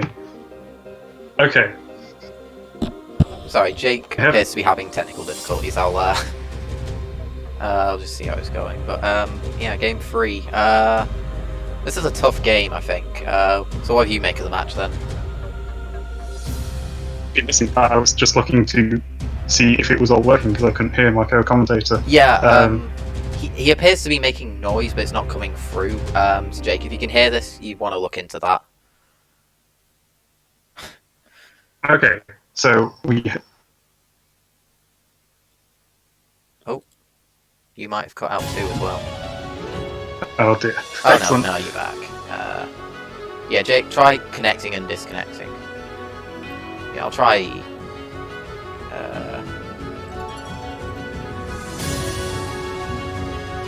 We'll try to get like that anyway, until we can get back. Yeah. Which hopefully we can. This is going to be a big play here. Obviously, exchanging toxics, that's a big one. I think Dom's now going to have to try and go for the aromatherapy, because that is his, like, win condition. Yeah, and he's switching to Eldegoss to do it. Yeah. Although, yeah, that's... Oh, okay, he's got it off. That's... I mean, I'll be honest. Difficulty doing it a second time. I think Quagsire just wins this now. Because I don't think, provided it doesn't get toxic, there's nothing that can kill it, to my knowledge. Be going for the rest of the last game. But we do see we get the burn from the gold, so that's going to be... Yeah, that is quite big. Yeah. But I think this is a case of... Crystal. If Dom can play this game correctly, he should win, no problems. Yeah. But we'll have to see. There's still a lot that can happen. First, he makes a smart play of the Togedemaru. Yeah.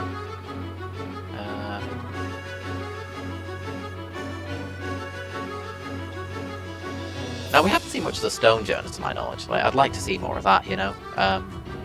Because very interesting. I wonder what it's actually doing.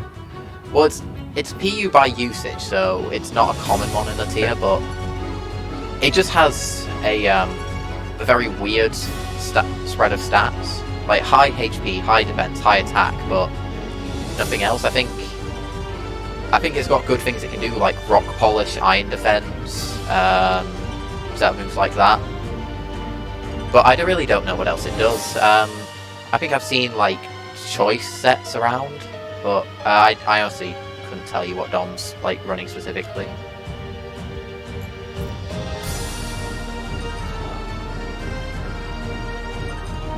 Yeah. You see the cover again absorbing the multi-attack and going straight for crafting. Ooh, straight to the Hex, that is a good play. Because getting this thing out the way, the Pyukumuku out the way quickly, is probably the best way to win this. Again, the Togedemaru absorbing the toxic. Yeah.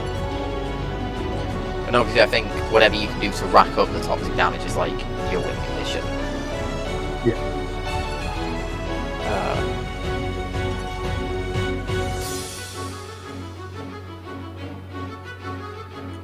Yeah, goes into Silvally. Actually, that's a nice little bit of chip.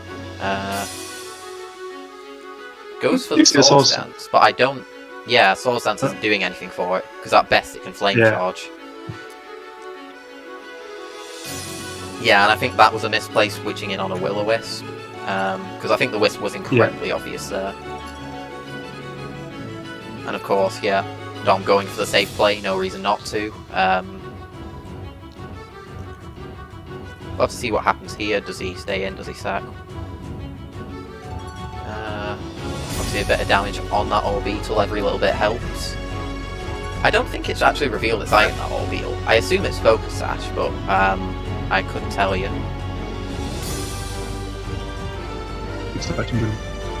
Oh, sorry, you appear to be disconnected a bit there.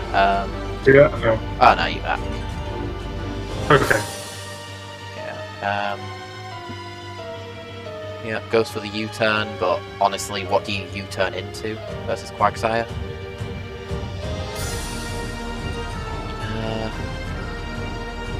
Because I think the best bet is probably the Dusclops, but at best it's a check. Yeah, going to this, Pokémon can recover, of course, but it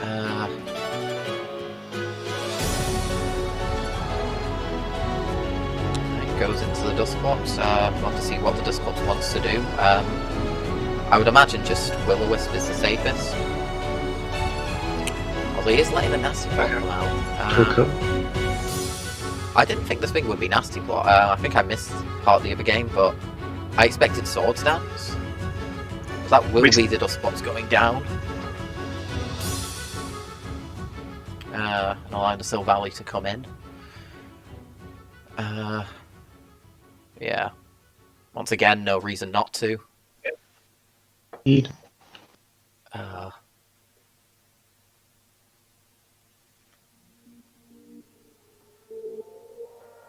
Oh, and he gets the Hex off. I think that should be enough to break the Pyukumuku. It can, of course, recover. Oh no, yeah, it's slower. I forget how slow Pyukumuku is.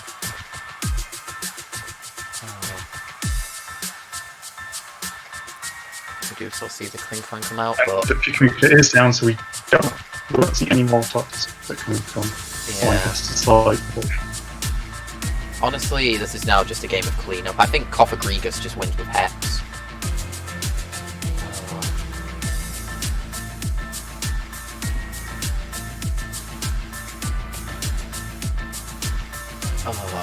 Of which I am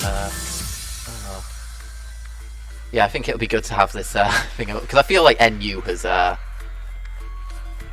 it feels like it's gone on for a while. I think it's just the nature of these two teams. Because I think NU honestly has fallen into quite a stall-heavy meta.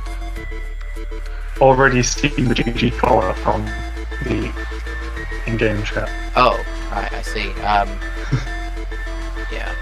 I'm not actually watching from the in-game chat because I've got to keep an eye on the setup, but yeah, I think it is sort of like... It's just if... Honestly, I think for the sake of NU, you need a way to break Quagsire, and Pyukumuku is not the best one. You know, something perhaps like... I think that's also why Eldegoss is so good in this tier. Because it can Giga Drain, it can heal off the Toxics, and it can sort of, it can pivot around. Well,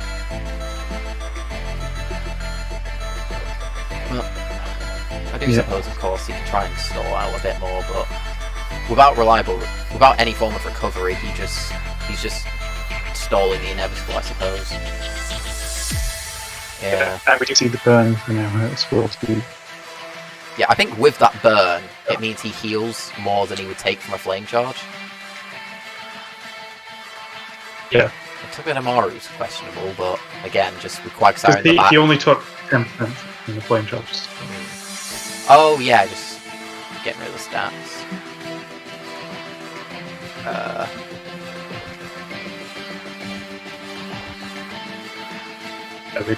We see.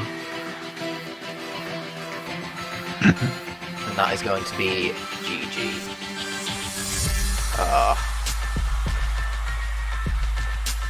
Yeah. I mean, it's grand scheme of things. GG 3. Yeah. Well, let's invite the players in.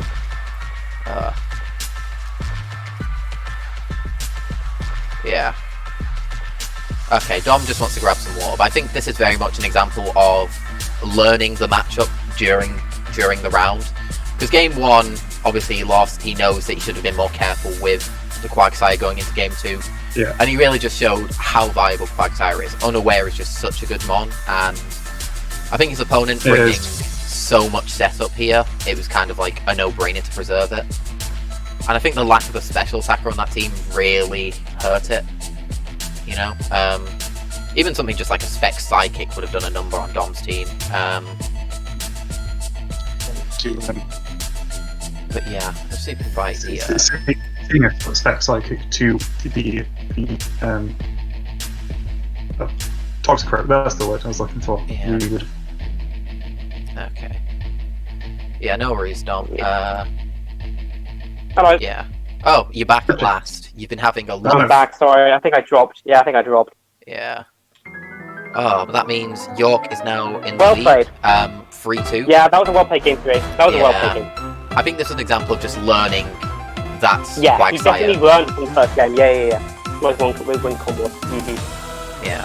For a team that the Lancaster side brought, I think. Oh, hello, we do see Dom. Hello, Dom. I'll let you do the interview then. Just Okay, unmute Dom. yourself, Dom, and I will. You can unmute yourself now. We can talk to you about the game. How'd you find that? It was long. Yeah. It was very, very long. I'm interested to know what your thoughts were after game 1, which allowed you to take game 2 and 3 as well as you did. Well, in game 1, I failed to recognise that Coffee Creek was the ultimate counter to you needed fighting. You needed Coffee Creek as well, and you also It couldn't touch me without. Yeah. And then all I had to do was get some Toxics up on the important ones. Nightshade and Pain Split was a very nice set on the Dusk. I really like that. I rate it. It's a shame that Quagsire is, again, a very, very good counter to it. It's probably the best one in the tier. Oh, hello, we do see the other player. Welcome. Yeah, I was very happy not to see Indeedee on that other team. I hate Indeedee, I never use Indeedee, Indeedee just steams through my team. I use one Yeah. that I like, and the one's actually good. That makes sense. You brought on web defense too, correct? Yeah? You brought a nice web defense team here. I think something like Toxic on Dustblock or some grass / tree strike cover would probably go a long way here because Quagsire does kind of just sit there. I was almost through grass Silver Ally, but then I wouldn't have got grass action. Yeah, it was rough. He had a very strong It defensive wasn't as ball. bad, because eventually I could just whittle it down potentially. But Yeah.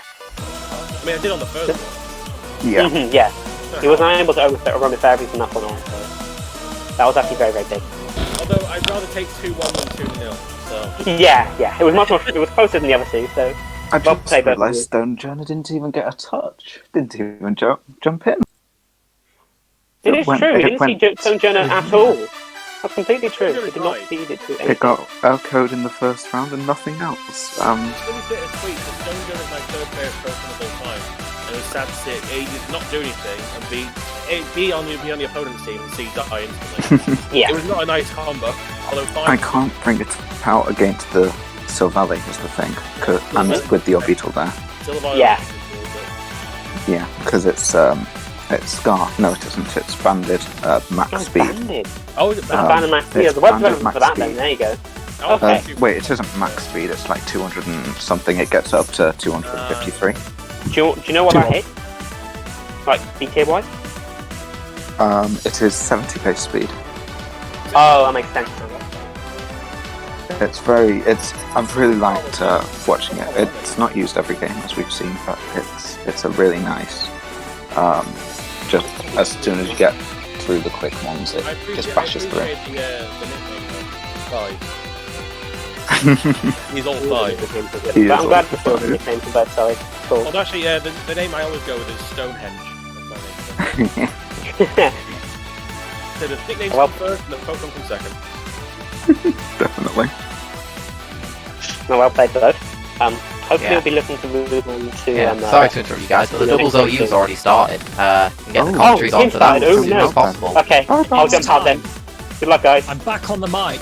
It's me, the Wrecking Ball main that you all know and love. Let's do this. Wrecking Ball's a Pokemon. Confirm. Okay, I don't know who's commentating with me. Hopefully someone joins soon to commentate. I'm going to find the game as soon as I work out what the names are. There we go. Very cool. Yeah, I'll chill around until the Lancaster person joins in. But yeah, this is a particular one I want to. It's time for a real format. Yeah, this is one I want to say about in particular. As a bit of a joke, Joe, aka J2411, we're having as many of the York Smash Bros scene join in because they want to see Joe play. So you will see a lot of memes in the chat. I respect the memes, not gonna lie. We do see the leads. We get a double water type lead from Lancaster, and we see the Whimsicott Incineroar lead from York. Doubles, very different format to what we've seen before. We've got the fake out, we've got 2 move slots, and we've got Melmetal, a mon that is banned from singles for being too goddamn good, is here to perform for you finally. Unsurprisingly, we see it on both teams. Hello, I'm here. Melmetal, well known, a very fair and balanced Pokemon. Oh yeah, double iron bash, what a great move. Yeah, like, it's just so fair. Like, you know, flinch chance. It's all good. But this is an interesting league dynamic, because we do get the Intimidate off on the Gyarados. We do get the Intimidate off on the Rotom, which matters less, but we do have the Whimsicott, so this is a very interesting lead from both sides. Also, you got to remember that this is essentially multi-battles, even though it's done in doubles OU. So Yeah. we do have 2 players from each side communicating together. It's going to be interesting for sure. Like, it's just, I love doubles. And we see the Tailwind. Yeah. And the Tailwind. Oh, Lumberry though. Plus, this is everybody's under the sun as we see the Dragon Dance from the Gyarados. I was worried, but you know that's a great. I think that's a pretty good start from Lancaster. I think it's good on both sides. Tailwind's key. A lot of damage on Incineroar. I also think it's interesting in the sense that you've now seen that Lumberry going into later games. What that information is going to have an effect on, we don't know yet. Yeah, same with the Will-O-Wisp, because that's... Yeah. Will-O-Wisp is not a common set, so now that we see that... It's interesting. Yeah. Definitely already an interesting format. When you factor in the best of 3 with the information game in there as well, very interesting. We didn't really have a chance to discuss the team picks, so I think that's something that's probably worth doing while we wait for this next turn to happen. So, unsurprisingly, we do see Incineroar. Great. Yeah, Incineroar. Incineroar's everywhere. Togekiss, again, great mon this time. Super fat, hits hard. So many different viable sets, so many different viable spreads. That once again, the information gained from using something like that is important. As we see, double switch. Double switch. Wow. Oh, another Dragon Dance. That was brave. Oh, no, oh, into the Excadrill. Was that into the Excadrill? Oh, it was into the Togekiss. Never mind. It was targeting the Incineroar that was in. Yeah. Just the way it looked on my screen, but still, the miss is sad. But the Dragon Dance again. Yeah, that's a threat. Terrifying. Equally, I don't think they'd have brought in these 2 mons unless there was some kind of plan going on behind the scenes. So I'm very interested to see how that develops. There are still 2 Tailwind turns left. Yeah, and Excadrill's just so threatening. Always is. So Gyarados with the +2 speed now cancels out the Tailwind essentially. But we do have to remember that with the Tailwind, Excadrill does outspeed Gyarados. Whether that will matter will come into effect in this later turn. Returning to the team matchups very quickly, just because we've got some time to kill. I want to talk about Oranguru, the boy. The mon designed for doubles that you've never seen. Oranguru. A good boy. A good Yeah. boy. Yeah, Oranguru is an interesting one.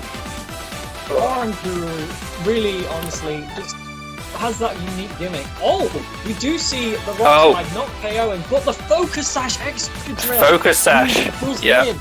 And we have 1 turn of Tailwind left. This is where it gets interesting, because we don't know what sets these mons are running.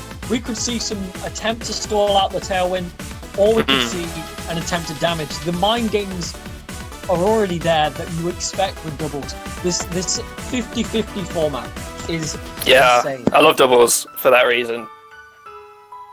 Doubles, fantastic format. Protect is so common as well that, you know, you have to assume that certain ones have it. Yeah. We've only seen Hydro Pump so far from this Rotom, so we don't know what that set is. But it did not outspeed, but then again Tailwind is still up.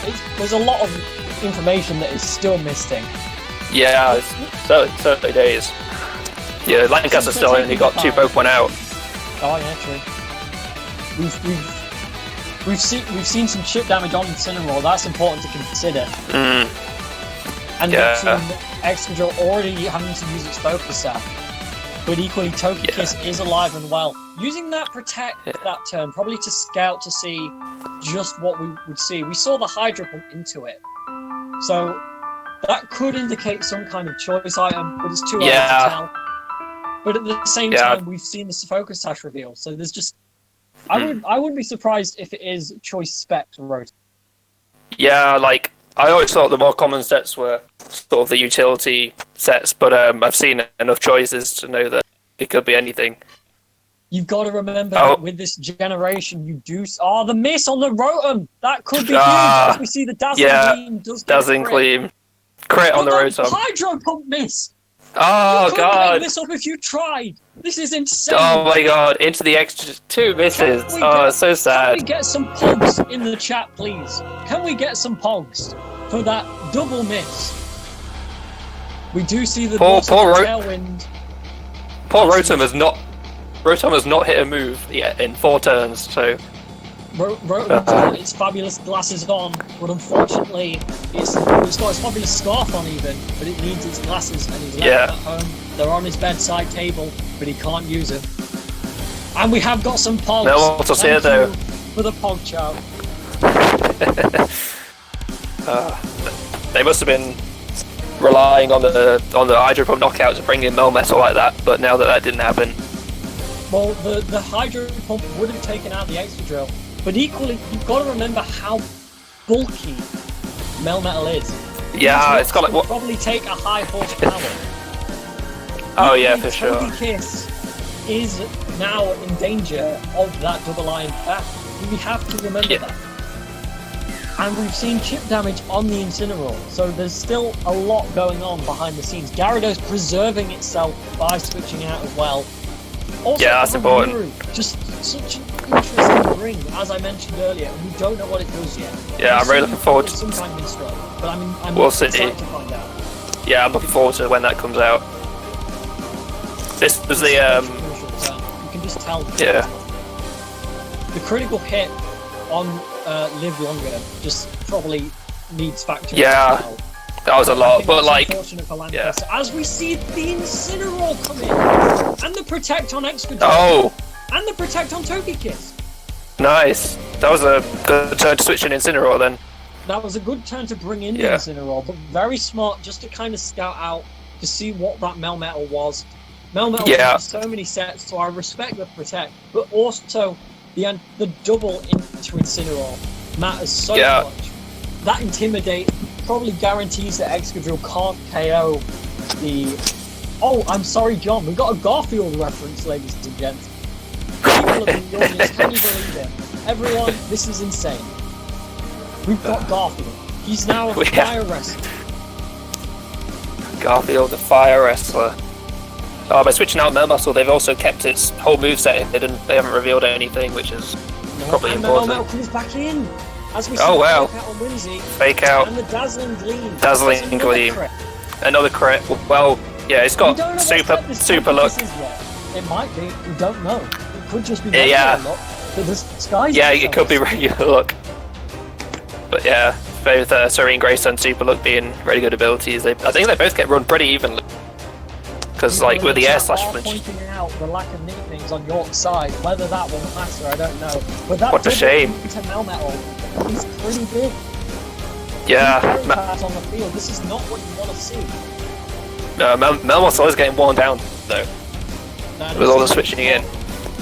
It doesn't have the greatest special defense in the world, but admittedly that crit doing 1.5 times damage is going to factor in the long term. But at the same time, Melmetal probably isn't going to get knocked out this turn, so it can hopefully fire off a powerful move. Melmetal probably going to fire off a double iron bash here. Yeah, that's the most likely. A lot of things that switch in to a double iron. No. I'm curious as to why the Whimsy was brought in, probably to tank a Hydro. As we see the Protect, Heat Wave. That's Heat huge. Wave. Oh, and a crit. Oh no. The D's nuts is down. The nuts were too hot. They got Heat Wave. This is insane. That's huge. Heat Wave crit on the Melmetal. Oh, that's so don't important as well. I don't know if the crit mattered. We don't know. I don't know if it mattered, but yeah, it definitely depends on the sets. But and honestly, well played for York. Timing that heat. Yeah, that was- beautifully, making. Yeah, I'm that assuming the opponent didn't anticipate a heat wave at that point. They were probably expecting switches as we see the Oranguru come in. Yeah, no style, he went- no grace. He's about to obliterate your face. It's time. Heatwave Togekiss is definitely a lot less common in like VGC and stuff. So maybe they were going off VGC sets and not expecting it. Togekiss, like I said at the beginning, like we both agree, very versatile on so many sets. As is so good. Let's hope this doesn't physical wins up top, because at the minute it's not looking good. Yeah. This is where we see what this Incineroar does. And what this well, not Incineroar. We've seen the fake out, I think. Yeah. I mean, most Incineroars do the same thing, to be fair. So. Yeah. There's slight variation. You know, you do get the Incineroar that once you turn into a parting shot, you do get. You brought Will-O-Wisp on your side, so. You brought Will-O-Wisp, so that's pretty uncommon. I think, to be honest, in the meta, it's so well explored because of the official VGC format that we will see later. Yeah. It's all about bringing something that can catch your opponent and just the mind games of Yeah, it. for sure. Yeah. But this is a very, very, very interesting game. Obviously, doubles will last slightly longer than your standard singles. As we see a switch. Yeah. That's good information. And we see the taunt blocking the trick room. Oh no! Goodness. Taunt Whimsicott. It's crazy. Taunt Whimsicott, Prankster. Huge turn for Dork there. As we see Incineroar come in. Probably now going to scare out this Oranguru. We are going to see longer games, I believe, because of the format of doubles and the 6-ring format, as opposed to VGC where you only bring 4. Yeah. But this is a very, very, very fortunate turn, bringing that Incineroar in. The fake out onto the Togekiss slot, I believe, tracking that. Was an that was interesting play, Togekiss, yeah. But equally, that does reveal the taunt information for later games. Yeah, I think the right play there was probably fake out into the Whimsicott, because they do sometimes run taunt, but also I can see why they did what they did. Togekiss is such a problem that focusing at 8%, you know, if it is the super upset that you mentioned, dazzling green crits are nothing to sneeze at. Yeah, especially now that Melmossel's gone, they got nothing like super offensive. Looking on their team. The other team is interesting. They probably wanted to allow the Whimsicott to get off a move, thinking they were going to Tailwind, and then completely nerfing it. And I think that's the logic that Lancaster was following. Yeah, that makes sense now. Playing it safe, being able to prevent. And we've still not seen a lot. We've not seen the T-Star yet. We've not seen the Melmetal, and we've not seen Lancaster's Togekiss. So there's still a lot of Pokemon that aren't seen yet. There's still a lot speaking of Tyrannosaur, here he comes. Here it is. As we see Sand Intimidate off. Oh, Intimidate on the Tyranitar is nice. Oh no! But we've seen this far too many times. That earlier on with the drops to Gyarados, Lumberry, this Gyarados is prepared for those drops. Yeah, with the Tyranitar on the field though. We've seen Whimsicott come back in on the other side. Whimsicott again. Flare Blitz into Tyranitar doing no damage. That was a good way to pivot the Whimsicott there. Being able to just swap around where the Whimsicott was, anticipating that Lancaster was going to get rid of it. However, as I've stated, that was a very good move. Still game 1. There is still so much to play for, and now that Heat Wave tech has been revealed, that's going to factor into game 3, game 2. Yeah, for sure. Who knows? This will be an interesting turn once again. Every turn in doubles is interesting. I've said this is an interesting turn so many times. We've seen Tailwind, Protect, and Taunt on the Whimsicott. So I think out of those, probably Tailwind's a good move to go for here, with especially with Tyranitar next to it. You would expect something of those lines. I agree. Possibly a switch again to try and preserve the Whimsy. Yeah. equally, Gyarados is in an interesting position here because with the Tyranitar out and the damage already on it, I don't think it can afford to go for a Dragon Dance unless there's some kind of prediction involved. We do see the Tailwind. Tailwind, Rock Slide. Rock Slide double miss! Oh my god! That's crazy. That's so unfortunate for your... That was big. For reference, Rock Slide is 90% accurate, so a double miss constitutes a 1 in 100 chance. That's very unlikely. A 1% chance. Damn. However, the Tailwind successfully going up is huge. Yeah. Obviously, I'm happy because Lancaster, but that's just like... yeah, that's so sad. That could be the place to get Lancaster back in the game, but we will see. Yeah, it's really important. I'm not convinced that... I'm not convinced how much damage I would have done to the Incineroar. But any Incineroar is always important when the Intimidate cycling starts. Sandstorm is still up, which is good, and thankfully we've not had any formats with Dynamaxing yet, so we're not going to see like a Dynamax Geyser Rain. The only Dynamax format we are doing today is VGC, and that's not for a while. No, that's the last event. Gen 7 OU before then, and with 3-2 in the stand, VGC could be where it's all decided. Equally, we don't know yet. There's so much to play for. The Protect on the Tyranitar, as we see the Moonblast. Moonblast! Oh, waterfall though. Double into Tito! Double into Tyranitar, no! The Sandstorm knocks it out. I have to say, well played. It didn't York's double miss, get him down. York's doing so well, even with like the Rock Slide. They played around that miss so well. They allowed themselves time to think, and it shows. I'm very happy for that. Obviously, it is unfortunate for Lancaster, but I can understand the play into the double. The double was important because, let's face it, Tyranitar very bulky, and with the sand up against that special defense group, so I don't think either one alone would have killed. We do see the Guru come back in. This puts York in a tricky position. Although, having said that, we've seen Taunt on the Whimsicott already, so they don't know whether or not do they risk the Taunt on the Oranguru, and then the Tyranitar might go down because of the Hydro Pump, or do they go for the KO on the Rotom and then let Trickling go up? It's a difficult decision to make, and with Tailwind still up, they're hurting in Trick. So you have to assume that that's the discussion that's going on here between the players. Equally, Lancaster will be thinking the same thing and try and think, well, do I go for the Trickling or do I anticipate the Taunt I saw earlier?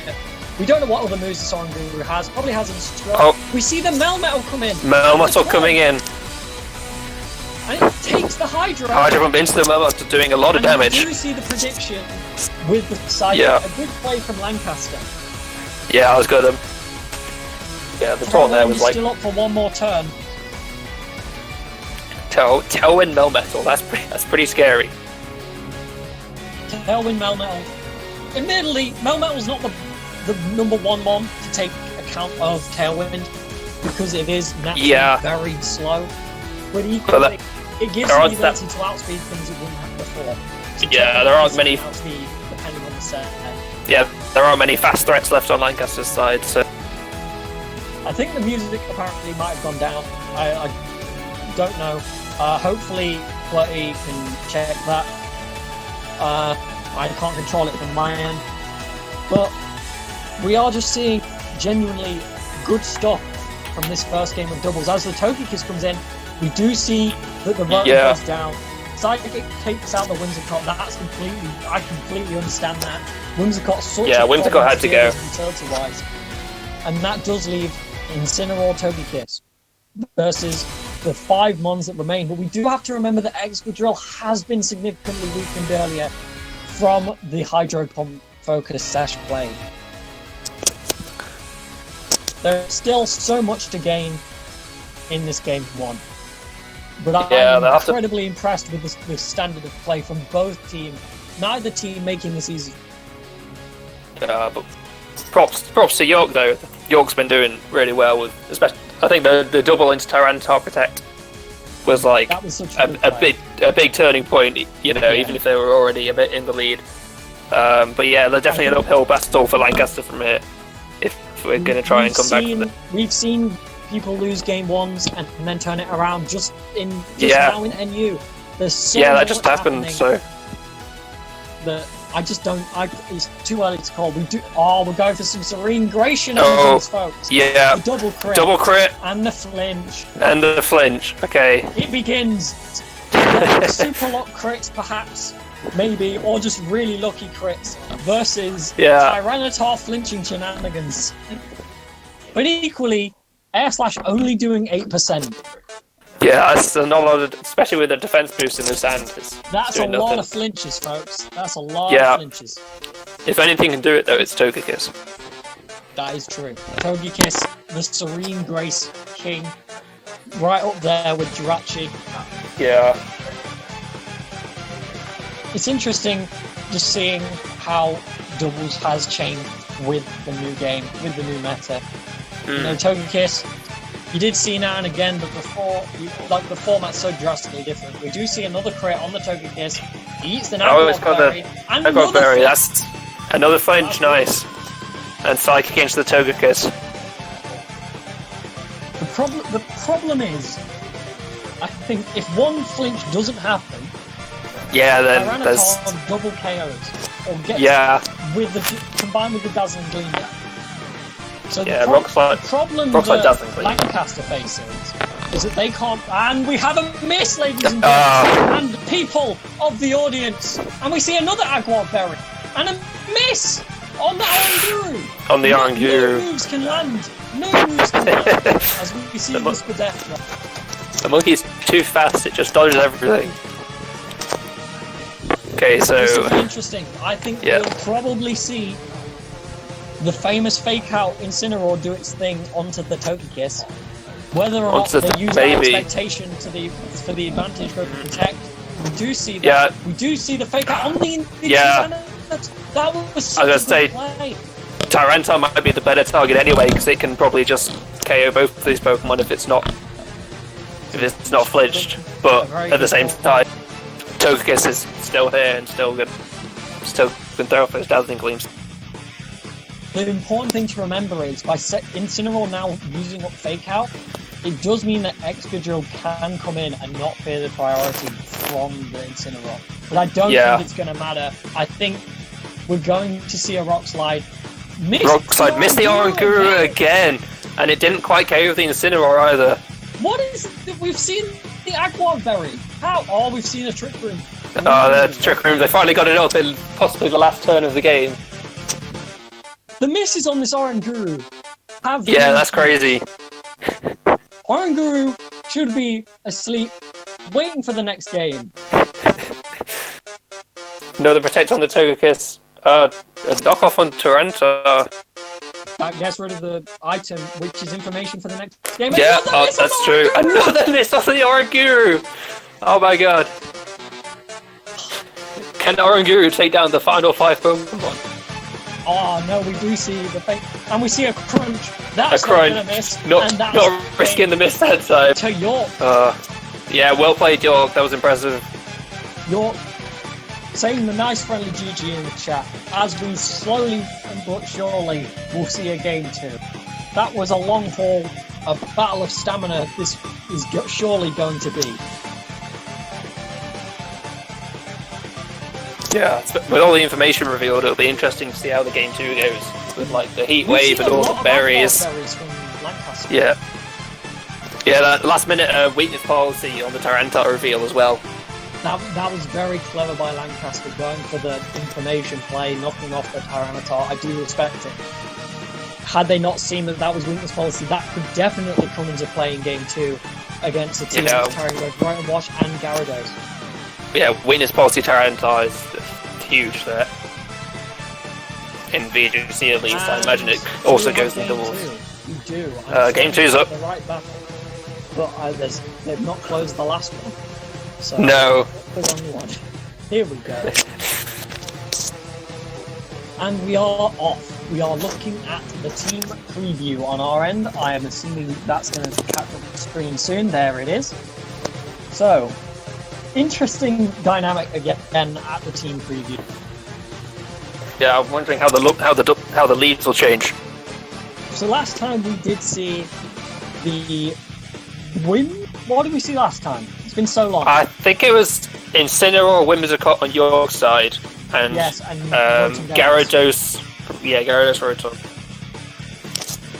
That was a very balanced lead, I'd say, overall, just because both sides had some benefit and some weaknesses by having that lead. The thing that we didn't see... Oh no, it was Excadrill. It was Excadrill that you led with last time. It was Incineroar Excadrill, sorry. Which, so this time you got Whimsicott and Tyranitar versus Incineroar and Rotom. Now, we have seen that the Whimsicott's moveset does not carry Grass. However, this Rotom might not opt to go for the Hydro Pump straight away. Purely because... Yeah, with that weakness policy. Knock off the Tyranitar first. Equally, we yeah, can see for a fake out. There's so many variables in this game now. And we've got to remember that so much of the tech that allowed them to beat the Melmetal, that allowed them to get rid of things like Gyarados, and just has been revealed. Yeah, Lancaster have got to be a lot more careful with, especially around that Togekiss with the Heat Wave. Because Melmetal's definitely a big part of their team. It looks like one of their primary offensive Pokemon. Mm-hmm. We didn't see much of York's Melmetal. That is worth noting. We no. see Double Protect. Double Protect. Yeah, getting rid of that fake out. Will-O-Wisp. Will-O-Wisp. Now, if we assume that the Rotom is choice, that means it's locked into the Will-O-Wisp. However, we have not yet seen the item on the Rotom. It could be Agua Berry, judging from the current state of play. Everything's Agua Berry. But yeah, it's interesting to see where Lancaster will go from here now that they couldn't get their fake out off. Because Whimsicott Tyranitar, same as last game, it's just threatening with the Tailwind. Even with that attack drop, Tyranitar, if it lands its moves, hits hard. We'll see if it's able to do that. The danger also lies in the Will-O-Wisp. You really don't want a mon like Tyranitar getting burned. And in the format of doubles OU, we're not going to see the same kind of clerics we saw before because of aromatherapy and healbound. So it's unlikely that once something is burned, it gets rid of it. And in a longer doubles format, that's huge. Yeah, I could definitely see a Tyranitar switch there just to make it safe, but equally the weakness policy can effectively cancel out the burn, so they may sort of risk it in return for a KO on something important. But they got the double Intimidate, Taunt, and the Rock Slide. Can we see a flinch? No! No flinch. Whimsicott goes down, but they got a lot of damage off on both of these Pokemon. I think that taunt is more important than it first appears because because Dragon Dance. Yeah, no more Dragon Dance is big, especially with Excadrill, who naturally outspeeds, and currently in the sand. We know it's not Mold Point. Yeah, so we don't know if it's Sand Falls or Sand Rush. Yeah, Sand Rush is definitely the most common one, but like you said before, with doubles, half of it's about, getting something your opponent won't expect. In a scenario like this as well, where Excadrill naturally outspeeds both the mons on the field, is very difficult to tell. The problem I do see is that the Tyranitar is now at half attack. Yeah. However, as we did see, the half attack still did a lot of damage. It did a decent chunk it did plenty. And a decent chunk to Gyarados, and that could make all the difference. Especially with Excadrill on the field as well. If you lost that amount of damage, will be plenty for taking out these two. I also think that we might see some of the effects of that double rock slide mentally, in that they might be playing around the idea, what if we double miss again? You got to be careful. Both teams have been playing very, very strongly this entire time. Like, the taunt into the rotor slot, if it was choice lock, amazing play, but I think that's also why they doubled out. Yeah. Because by Lancaster doubling out, not doubling out, but just regularly switching out, you prevent being forced into struggle. Better to get the switch initiative for sure. than forced to switch later. And we do see the Rotom coming. Yeah, Rotom's back and in. the Rock Slide doesn't. Rock Slide for the Excadrill, Gyarados! doesn't it? But Tyranitar might be coming in with its own Rock Slide. No, a crunch. They didn't. A crunch, yes. And I Playing it respect safe, like you said. That's fair. But that's incredible that Gyarados was able to tank the Rock Slide. Yeah, that was important as well because it got Excadrill down to its Focus Dash. Thankfully, we do now know that the Excadrill outsped, which meant that it Yeah. couldn't be flinched by the waterfall, which is it's huge. I'm curious as to whether that's a roll, but I think York made the correct play in going for something like Rock Slide. No flinches Yeah. yet from Rock Slide, which is very uncommon for a double swap. Oh, the Rock Slide was a crit on the Rotom as well. Ah, yeah.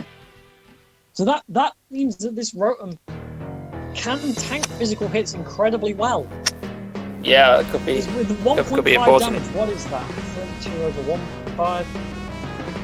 He's doing about 20% normally. Yeah. 20% and Tyranitar's there but on half attack, so.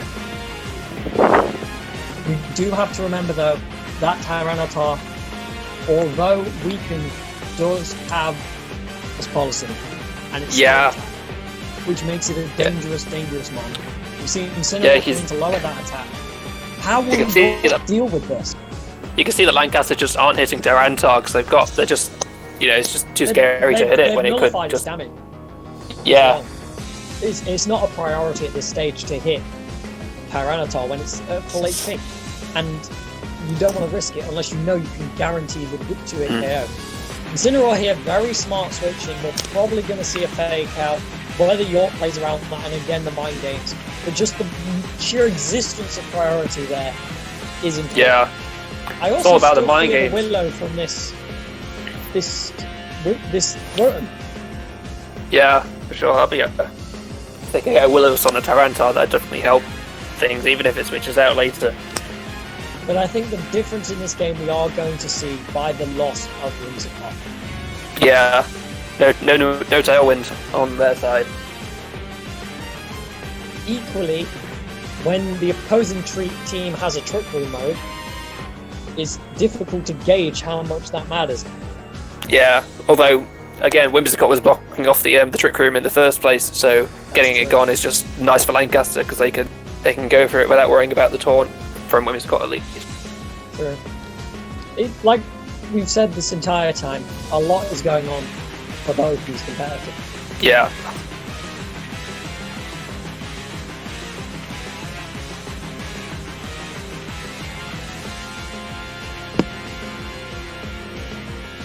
Taking a long time to decide. It's fair enough. Oh, they switched out the Excadrill. That's a fair play.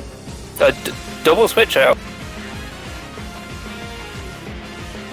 Oh, we see the burn on Melmetal. Ah, that's huge. That's huge. That is a good play for Lancaster. That is something you do not want to see. Yeah. Melmetal, though, still a huge threat. They'll still do a lot of damage to both of these Pokemon on the field. Even with the burn.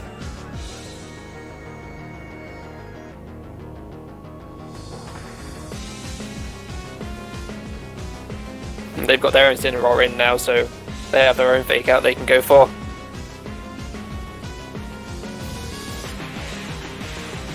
This is going to be an important turn. Equally, I know Melmetal is burned, but with a move like Double Iron Bash, Yeah, it just does so much. it just is. So before the burn, it's a base 72 power move after Iron Fist. Yeah. So it does 144 before. Yeah. Yeah. So it's like so it's basically like a mini explosion with steel. After start. Yeah. Halving that takes it down to base 100. That's still a lot. Yeah.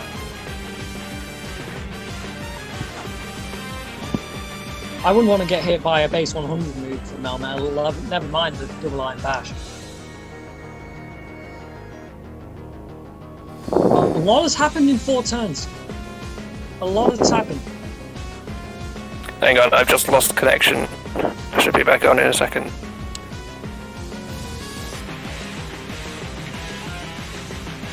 We do see the fake out and the acid arm. Oh, acid arm and Melmetal. We might see a trick room. Follow me, trick room. That is what Togekiss does in VGC sometimes. I wouldn't be surprised to see it here. Follow me. Such a big move in VGC and doubles. It's part of the reason why Togekiss got so popular in the first place. We might also see Ally Switch. We don't know. I think that's Ally Switch. Ally Switch is another move we see in doubles. Yeah. So annoying. It's another 50-50 layer for doubles, because we need that. Yeah. But this is interesting. What if they have Heat Wave? If they have Heat Wave, then... Now we've seen it once. Yeah, could definitely happen again. We see it again. And on, I'm assuming because of the air slash that Lancaster's side have the Serene Grace, so Heatwave could be getting some burns. Not that it matters on any of the Pokemon they're out right now. We could see another Super Lock Togekiss. We don't know. We've not seen enough of either side. Yeah. Well, we've seen enough of one side's Togekiss. Yeah. The other's another story. But Melmetal going for the acid arm is interesting. Yeah. I wonder if it's a body press set. That would cancel out the burn with the acid arm. Yeah, that would be big. But at the same time, Togekiss can probably take a hit from that pretty handily. But if it's acid arm with double iron bash and body press, that could be a 10. Yeah, that'd be interesting if it was that. Oh look! Listen, it's named after Navi in Ocarina of Time. Very cool. I appreciate that name. Yeah, that's good. York's names, on the other hand, poor show. I mean, let's face it, York had the nickname game early on. Yeah, that's true, that's fair. I'll give you that. Where I need to come up with nicknames for BTC. I've still not done that. Same. So that's I need to come up. Are you my VGC opponent then? Well, this is a discovery. What if we just gentlemen to one each? One is Pichu. Pichu. We can only use Volt Tackle. Yes, that's what we need to end on, like the climactic final match of Roses is just Pichu Volt Tackle.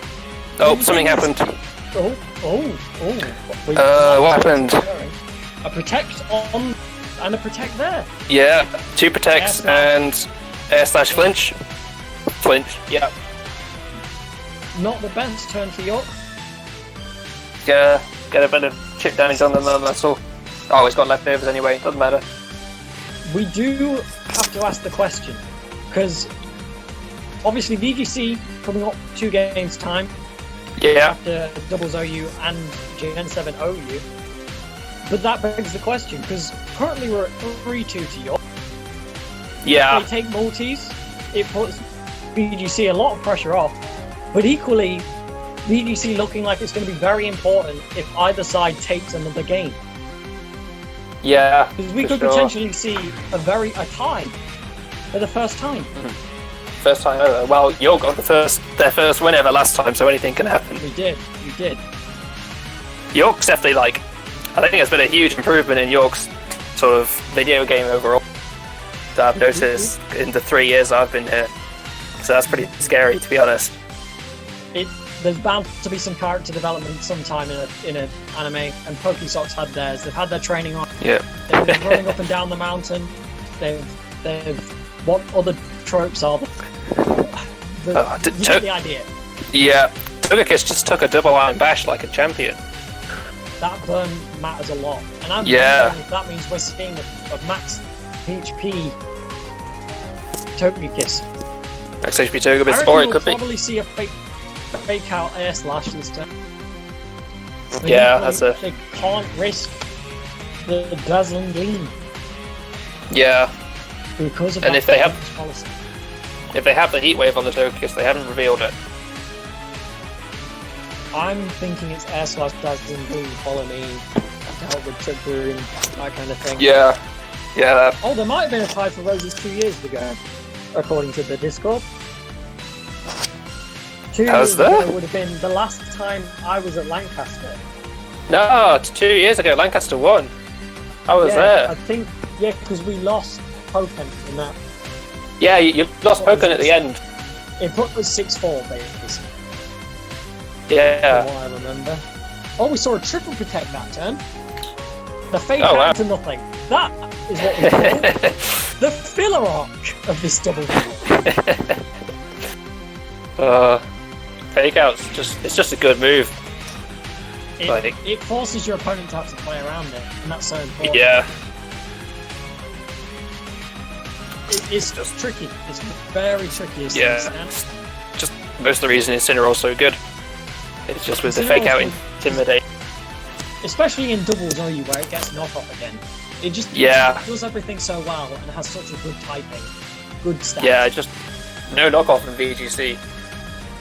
No, you have to run Throat Chop or Darkest Lariat. Yeah. Or, I imagine there's some tech. Someone probably runs Crunch. Yeah. I think I've seen a Dark Pulse one before for flinches. Ah. I respect But, it. Obviously, you're not doing much damage. That's good chip. The As rock we see the slide. first rock slide. Oh no! The body press. There it is. I called it. But That, however, could be detrimental to York. yeah, With Melmetal out, if they go into Oranguru, they have an opportunity Yeah, here to set up Trick Room for Lancaster's side. yeah, that was a Lancaster gets a free switch by Incineroar dying. So that could be good for them. But at the same time, can Oranguru take a body press?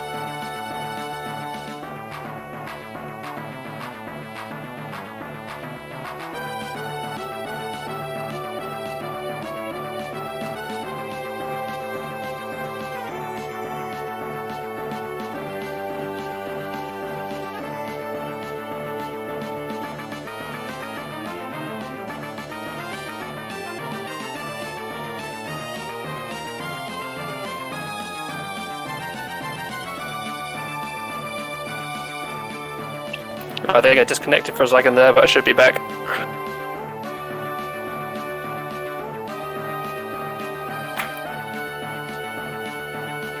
What happened while I was gone?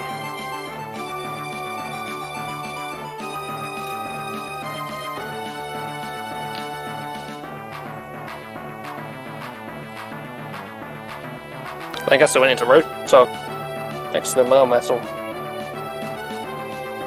Thrown against the Tyranitar, but again with the weakness policy they might be too scared to get off a big hit on that. Lewis, you're not coming through. If you just try and disconnect and reconnect, I think that should fix it.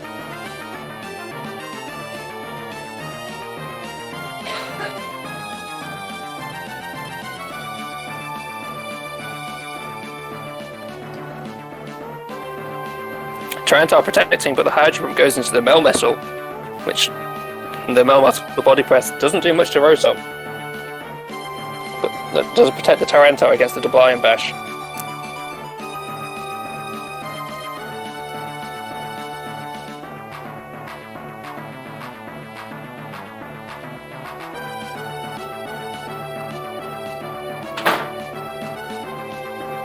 So it's been me my own for commentary at the moment, but we'll see what happens.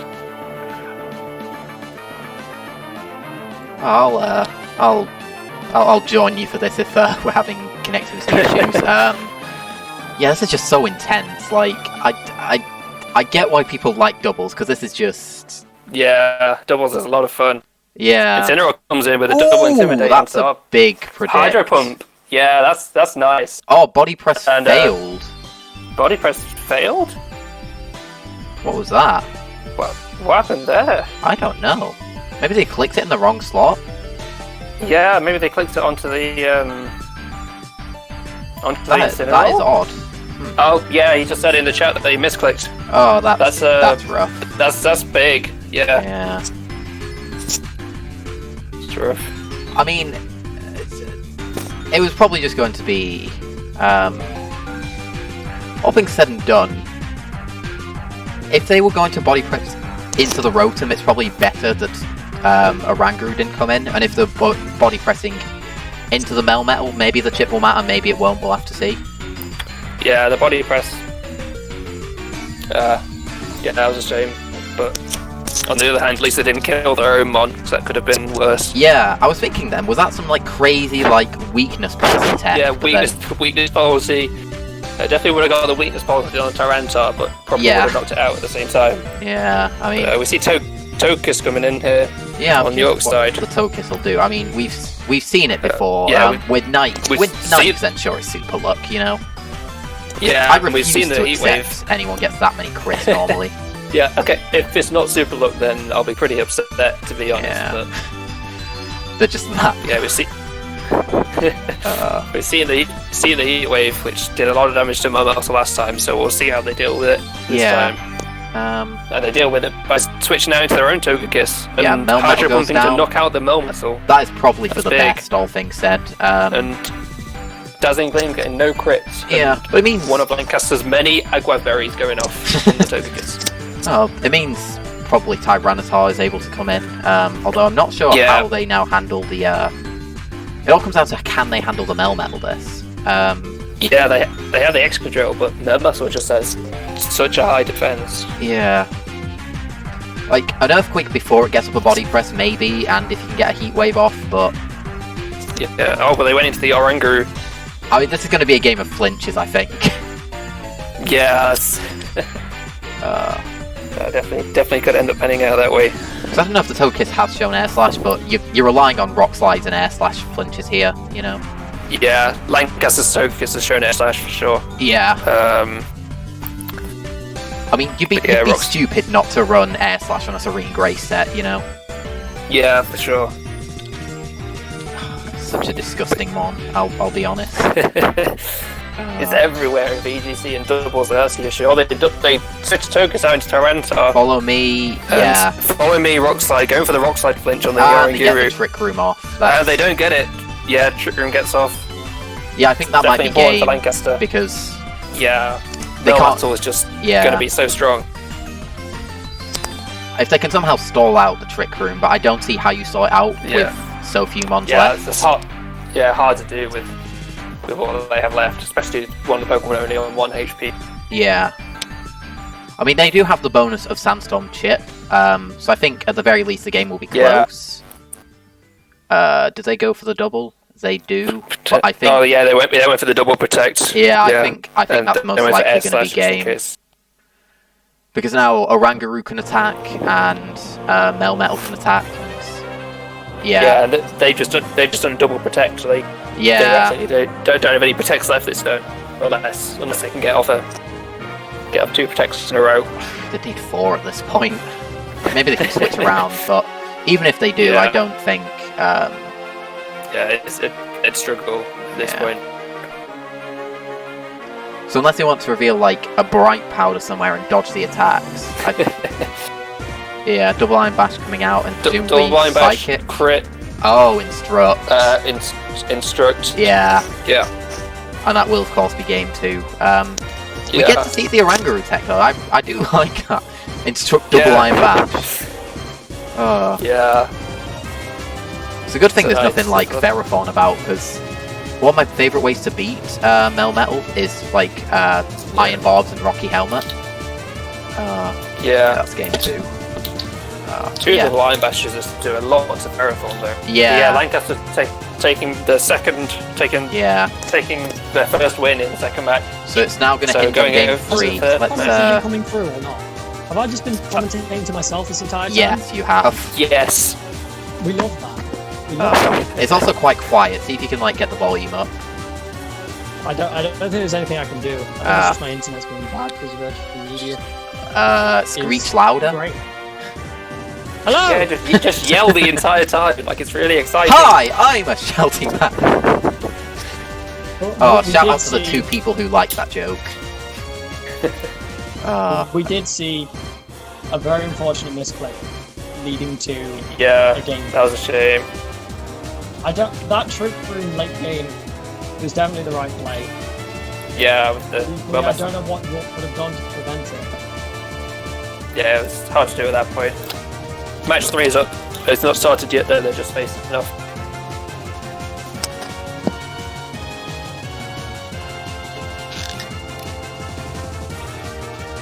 Once again, We see a lead. We see Incineroar. Yeah, Rotom. Incineroar, Rotom again. I think they had that last time. Incineroar wins the cup.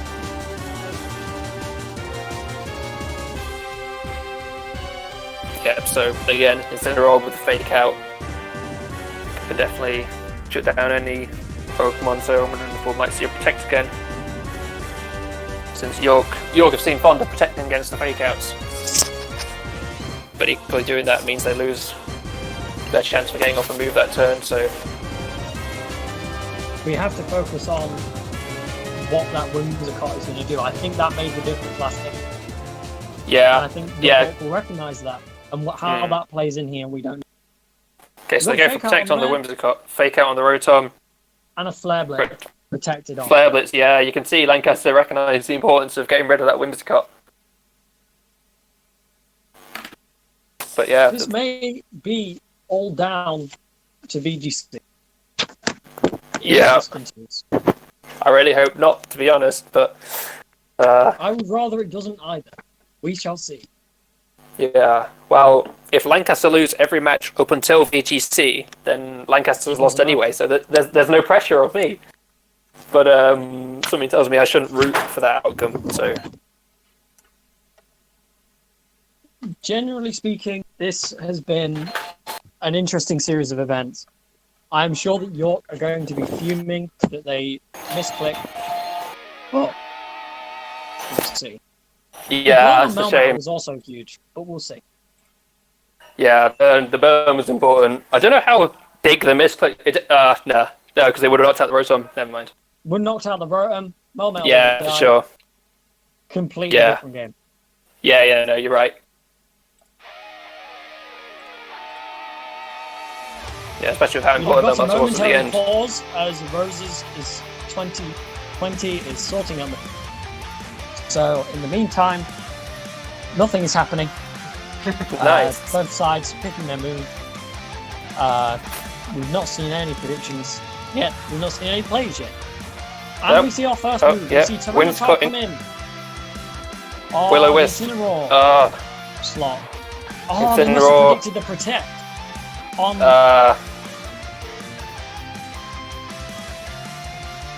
We've also predicted the switch in the Incineroar slot, Lancaster. Yeah, but it parting shot instead, which is obviously a good play. And Flare Blitz into the Tyranitar. Yeah, they're probably wanting to sell that Tailwind. And they know that...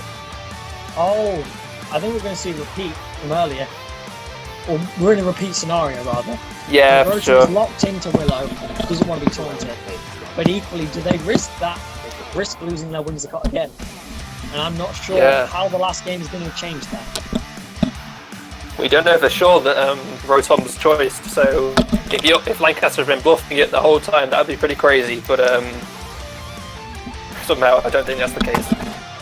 Equally, there may be a way to check. We could have calculated it, but I'm too lazy for that. So yeah, you've got the mystery instead.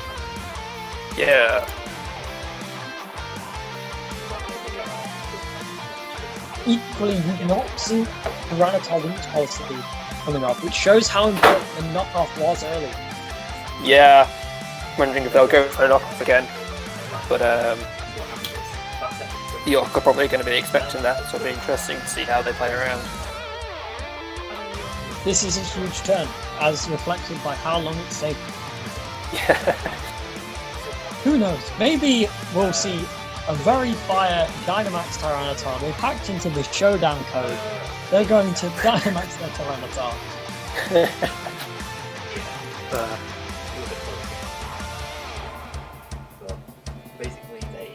Yeah, it's definitely one of the biggest differences between VGC and this is the Dynamaxing.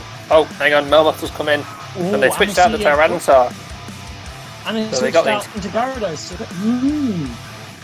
So Gyarados was Gyarados was able to avoid the Incineroar. Yeah, that's 3 switches.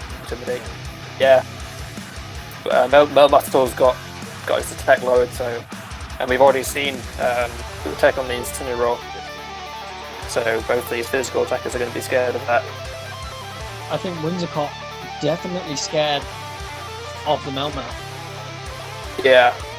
But equally, Gyarados probably will play around the taunt, so we'll see. I'm not 100% on how you will break the Gyarados, but we will see. Yeah, we got. I could definitely imagine seeing a Will-O-Wisp come out of this Incineroar, but also Fake Out, also still an option. Could see a Fake Out into the Gyarados, but equally to help bring something safely. But equally, yeah, I think both sides recognise the threats that are on the field. You know, Incineroar Whimsicott has been huge in previous games for York. Yeah. Melmetal was huge in the last game for Lancaster. Yeah. Melmetal, even intimidated with a lower attack, is still going to do a lot of damage. But equally, given that their win con last time was Melmetal, yeah, I could see them wanting to keep it safe. I think they'll switch, personally. Yeah, a switch or maybe a protect, something similar. They definitely want to keep it safe. Incineroar might come in. Yeah. I can see that happening. There's so many variables, obviously, especially when you've got 6 mons on a team versus 4. Yeah, VGC definitely, if you can figure out what they brought, that gives you an advantage. But here, they've got so many options to switch into, at least at the start of the game. And they switch out into their own Melmetal. Fake out onto there, and yeah, both of these Pokemon resist Iron Bash. Yeah, so get a bit of damage off, but obviously not much from Melmetal's huge defense. Also, the leftovers healing off a fair chunk. One quarter, of the damage just dealt has been. We've yet to see the full capability of this Melmetal. We've seen Body Press, we've seen Double Iron Bash, and we've seen Acid Armor. Acid Armor, yeah, they're missing a move. But honestly, Acid Armor Body Press is all you need.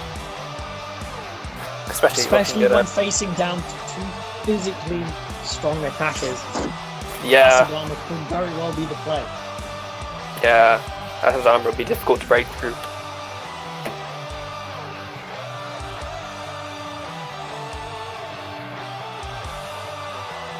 This has very much been a battle of stats. Yeah, I guess that we're going into a 3rd game as well. I'm wondering if we might see a Dragon Dance on the Gyarados, but I don't know if Dragon Dancing in front of the Melmetal is the right play, because I'm not sure it'll be able to break through. Yeah, so he could just go for us. Both sides know the risks. They know what's going on. You see the Incineroar come in. Yeah, lower the attack. Togekiss come in. Togekiss, yeah. Rotom. We see the Acid Armor. So we Acid have Armor. seen Will-O-Wisp from the Rotom before nerf the Melmetal. Yeah. Whether or not they go for Will-O-Wisp here is huge. But they may just want to get on the physical side. They may want to get an attack off because it's one of their few special attackers, Rotom. So they may want to get an attack off while they can. But with a Togekiss on the field, they got to be careful what they go for. Togekiss protect. Double protect. That's smart because they're double checking what the Rotom locks itself into. And they got into the Will-O-Wisp potentially. Yeah. I've officially verified the slot. not confirmed, but probably. But yeah, that's big. That's definitely a really nice move with the double protect. But that was so smart. Stalling out the fake out plus scouting the Rotom. That does put an interesting spin on Lancaster. Yeah, because with the Rotom stuff into Will-O-Wisp, I don't know whether they want to switch out or stick in and try and get a burn anyway. Because switching out could give them a loss. Oh no! Oh, that's huge. And the Dazzling Gleam is going to nerf the attack. Shot. If Melmetal has gone for Body Press on the Rotom slot, this could be massive. We saw that before the Body Press was doing 20% when burned. Meaning it does about 40% now. If they doubled the Rotom, this could be a massive turn. However, due to the fact the Body Press is super effective, it may well be Incineroar. That miss is massive. Yeah, they may be trying to get rid of Incineroar, so York could see a switch into something that resists at this point. But yeah. So sorry, Lancaster. That's what I meant to say. Lancaster could see. Or Gyarados, that's small. Yeah, Gyarados. Yeah, get up Acid another Armor! Intimidate. Acid Armor again. Melmetal's just a huge threat right now. I have a lot of respect for what's going on right now. That miss may make up for the miss clip earlier. We'll have to see. Yeah, that was... Melmetal's taking 0 damage now from the physical attack. This thing already like base what? 143 defense, I think. I think that's it. It's like HP and attack and defense are like all in the 140s or something. HP 135, attack and defense 143. It doesn't matter if you intimidate when you've got body press defense boost. Yeah. And the Rotom could go for another Will-O-Wisp, but we've already seen Protect. But we also have to remember that Togekiss could KO with Dazzling Gleam. Oh yeah, if it gets the crit off, which it's been getting plenty of so far. Which is, fair enough. Super luck. All that. But I'm interested to see what Gyarados will do here, because it's not going to touch that Melmetal, to be honest. I think the Gyarados switching was a thing to counteract the possible body press that we expected. Yeah, the resist. Which was a smart play, with the Acid Armor on top of that. Equally, with the Acid Armor boost, you're kind of cancelling out one burn. Yeah. But we'll see what happens now. I'm genuinely interested to see where this turn goes. Yeah, I'm not. There's just different things, so many different things they can do. We've only seen offensive moves from the Togekiss. We've not seen any. I don't think we ever saw a follow bee in any of the other games. So we've seen a Protect. But Protect. We've seen a Dazzling Gleam. Yeah, because follow me here would be really nice, but depends whether or not they're carrying it. And the biggest move we've seen on the Gyarados, we've seen Dragon Dance and Waterfall. But I wouldn't be surprised if it carries Power Whip for things like Gastrodon. Yeah, Power Whip's a big one. I don't think we'll have probably a ground move. I don't know. Yeah, I think it gets Earthquake, right? Yeah, but doubles is an interesting one, whether or not they carry Earthquake. Especially given the reduction in damage, and you don't want to lose. So, yeah, that's true. They switch out the Rotom. Switch into Togekiss. Dragon Dance on the Gyarados. Dazzling Gleam, double crit. Dazzling Gleam, double crit. Body press into the Gyarados. Body press into Gyarados. Oh no, that's not good for Lancaster. I've got to admit, I am interested to see how Lancaster brings this back.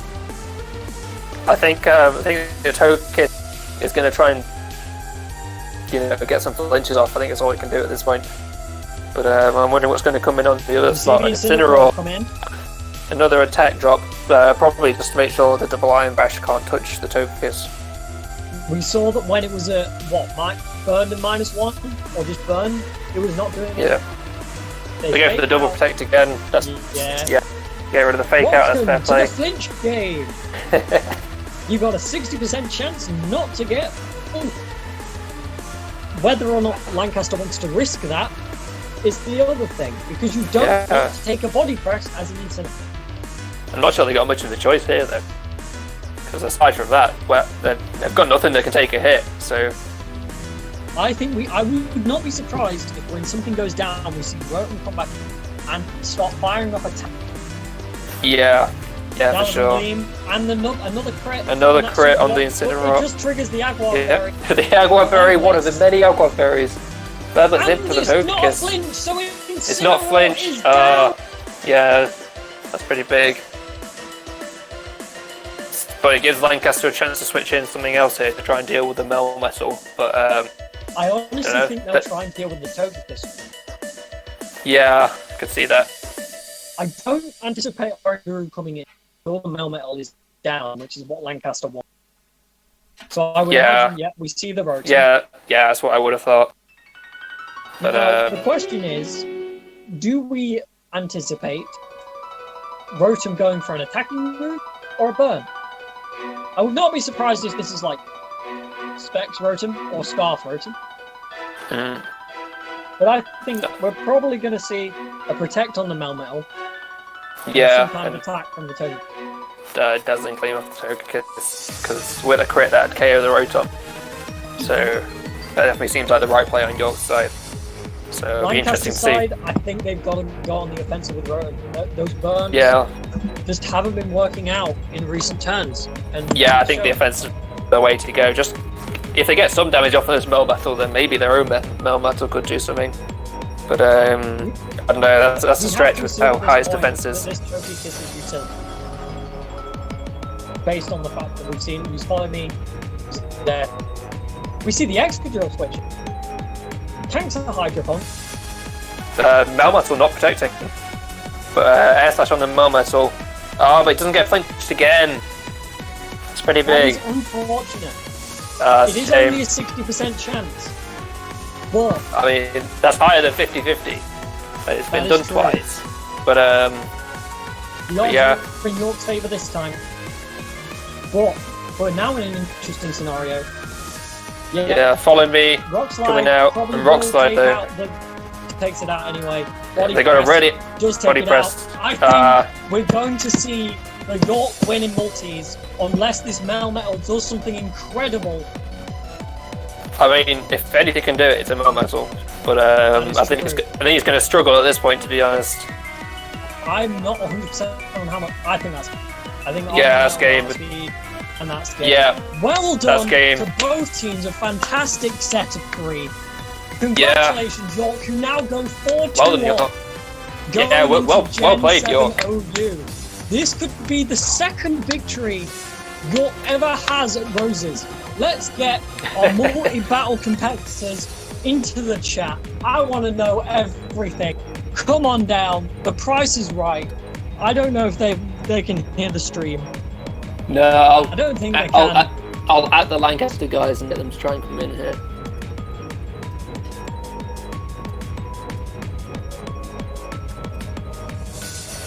That's huge.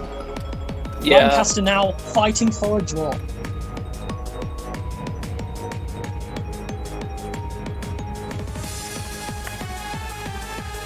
I'm going to just at the York people to see if they want to do an interview, if they're not already in here.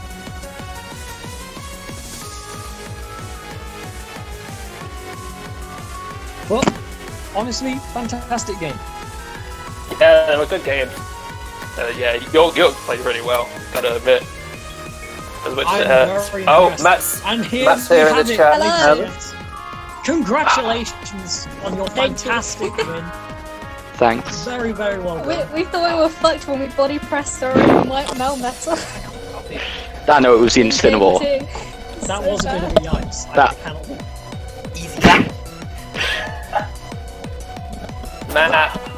That was Patrick. Sorry, he just wanted to. Oh yeah. I thought I heard Patrick's voice. Oh yeah. You guys just outplayed us throughout the beginning of both games. Jesus, well done, guys. Yeah, I got the second game when you killed Whimsicott, I was like, fuck. Let's not do that game 3, we'll be fine. I almost just forgot Incineroar had Flare Blitz game 3 and was like, yeah, let's just set up Tailwind with Whimsicott. And I was like, oh wait, no, hang on. Then that way Whimsicott dies and we lose. Yeah, and I was like, don't! It would have been insane. Don't do it again. No, you forgot 2. We only got to break out the tech once. No, I stopped you on the third game. The second game, we were like, oh. But the third game, you were going to tell me again. Yeah, I mean, Instruct Melmetal seems really good. Instruct Double Iron Bash. That was blowing my mind. I was like, we just never had the opportunity to get a Trick Room off safe, except for the one time we did. Yeah. Yeah. They're definitely torn on Whimsicott was. Yeah. Very good. Completely, yeah. And the fact you had weakness to Palsy on Tyranitar stopped us going for Hydro Pump so much. Yeah. Yeah. True. I forgot we had it because it didn't activate once. T-Swall's just so tanky. that I want to know is: was the Rotom scarfed or choiced? It was choiced. Specs, wasn't it? Yeah, it was. For sure. That was We didn't have 100% confirmation in the commentary. Yeah. None of us counted. In the third game, I was like, if they've been bluffing the whole time, that'd be insane. But I know. Yeah, and there was so many times we only scarfed it we only spexed it like last minute in the team change as well because otherwise we really struggled against bulk up Corviknight. And it didn't really get berry for the entire time through practice until that, and in the end it didn't matter. But another berry. You had so many berries. So many aqua berries. They're like good items, right? They are, but are you sponsored by them? Because you had a million. I've got berries. Them, are they good? You had like what, 3 or? Yeah. Well, we had 4 originally. But, Oh God. Why? I don't know. What else are you supposed to put on there? All it takes is one unnerved Mon and your team crumbles. Oh yeah, we should have brought in Unnerved Tutor with Moldbreak Extrill. That actually would have been much better thinking about it, because we could have high horsepowered the Rotom. Oh, here's my partner.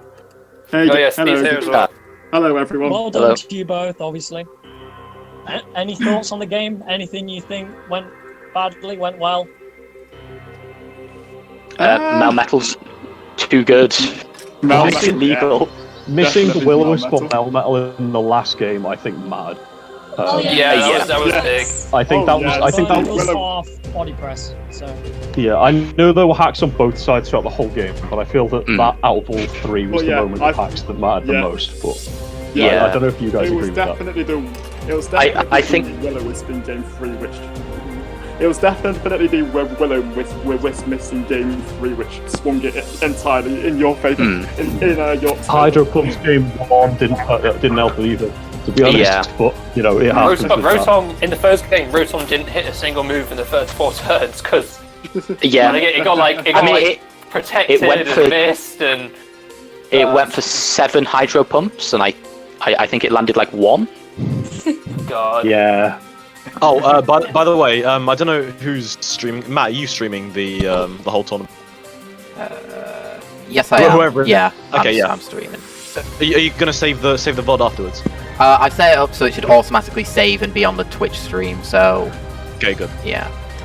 So yeah, this will all be recorded. Yusu and Lusu can get this, I suppose, and then put it on whatever highlight reels they want. Anyway, so what's going to happen is we're just getting set up for the Gen 7 OU. Because I'm streaming it, I'm just going to have to mute myself. I'll take the headset off so I won't be able to hear any commentary. And you shouldn't be able to see any of my sets or anything. So, apologies that this is going to be a bit jank, but, we'll get through. I'm going to get myself set up now. Alright. And I think that's it from us two as well. Unless you're commentating. No, I'm going now. I'll see you in the BGC, I guess. Hopefully it doesn't matter, because I don't want to shit. But for the final time of commentary, I'll see y'all later. Bye. Bye. Bye. I mean, I guess we leave now? Yeah, I guess us doubles people will also leave. Yes, it's time for Gen 7 OU indeed. Let's see if... Oh, have we got everyone in who needs to be in? Hello! Oh, that was a long game of doubles. Tell you what, it sure was. Ooh, I'm so good at this commentary. Don't worry, you just have to keep talking and not talk. Real easy. Just gotta keep talking. Just keep talking, just keep talking. If you are joining us right now, we are going into Gen 7 OU, which is starting up right about now. We have Matthew Shaw and... as he was referred to, the psychotic Mensa Master, Ben Cox.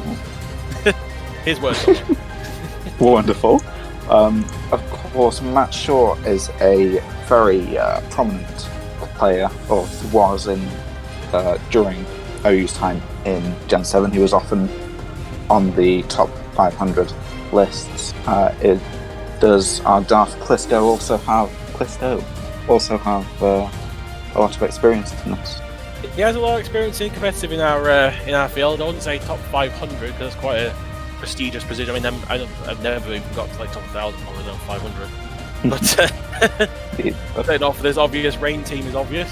Oh, definitely. Caliper and a Swampert out. I mean, ooh, But it's clearly gonna be a sandstorm team.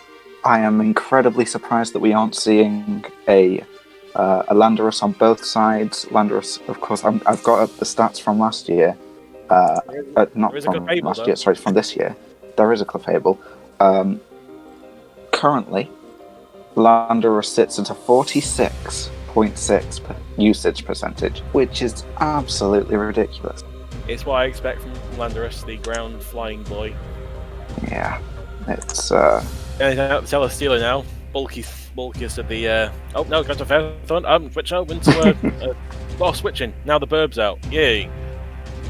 Oh, you bird. Have we got another? Oh, we've got another game where Lancaster have not got up their nicknames. No, I'm disappointed in that. Normally I see a lot of games on our side, but it's been a slow burner for you. Yeah. We'll hope that the VGC can win you back some prestige in that case. They've been an inverted Axel settle with a hurricane potentially with a rain team here. Yep, and that is Ferrothorn down with an all-out pummeling from the Burb. Swampert out though, this will be very strong in the rain. Double its speed. All the Z-moves back again. Oh, hello, Megas. Oh, that was a crit Mega Ice Punch as well. It was. So, still not doing too much to the Ferrothorn. Another very strong Mon. Oh, predicting the switch there. Very good predict. And now it's lost until it's rain again. And speed of rain back again. Yay! Matt saw that. He knew he wanted the Burb back in. This is either a free Hurricane or a free. Yeah. Free Hurricane. Oh, just surviving that. Getting the defog off as well. That was damn lucky. I have no idea what his EV spread on this is. That could be just incredibly lucky. I have no idea. I don't think I agree with the defog play though. That one spikes was not going to do much. It wasn't worth it, especially for something like Pelipper. Yeah. Really care about. Pelipper is the rain one. Pelipper gets that rain set up. If he doesn't have it, then he can't use Swampert as well. Yeah, that confusion look is unfortunate there. Yeah, very much so. But Celesteela, another very, very strong one. I mean, confusion is definitely way less harmful in the later generation. Absolutely. Like 30% chance now is going to hit. It's quite a bit better than it was back in the day. It'll be interesting to see what set we have on the Celesteela. Bring in a Toxic. The biggest walls, but that was unfortunate, missing the. Very unfortunate. I imagine this will be a subset if it's got the Toxic. Elite Seed, I'd think Substitute, Toxic, and then Protect. No, I think we've seen all those moves now. We have indeed, it's Flamethrower. Yeah, so it's not a subset this time, it's a Protect set. Yeah. Interesting. It's also one of the Pokemon that really can go in a lot of different directions because it's got equal bulk in its stats and also equal attack, mostly similar attack stats as well. So you can. Absolutely.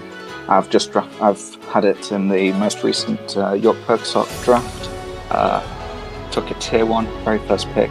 It can run so many different things. It can run it all offense. You can run it full stall with the substitute. You can run it balanced. It's a very, very strong Pokemon. Oh, was that good switching though? I do not think so. I would have kept Intel Steeler personally there. Maybe gone into Coke and go for a fear for a swap perhaps. I feel like there might be some panic going on here. Maybe. Oh, middle levitate user. Oh, but the prediction though, that was good. Ice Punch, that was very nice. Good prediction there. They take the hit or switch out and something that can take it. Yeah. I think probably something like Toxic might be the best bet here. Oh, to get the absolutely. Consider the the freeze. The That 10% freeze. freeze. God, wow. That puts a dampener on Matt's team. Because of course the earthquake can't come out too often if it's got 3 Pokemon. Instant thawing though. Not too bad. Oh, of course, because of Scald, yeah. Or burn in return. This generation generally particularly affects Coco as badly as it would in this generation if it was in nowadays.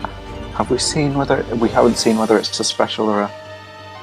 It's definitely a special. I think a lot of sets I've seen in Gen 7 you tend to run the dischargey kind of dazzling gleam special set as opposed to physical. Yeah, what hidden powder do you reckon that is? Maybe fire? Possibly. I mean, it was resisted, so it can't have been. It's probably maybe fire or maybe grass to get rid of ground types, perhaps. Well, it could be, yeah. Especially seeing Celesteela, who we're seeing now, doesn't have a Giga Drain on it. No. Go for the flamethrower for some reason. Perhaps predicting a switch, or perhaps just wanting to preserve the protect. Might be predicting a Ferrothorn switch, perhaps. Could be. So you're not getting burned at anything. As a matter of fact, the Celesteela just wins against the Toxapex as long as that burn doesn't come out. There's definitely still got that regenerator look though, which is very true. Valuable with Toxapex. Probably the only way to run Toxapex really, unless you want to run a really gimmicky poison merciless set, which I've never seen anyone do. Yeah, he's definitely aiming for the burn here. He's commented the water is cold in the chat. It's only like 70 degrees. It's not boiling yet. It's a very slow kettle. I'm getting our there we go. I'm getting Quagsire Dusclops vibes again. The stall. There's Clefable. I finally made an appearance. I didn't know that Clefable had much of an appearance in the Gen 7 OU scene. Obviously, with the Gen 8 OU, it's very much a prevalent threat, really. It's one of those Pokemon that has like 2 abilities that no matter which one, if it uses either one, it's really good. Yeah, very common this year with the teleport set. Definitely clearly unaware set. That did nothing to it even with the special defense boost. Yeah, definitely. Which is great. I got the special defense drop though, slightly. Bit annoying. Still doesn't matter due to the unaware not doing anything. And that is out. Surprised he kept the Clefable in there actually. I'm surprised I didn't go for a Moonlight there at that stage, honestly. I feel like it's probably a bit of a recognition that this game is very likely over soon. Possibly. And he's got 2. I mean, you're stuck with 2 Regenerator Mons out there. Absolutely. The Celesteela is out, and in comes the Swampert. I doubt Swampert has a Rain Dance, so it's very unlikely. If it was going to do anything, then it would have set up a Rain Dance at that point. Absolutely. Oh, the Hurricane missed that. Oh, getting rid of the Tornadus. That's pretty helpful at least. It would have been early on in the game, but that would have been a lot earlier. It just makes it a 5-0 instead of a 6-0. At this point, it's really a GG moment, I'd say, for the first match. Definitely, the GG has come out from Matt, and that's GG. So that was our first match then. Well done on both sides. Definitely was nothing more domination on the York side there. Yes, unlucky to Lancaster. There was very little they could do about it. I can definitely we can definitely say in these later matches that are in the hacks was definitely less fortunate. There's more cases. There seems to be a lot of panicking on the Lancaster side, it seems. I agree. There were a lot of rash decisions made in there. Particularly not healing. I know it's later in the game not healing Clefable, and also randomly switching and defogging with Pelipper early on rather than. Yeah, perhaps they were expecting a switch, but possibly. Good predictions overall, but it definitely could have turned out better. Oh, is that the next game up? No, it is not. No, I think so. The mouse on screen, which I find. You'll never. I haven't got the stream up because I don't want to. I should have the stream up, I've got the but I stream have up. too many. Let's see if I can get it up because I can't have it on my iPad. Twitch.tv. Let's see if I'm signed in. Oh, how lovely! It's already signed in. No, I'm not.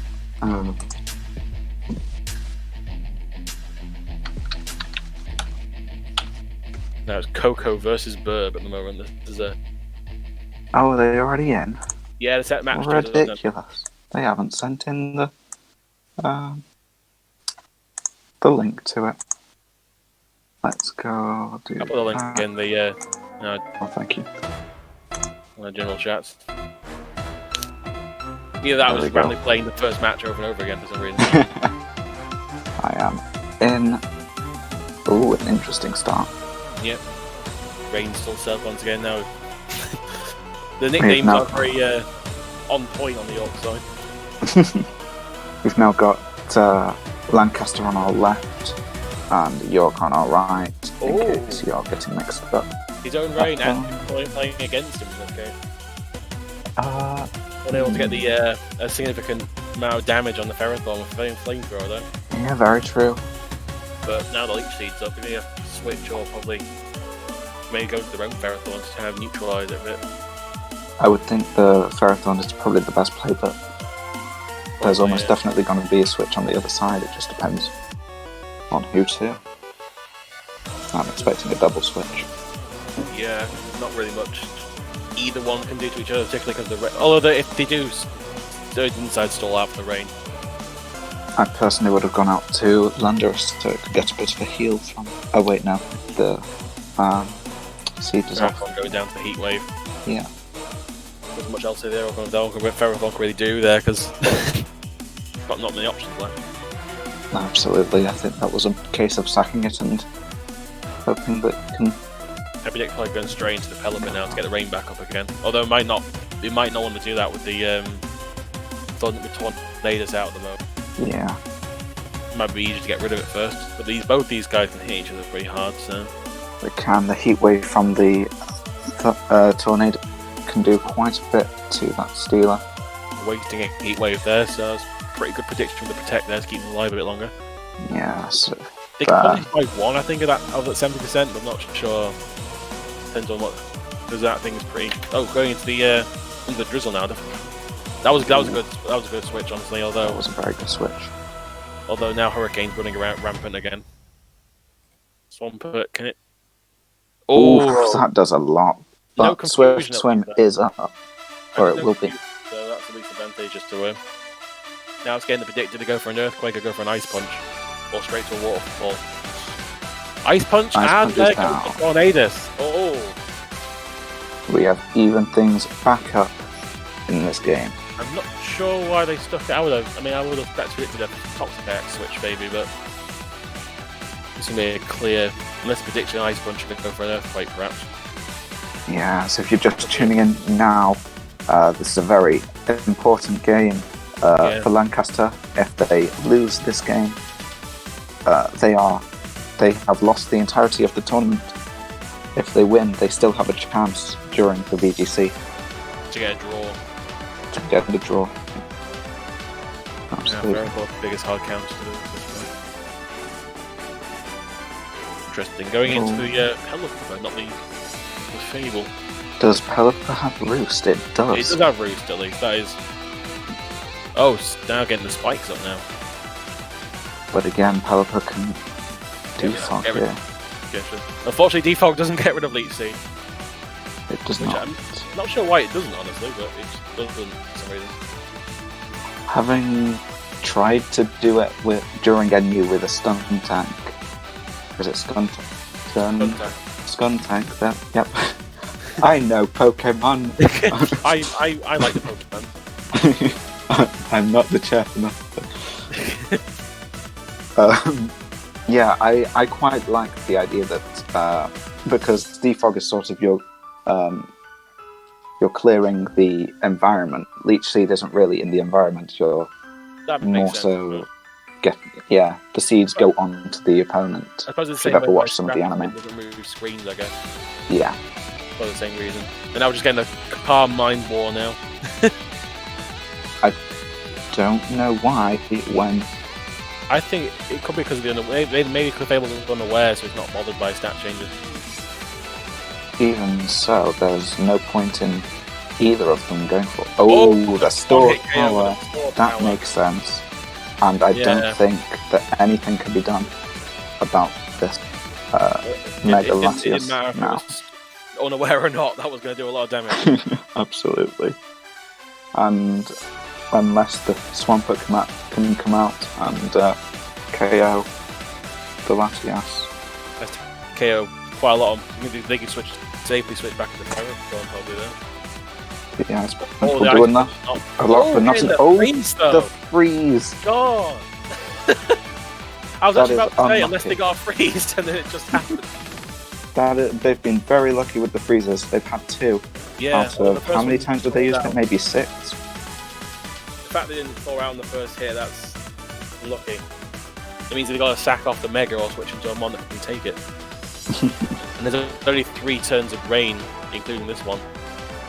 We've got a I- commenter I- saying, but it was so beautiful. It was beautiful, although unfortunately, yeah.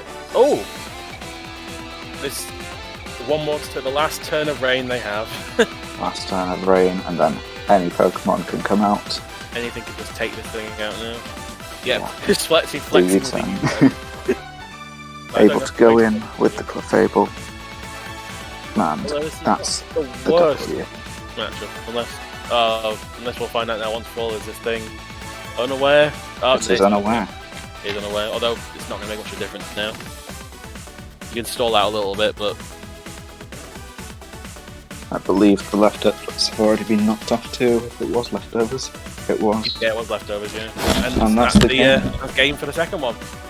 Ooh, let's see if we can get our players in for a bit of a chat. That was a good game. So that means now Lancaster cannot win, unfortunately. Let's go. The victory goes to York. Matt, Oh. you are the person who brings home the victory. Oh, I get the Ricky Martin card that I promised at the start. Let's go. Oh, you know, I'm gonna open it live on stream, okay? This is for you guys, okay? Hang on. Oh no, we don't get the joy of getting these Ricky Martin cards now. But I don't have the stream open. I don't. Oh no, I have to open it. It makes me wish I had like a camera set up, but you can hear it right here. Oh, okay, Yeah, that's fine. I'll be honest. For my opponent, that was a tough game because I had basically 2 anti-rain mons in Tornadus, which just really appreciates guaranteed hurricanes, and obviously Ferrothorn. Rain always struggles to beat Ferrothorn because it's the best way to beat Ferrothorn. You want a fire move, but obviously Rain halves the power of them fire moves. So it's very it's a very difficult one to do. The Cell Sealer was very annoying. Like, if I hadn't played around that right, that could have been game. Anyway, let's get the pack open. Do you think I will get La Vida Loca then? Oh, I very much hope you get La Vida Loca. Darth. I did get La Vida Loca. That's sad. I got Tell the us best what you're of Ricky thinking. though. Oh, the best of That's pretty good, in fact. Yeah. It's almost the best, apart from... It can go in my Ricky La Martin Vida Loca. binder. Hang on, where did I put it? Oh, here it is. right where I needed it, just on the table. But yeah, GG to my opponent. I might take a picture of this and just somehow try and get it on the stream, but If I managed to get 2 freezes with Ice Punch, that was pretty incredible. yeah, and also was the very Scalds was so cold that game. It was only about 73. Yeah, because that was my best way to deal with Cell Steel with that team, you know. It's a 10% chance, if I'm not mistaken. Yeah, 10% chance Yeah. and 30% chance for a Scald burn. And So no 30%, but 2 10%. Yeah, to be honest. Like, I got there eventually, but, you know, I think it took a tad too long. What can you Yeah. do? Anyway, Ben, tell us what you're thinking about it after this round. I don't know what to say. I tried to play my best, but evidently Matt managed to completely block my team. Yeah, if it makes you feel better, that team that I was using, I got to top 200 on the OU ladder back in the day with that stuff. Like, it's proven and tested. I know what I'm doing with it, you know. Yeah. So it's a solid mon. Like, put in a good fight and sort of like, I think with certain things, particularly with the way Celestial was played, it could have. There's chances it could have gone to like game 3, potentially gone either way. Yeah. Anyway. It was definitely a great set of matches though. Yeah, had a lot of fun playing it. I forgot how fun Gen 7 was, because a lot of Gen 8, you know, it's got its problems. But anyway, should we move on to the next event then? VGC. Absolutely, let's see if we can get Niall and who else is commentating? Yeah, for those of you who don't know Niall, Cron, he's quite well known within sort of VGC communities. I believe, is it top 16 or top 32 he got at UK Nationals? I'm afraid I don't know. You'll have to ask when he gets in. Yeah, he's here now. Oh, yeah. Yeah, hey Niall, just give yourself a bit of an introduction for those who don't know who you are. Well, yeah, I was in Pokemon Society like 7 years ago. Yeah. Can you hear me? Maybe you want to say a bit about your history within VGC? Oh, hang on, are we having technical difficulties? Potentially. Yeah, I left my stream open. Oh. Yeah, so I went to, Pokésoc. I started Pokésoc like 7 years ago, and then I was a good VGC player for a while, and now I'm a OK judge. That's about everything I have. Yeah. And we have Phil popping in. Hello. Hello. Oh wait, that's all been. Yeah. Okay. Yeah, I played against Phil twice, and he's beaten me both times, so he's probably a better VGC player. Very good. I reckon I'm gonna hop out. Enjoy VGC. I'll get them started for you. Well, I guess I hope then. Bye. Yeah. Okay.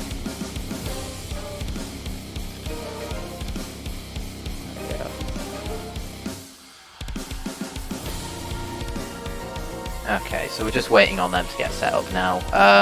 Yeah. Obviously, Lewis, I'm not sure how this goes, because this could really go either way. Because Lewis has been getting a lot of help from Benster. Yeah. Yeah, and I think Ben's has been doing quite well this season. Correct me if I'm wrong. He usually does well. Yeah. Yeah. I think he got the top 10. He's qualified for Worlds already, so... Or what would have been Worlds. Yeah. Very unfortunate, I suppose. We'll see if we can get their game up now. Yep, there we are. VGC 2020. I'll leave you guys to it because you know significantly more than I do. Well, that's a set of teams.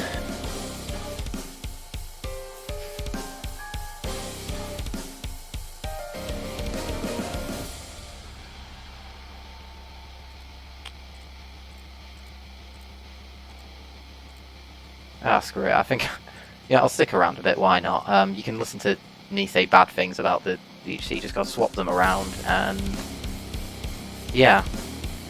Lewis was saying he thought there was going to be a lot of pressure on this, but it's I the think last one. yeah, with this being the last one and all, but it being I assume this will be a fight for Lancaster to reclaim its dignity, so to speak. Okay, very similar teams there, really. Both going for the solar power Charizard, with triple options, presumably.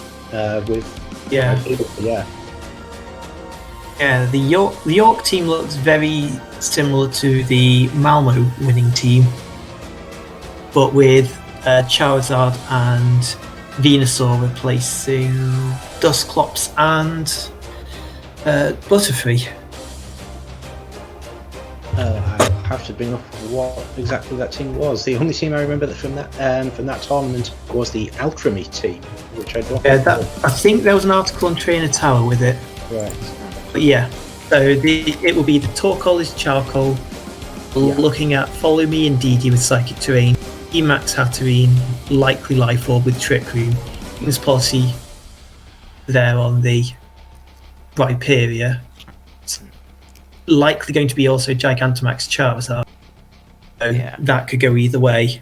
Yeah. And the Venusaur is probably, looking at the team, it's going to be Sash with Sleep Powder. Yeah.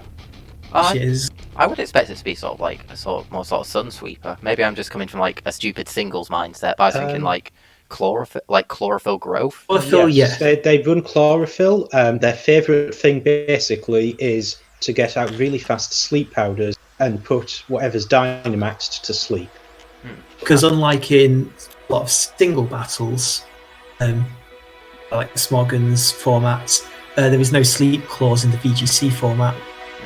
So you can put all 4 of your opponent's Pokemon to sleep, and that's really it. Yeah. So we see it coming out now. So we do see the Psychic Seed, which looks like that this team is based off the Malmo winning team. So... yeah. So obviously Hatterene and Indeedee is sort of solid pair, I suppose. Very bulky mons. I think both sides here benefit from the tailwind, so they've got to think carefully about whether they actually want to set it. Okay, that is a very... although that's the loss of the Hatterene, pretty much, and the loss of the Charizard, I don't think Trick Room's coming up this game. Yeah. I think Hatterene's very lucky to hang on there, and getting rid of the Charizard is huge, because when Charizard does Gigantamax, usually just one-shots anything it feels like. Especially under Sun with the... okay, that's going to be interesting. Rhyperior is probably not going to Dynamax here, just because the Indeedee's around. Well, the Charizard already Gigantamax. Yes, I forget. But that means this Hatterene is going to be slower than this Rhyperior anyway. Yeah. So we are going to probably see the loss of the Hatterene, and I'd really be expecting Indeedee to just go Psychic into the Rhyperior. Yeah, that makes sense. Gets into the range to... Oh, that was a strange decision there. Both go for double targeting moves. So we ended up with a mirror match here. Did you look at that? Yeah. I'm not sure either of them could be going for strange speed EVs, or we could just be going for a lot of speed ties here. It's likely going to be, if you're both players, you're going to probably either Rock Slide or High Horsepower the opponent's Torkoal and Solar Beam the opponent's Rhyperior. Yeah. Yes. The Eruption was quite a greedy play on Lancaster's part in the last turn, because if Psychic hit, Eruption's power is based off your current HP. Yeah. So you would have seen... Ooh! That was nice. If we get the Solar Beam here, okay, this could go either way then. That is going to be... there we go. That's all the items figured out for York's 4 Pokemon, but... Yeah. Rockcracker was an interesting one. Yeah, I'm not sure if Stomping Tantrum would have got the KO there or not. Rockcracker made sure they definitely did. It's here. A horsepower, not Stomping Tantrum. So... Yeah. Yeah. Dusclops, even though it's 2v1, and Dusclops doesn't have any offensive pressure, this is going to take a while for either of them to be able to knock each other out here, especially if the Dusclops has pain split. Since Rhyperior is faster, the Rockcracker just takes the knockout. That was game 1. Okay, that was... Yeah. One to Lancaster. This is a lot faster than Smogon metagames. Yeah. Yes. That was 5 turns, compared to like the 60 of NU. Yeah. VGC is a lot faster paced, especially with the fact they also have Dynamaxing enabled, so that can cause a lot of knockouts. Yeah, that means a lot of defensive Pokemon, they just can't really hold up against the sheer power. So looking at what changes they'd make for the next game, I'm very see a Venus. We didn't see a Venusaur from either of them last game, did we? No. I would be thinking that maybe Charizard Torkoal lead with Venusaur Viperia in the back. Yeah. Would it not be worth one of them leading with the Venusaur to like counteract if either of them go for the Charizard sort of turn one? Venusaur plus Indeedee is actually not a bad shout for a lot, for the most part. Then got redirection with your sleep powder Pokemon. Yeah. It is, and because it's got Sash, it's unlikely going to be knocked out. It's Lancaster doesn't actually have a redirector on their team. And in this case, I think Charizard is probably the better. It's unusual, we don't have a Togekiss or an Incineroar on either of these teams. Oh yeah. Incineroar. Oh, this isn't VGC 2020. Actually, Incineroar's been not as high usage as it used to be. Yes. Mainly because you've got stronger fire Charizard format. Yes. Yeah. And Togekiss, Togekiss, surprising not to see it, but in this it's better due to it being slower and providing the psychic terrain for this Hatterene. To be honest, if I was Lancaster, I'd be quite scared here. While Trick Room could be something they bring out, I think when your opponent has Torkoal on the field, you definitely don't want them to be in Trick Room. That's a big one. That's a big brain play. Should we say that? Yeah, although that is a threatening Venusaur. Maxus, followed by hang on as well. But I know and we see the focus slash as well. Yeah. Torkoal really appreciates special attack boost. Yikes! Ooh. I think this will be a 3-turn game, to be honest. Yikes! Thinking this Venusaur is probably going to hit the. Yeah, I mean, even through that is a lot of damage. If you've lost your Trick I think we could see another eruption. Yeah. Yeah. So then it's into Viperia. Solar Beam. This that's got Solar Beam. Yeah. Ooh. Okay, going into game 3 then. Yeah, that was a quick game. These have been particularly fast. Yeah, I mean, I was very surprised with the turn 1 game. Here we are, game 3. Yeah. There we are. Yeah, that was 4 turns, yikes. Yeah, game 1. Mega Volt, not Dynamaxing, or even going for Trick Room. That was tough, and I actually think that the play to go for them into the Venusaur slot was a bad one. Mainly due to the fact Hatterene, which a lot of people forget, if you don't play singles a lot, it gets Magic Bounce as its hidden ability. Yeah. So it isn't. So it wasn't really a threat to be sleep powdered. Yeah. Would you ever run anything on it that isn't Magic Bounce? But it pales in comparison to the utility Magic Bounce gives you. you reflect Encore, Taunt, Sleep Powder, the usual stuff that you'd see that Trick Room is. But the other abilities, Healer and Anticipation, neither of which are really single. Yeah. With VGC being best of 3, Dissipation really isn't a help. Yeah. Ooh. Okay, so very sunny That's here. a good lead for York, I think.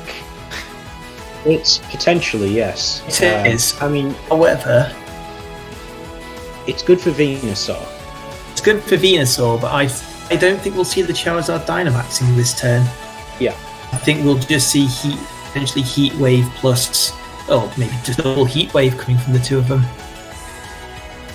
And it's possible I wouldn't be surprised to see a Protect from the Charizard, because just the direct Sleep Powder into Charizard is so obvious here. The thing is that because Charizard's a Dynamax attacker, there we go, into Venusaur, that's not bad. It's a revolving door of Pokemon. Ooh. Okay, good. Oh. Good fix there. That's a phrase I haven't heard in, what's that? Pokemon Stadium. 6-7 years? Yeah. Ooh. Oh, wait, what are the other classic Pokemon Stadium ones? That wasn't Stadium, that was Worlds. Oh. Oh no, the commentator at Worlds quoted it from Pokemon Stadium. Did he? Yeah. But anyway, on topic, the Indeedee here could potentially get some good damage against that Venusaur. The thing is, I don't think the Venus. I think at this point, York's Venusaur is likely going to go for this. It's probably going to target down the Lancaster Venusaur. However, I expect to see a Sleep Powder come out from Lancaster's Venusaur into the Indeedee. Yes. And then everyone crosses their fingers. Not the Charizard. Oh. Two big Venusaur choice. Yeah. Okay. Ooh, that's trying to get that pick up, but didn't work out. That's going to hurt, because now Orc's Venusaur, while Sludge Bomb may give the special attack buff, as we've seen from Lancaster, is one of the few moves that doesn't get a massive increase in power compared to other types. Yeah. I doesn't even kill the. Oh. That is shocking. Charizard might get them both with Heat Wave. Yeah. Oh. Might just. No, it's not living. But that Venusaur is now going to be very, very scary.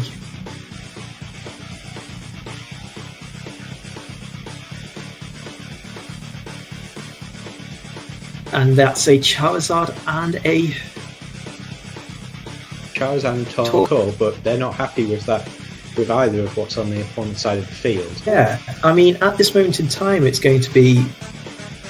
We've seen that a Helping Hand boosted Max Ooze doesn't knock out a Charizard.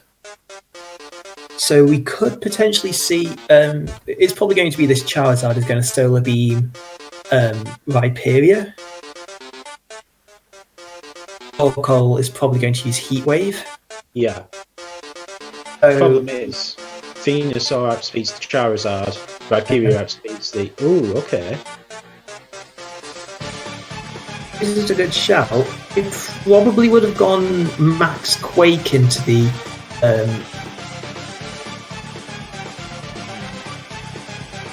Is the double protect play here? No, from York, potentially double protect is. Caster, I would actually switch out the Rhyperior for Torkoal. Yeah. Okay. Main reason for that was that Sun wouldn't be up, so that if York wanted to use Solar Beam, they'd have to wait the full 2 turns for Rhyperior. Yeah. To get hit. Then Rhyperior. Just the Venusaur having that sash seals up the game anyway there. Yeah. saw the last game as well, but yeah. That was a 2-1 to Lancaster. 2-1 to Lancaster. Yeah, that was a good game. I mean, that's the end of the Roses 2020. Yeah. Yeah. So, yeah, good game to everybody involved. Yeah. And I don't know where we go from here, you know. Oh, it's weird. Probably get everybody into chat just to talk about. But first of all, let's. How about this? We invite the chairs to come in first. So we can get the chairs. Well, I would have thought the battle. Oh, sorry, yeah. Yeah. Sorry, yeah. If we get the VGC place in, obviously. Sorry, my brain's because we've been doing this for 5 hours. Oh. Yeah, only 20 minutes of it was VGC. Yeah. Sounds exactly like the. Mine didn't take too long. I don't know how long OU was, but it wasn't as long as the others. Like, on my OU at least. So this was reminiscent of the first year where OU took was it an hour for the first game? Yeah. Then VGC Earthquake Venusaur. Yes. Yeah, you can tell how old Phil and I are that we can remember our first Roses. Okay. Wait, what's the name of the Lancaster player, just so I can ping them? They're both in the general chat. Oh, Broken Noodles, yeah. Yeah. Just pop into the general chat and tell them to over. Yeah. Well, hopefully they didn't ping. Yeah, I'd love to hear what they have to say, but. Oh. Yeah. Hi. So that happened. What was the fucking Charizard spread? I'm so confused. What was that? I was so certain that a helping-handed Max Ooze would kill a Charizard on Dynamax, and yet it didn't. I'm so confused. Oh, Max Ooze is weak though. That's the thing. It's base 90. Base 90. Yeah. No, Yeah, it's base 90. I thought it was 90. The poison and fighting types cap at 90 because they're the ones that increase your attacking power. Poison caps 100 with I think it's Meteor Strike on Surf-Edged.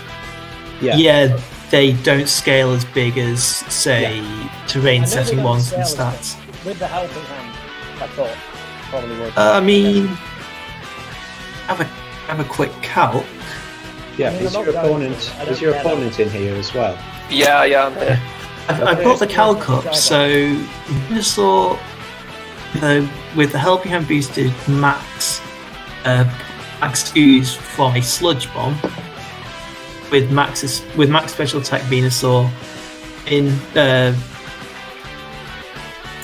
no defenses on the Charizard, and you end up with 79 to 94% even with the helping hand. So it doesn't get it anywhere. I mean, I didn't count because it's VGC. Yeah. Max Ooze would have been 90 base power, yeah. Yeah, Venusaur does only have 100 special attack, so it isn't really the strongest thing in the metagame. And Charizard isn't that frail of a Pokemon, to be honest. It's very balanced, really. Yeah, 78 HP, 85 special defense, so yeah. I made the wrong call. We still won. Yeah, I think those were overall quite close games. I think you had very similar teams as well. I'm not sure if they had speed ties. Both Trick Room, Stroke, Sun. Yeah. But then you had the Indeedee, and I had the Gastrodon, which was useless, and then obviously the Hatterene. Game 2 where I changed my mind, which just fun. Because I was going to originally target the draw call. I saw that, and it was quite confusing why you targeted the Venusaur rather than the Torkoal, especially when you have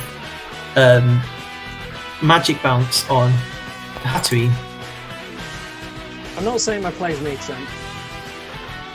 Well, everything makes sense in the heat of the moment. Yeah. It's an interesting play, which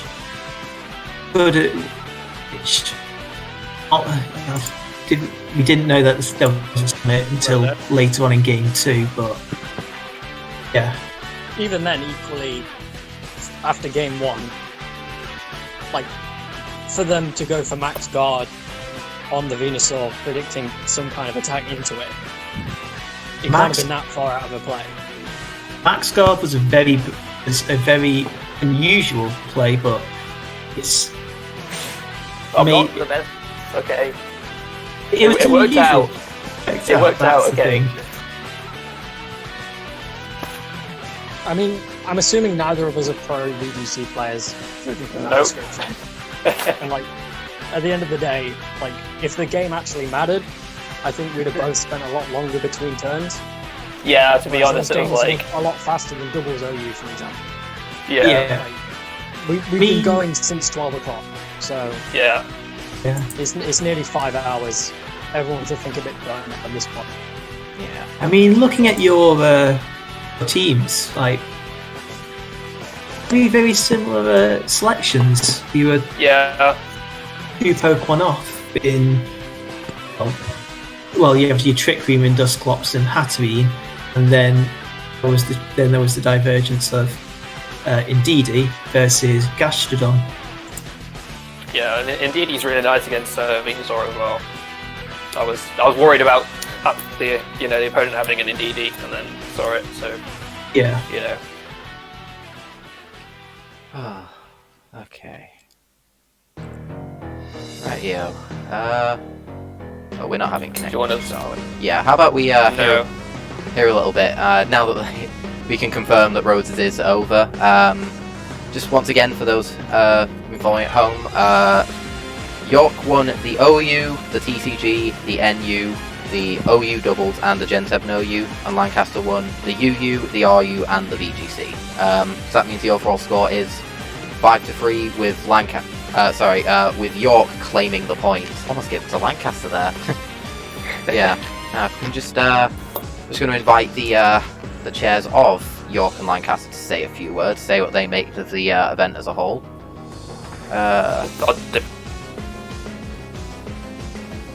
Yeah. Hello. Are you there? Hello. Yeah. Wonderful. This is, sorry, my brain. Wait, not Ben. Michael? James, sorry. 5 hours of this just stuff for your brain. Yeah, what do you... 5-3, what do you make of it then? We tried hard, admittedly. We... there was this whole overall Roses was definitely had some reliance on some bad luck to a degree. Not blaming it for entirely, but it was part of the game. It happens. Yeah. I want to say that a lot of us all of us did really well here. I can't ask enough from my society, really. It all just went. It was all really good. Yeah. Honestly, overall, it was great. We may have lost 5-3, but we pretty happy with how that did. And considering some of our teams were kind of last moment and stuff, yeah, some exceeding the expectations. Like particularly my team, I know Ben's team also was quite quick as well. A lot of our teams weren't immediately there, but we still managed to hold the fight to a degree. So I can't really complain how we did. We did well. Yeah. Dom, you want to say something? This is Dom, York's chair. Hello. I didn't realise that the NU battle was a chair v chair. Oh. It was indeed. I'd like to say I think we've all done a massively impressive job getting this all sorted together with all of the struggles happening on in the world right now. We've had a good competition here, friendly rivalry between the two societies, strong as ever, and York has come out on top this time. It could have been very different another day, but we're delighted with the victory. So where do you guys think you're going to focus on next year for sort of where you're going to improve from, what events you want to look into more, and maybe what events you hope to see next year? Well, I'm sure we'll see a return to Smash as long as we're live, as we're in person, because that's often a much requested event. Considering our VGC player is likely to be leaving us this year, I reckon we'll be trying to see if we can get another person in on that level. As for the rest, we don't have many people leaving. We've got a very strong core group in this year's society, and we hope to improve upon it even more next year. Yeah. What about you, James? What do you think? Any areas where you're looking to improve, or any formats you'd want to see next year? Well, I want to echo definitely about Smash. That's definitely one we want to. We have a decent amount. We have when it comes to the tryout, Smash is the one we have like the most people trying out for because it's very accessible in a way. Yeah. One thing definitely, we do have a few people leaving this year due to ending a masters or ending PhD or whatever, and they're not able to carry on. So we'll have a few people missing from next year, but we want to also try and. One thing we're doing outside is potentially introducing have sort of like competitive workshops when we go back to uni, like fortnightly. Just kind of like teach me more about competitive and see how it goes. So honestly, you had me at Fortnite. Yeah, you don't even need to do Pokemon now. You just play Fortnite, and then you'll be able to win. Because as soon as you make the L, you just put the L on your head, you do the dance, and then we've lost. Yeah. Definitely, in the spirit of of our last match for DGC today, we'll definitely come back with better. We'll be coming back more stonk with more honk. That's what we're definitely. Excellent way to put it. I guess you can say that. I'm trying to think. There's anything else. We'll see if there's anyone on Discord. Does anyone else want to have some words to say before we end off the stream? Lancaster bad, York good. Peace out. Well, it was said on stream. I'd like to say thank you to Lewis for being such a good Prezi. We've got both victories under the fusing Pegasus, and we could not be more proud. We're sad to see him go. I've heard some disturbing information. Was it about Fortnite? Yes. James, we've taken the we've taken the executive decision to VNC you before any mistakes like this are made. we cannot reduce our Pokemon society to Fortnite. We want to. Sorry, your days are numbered. Yeah. Well, why was that suggested? What? I didn't mention. Oh no! I won't accuse you of that. Don't worry. I'm looking at the York people. Why would one of you people? Suggest... We didn't say it. We didn't suggest it. I didn't technically suggest Fortnite either. Oh right, okay. Oh, but Phil, how does it feel that I get to talk smack for a year now? I said fortnightly, not Fortnite. No, you said every fortnight. I spell it N-I-G-H-T. I don't spell it I-T-E. Common mistake. So what are you going to say, Matt? How does it feel that I now get to talk smack to you for another year? Well, I mean, this wasn't official, so... Oh, yeah. Oh, you got excuse, Phil, yeah. Oh, yeah, no, I'm... Anyway, the reason why we lost is that you didn't have me playing Smash, because Smash wasn't on, so... Yeah, we would have loved to have Smash, but Smash Online, But to be fair, since York Smash wasn't doing a thing, we would have got, we were trying to get the top York people in here. I think they're still in the Discord, in the stream, Yeah, but that's not in the true Pokemon... That's not the true Pokemon spirit. Oh no, get your Pokemon players, not your Smash players. Hey, Fish, the top Smash person in York, he's a TCG player, I'll have you know. He's involved in the community. He's okay. Yeah, he's also way better than me at TCG, so, it's not much to boast, but it's something. It's always a tough time, Roses, for me, because, I'm from Lancaster University, I love it. York's my favourite city in England. So it's always tough for me. It is. To be honest, York is quite a nice city. It's so beautiful. I go there almost every year, and it's just sad that I have to face it every year. Yeah, see, I'm the exact opposite. Because I'm in York. York's lovely and all, but I'm born in Lancashire. My heart's there, and so it's a tough time. I win either way, which is a great plus, but it's been a. I'll never stop me supporting Lancaster. I'm in Roses and yay Lancaster, and it's we go to York afterwards. Cool, yay Lancaster. But I still love this. I love both. I'm willing to admit that I love York, but I love I'm still Lancaster at heart, so. I'm beginning to think I might be bad luck for the society because ever since I've arrived, we've always just we've lost all the roses. Oh, that's funny because ever since I arrived, we've always won. A bit of both then. Yeah. Just the what do we call that? The film Matt effect. Yeah. We have it's a dyad. The two of us both going to different universities as like courses. All right. I think terrible like rift. Yeah. All right. I think this is probably a good point to end the stream. It's getting to tea time, so unless anyone else wants to say anything while they're on stream, Lewis. Oh, I didn't even know we're on stream. Wow. Okay. Oh yeah, we're still streaming. Does anyone want to plug anything? I just thought you were still having a conversation. If you are not currently in a Pokemon society, and you're at Lancaster or York University, with is Lancaster's free? York is free. You don't even have to pay to join. We welcome everyone, and we're £3 membership, so it's ooh, that's steep. It won't break the bank. Ooh, that's.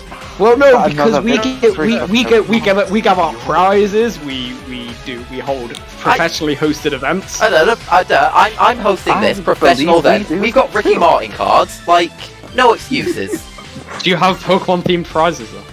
Ricky Martin cards. Do you have really terrible, evil looking knockoff Pokemon figures from Amazon? I've got knockoff Pokemon cards. 6 Zacian V's if anyone wants. Yeah. We also have badges. Also, York Pokésoc don't have the fun game, so that makes us a lot better. Ooh. It's basically just Pokemon D&D, but with a PowerPoint and like a story that we just come up with ourselves, and it's usually you like mean Dom's very odd. I'm sorry to say that we've already been doing that. Do you actually have something like that as well? Yeah. Oh, we've been doing it for years. Apparently. Yeah, our chair's like big up in the D&D society, so we're one of you there as well. We're D&D society, so I run a Pokemon D&D, and within the Pokemon society, I run a sort of your own adventure storyline kind of thing. Once again, proving which is a very fun event. Ours is still better.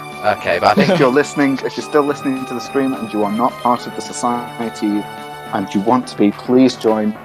Like I say, £3 or completely free going to York, and it's a blast. You get tons of new friends, tons of exciting things happening all the time.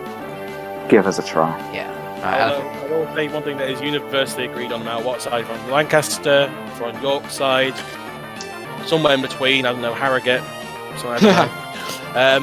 Lancaster Students' Union sucks. They're awful. They're going to be listening to these highlights, you know. I'll be sure to tag that who one cares? up. Who cares? I'm exiting the exec at this point. I don't care Oh, what they say. But genius. Okay, right. I think we're going to go ahead and end the stream there then. Yeah, go for it. Yeah. On that bombshell. On that bombshell, it's time to end. Thank you so much for watching. Good night.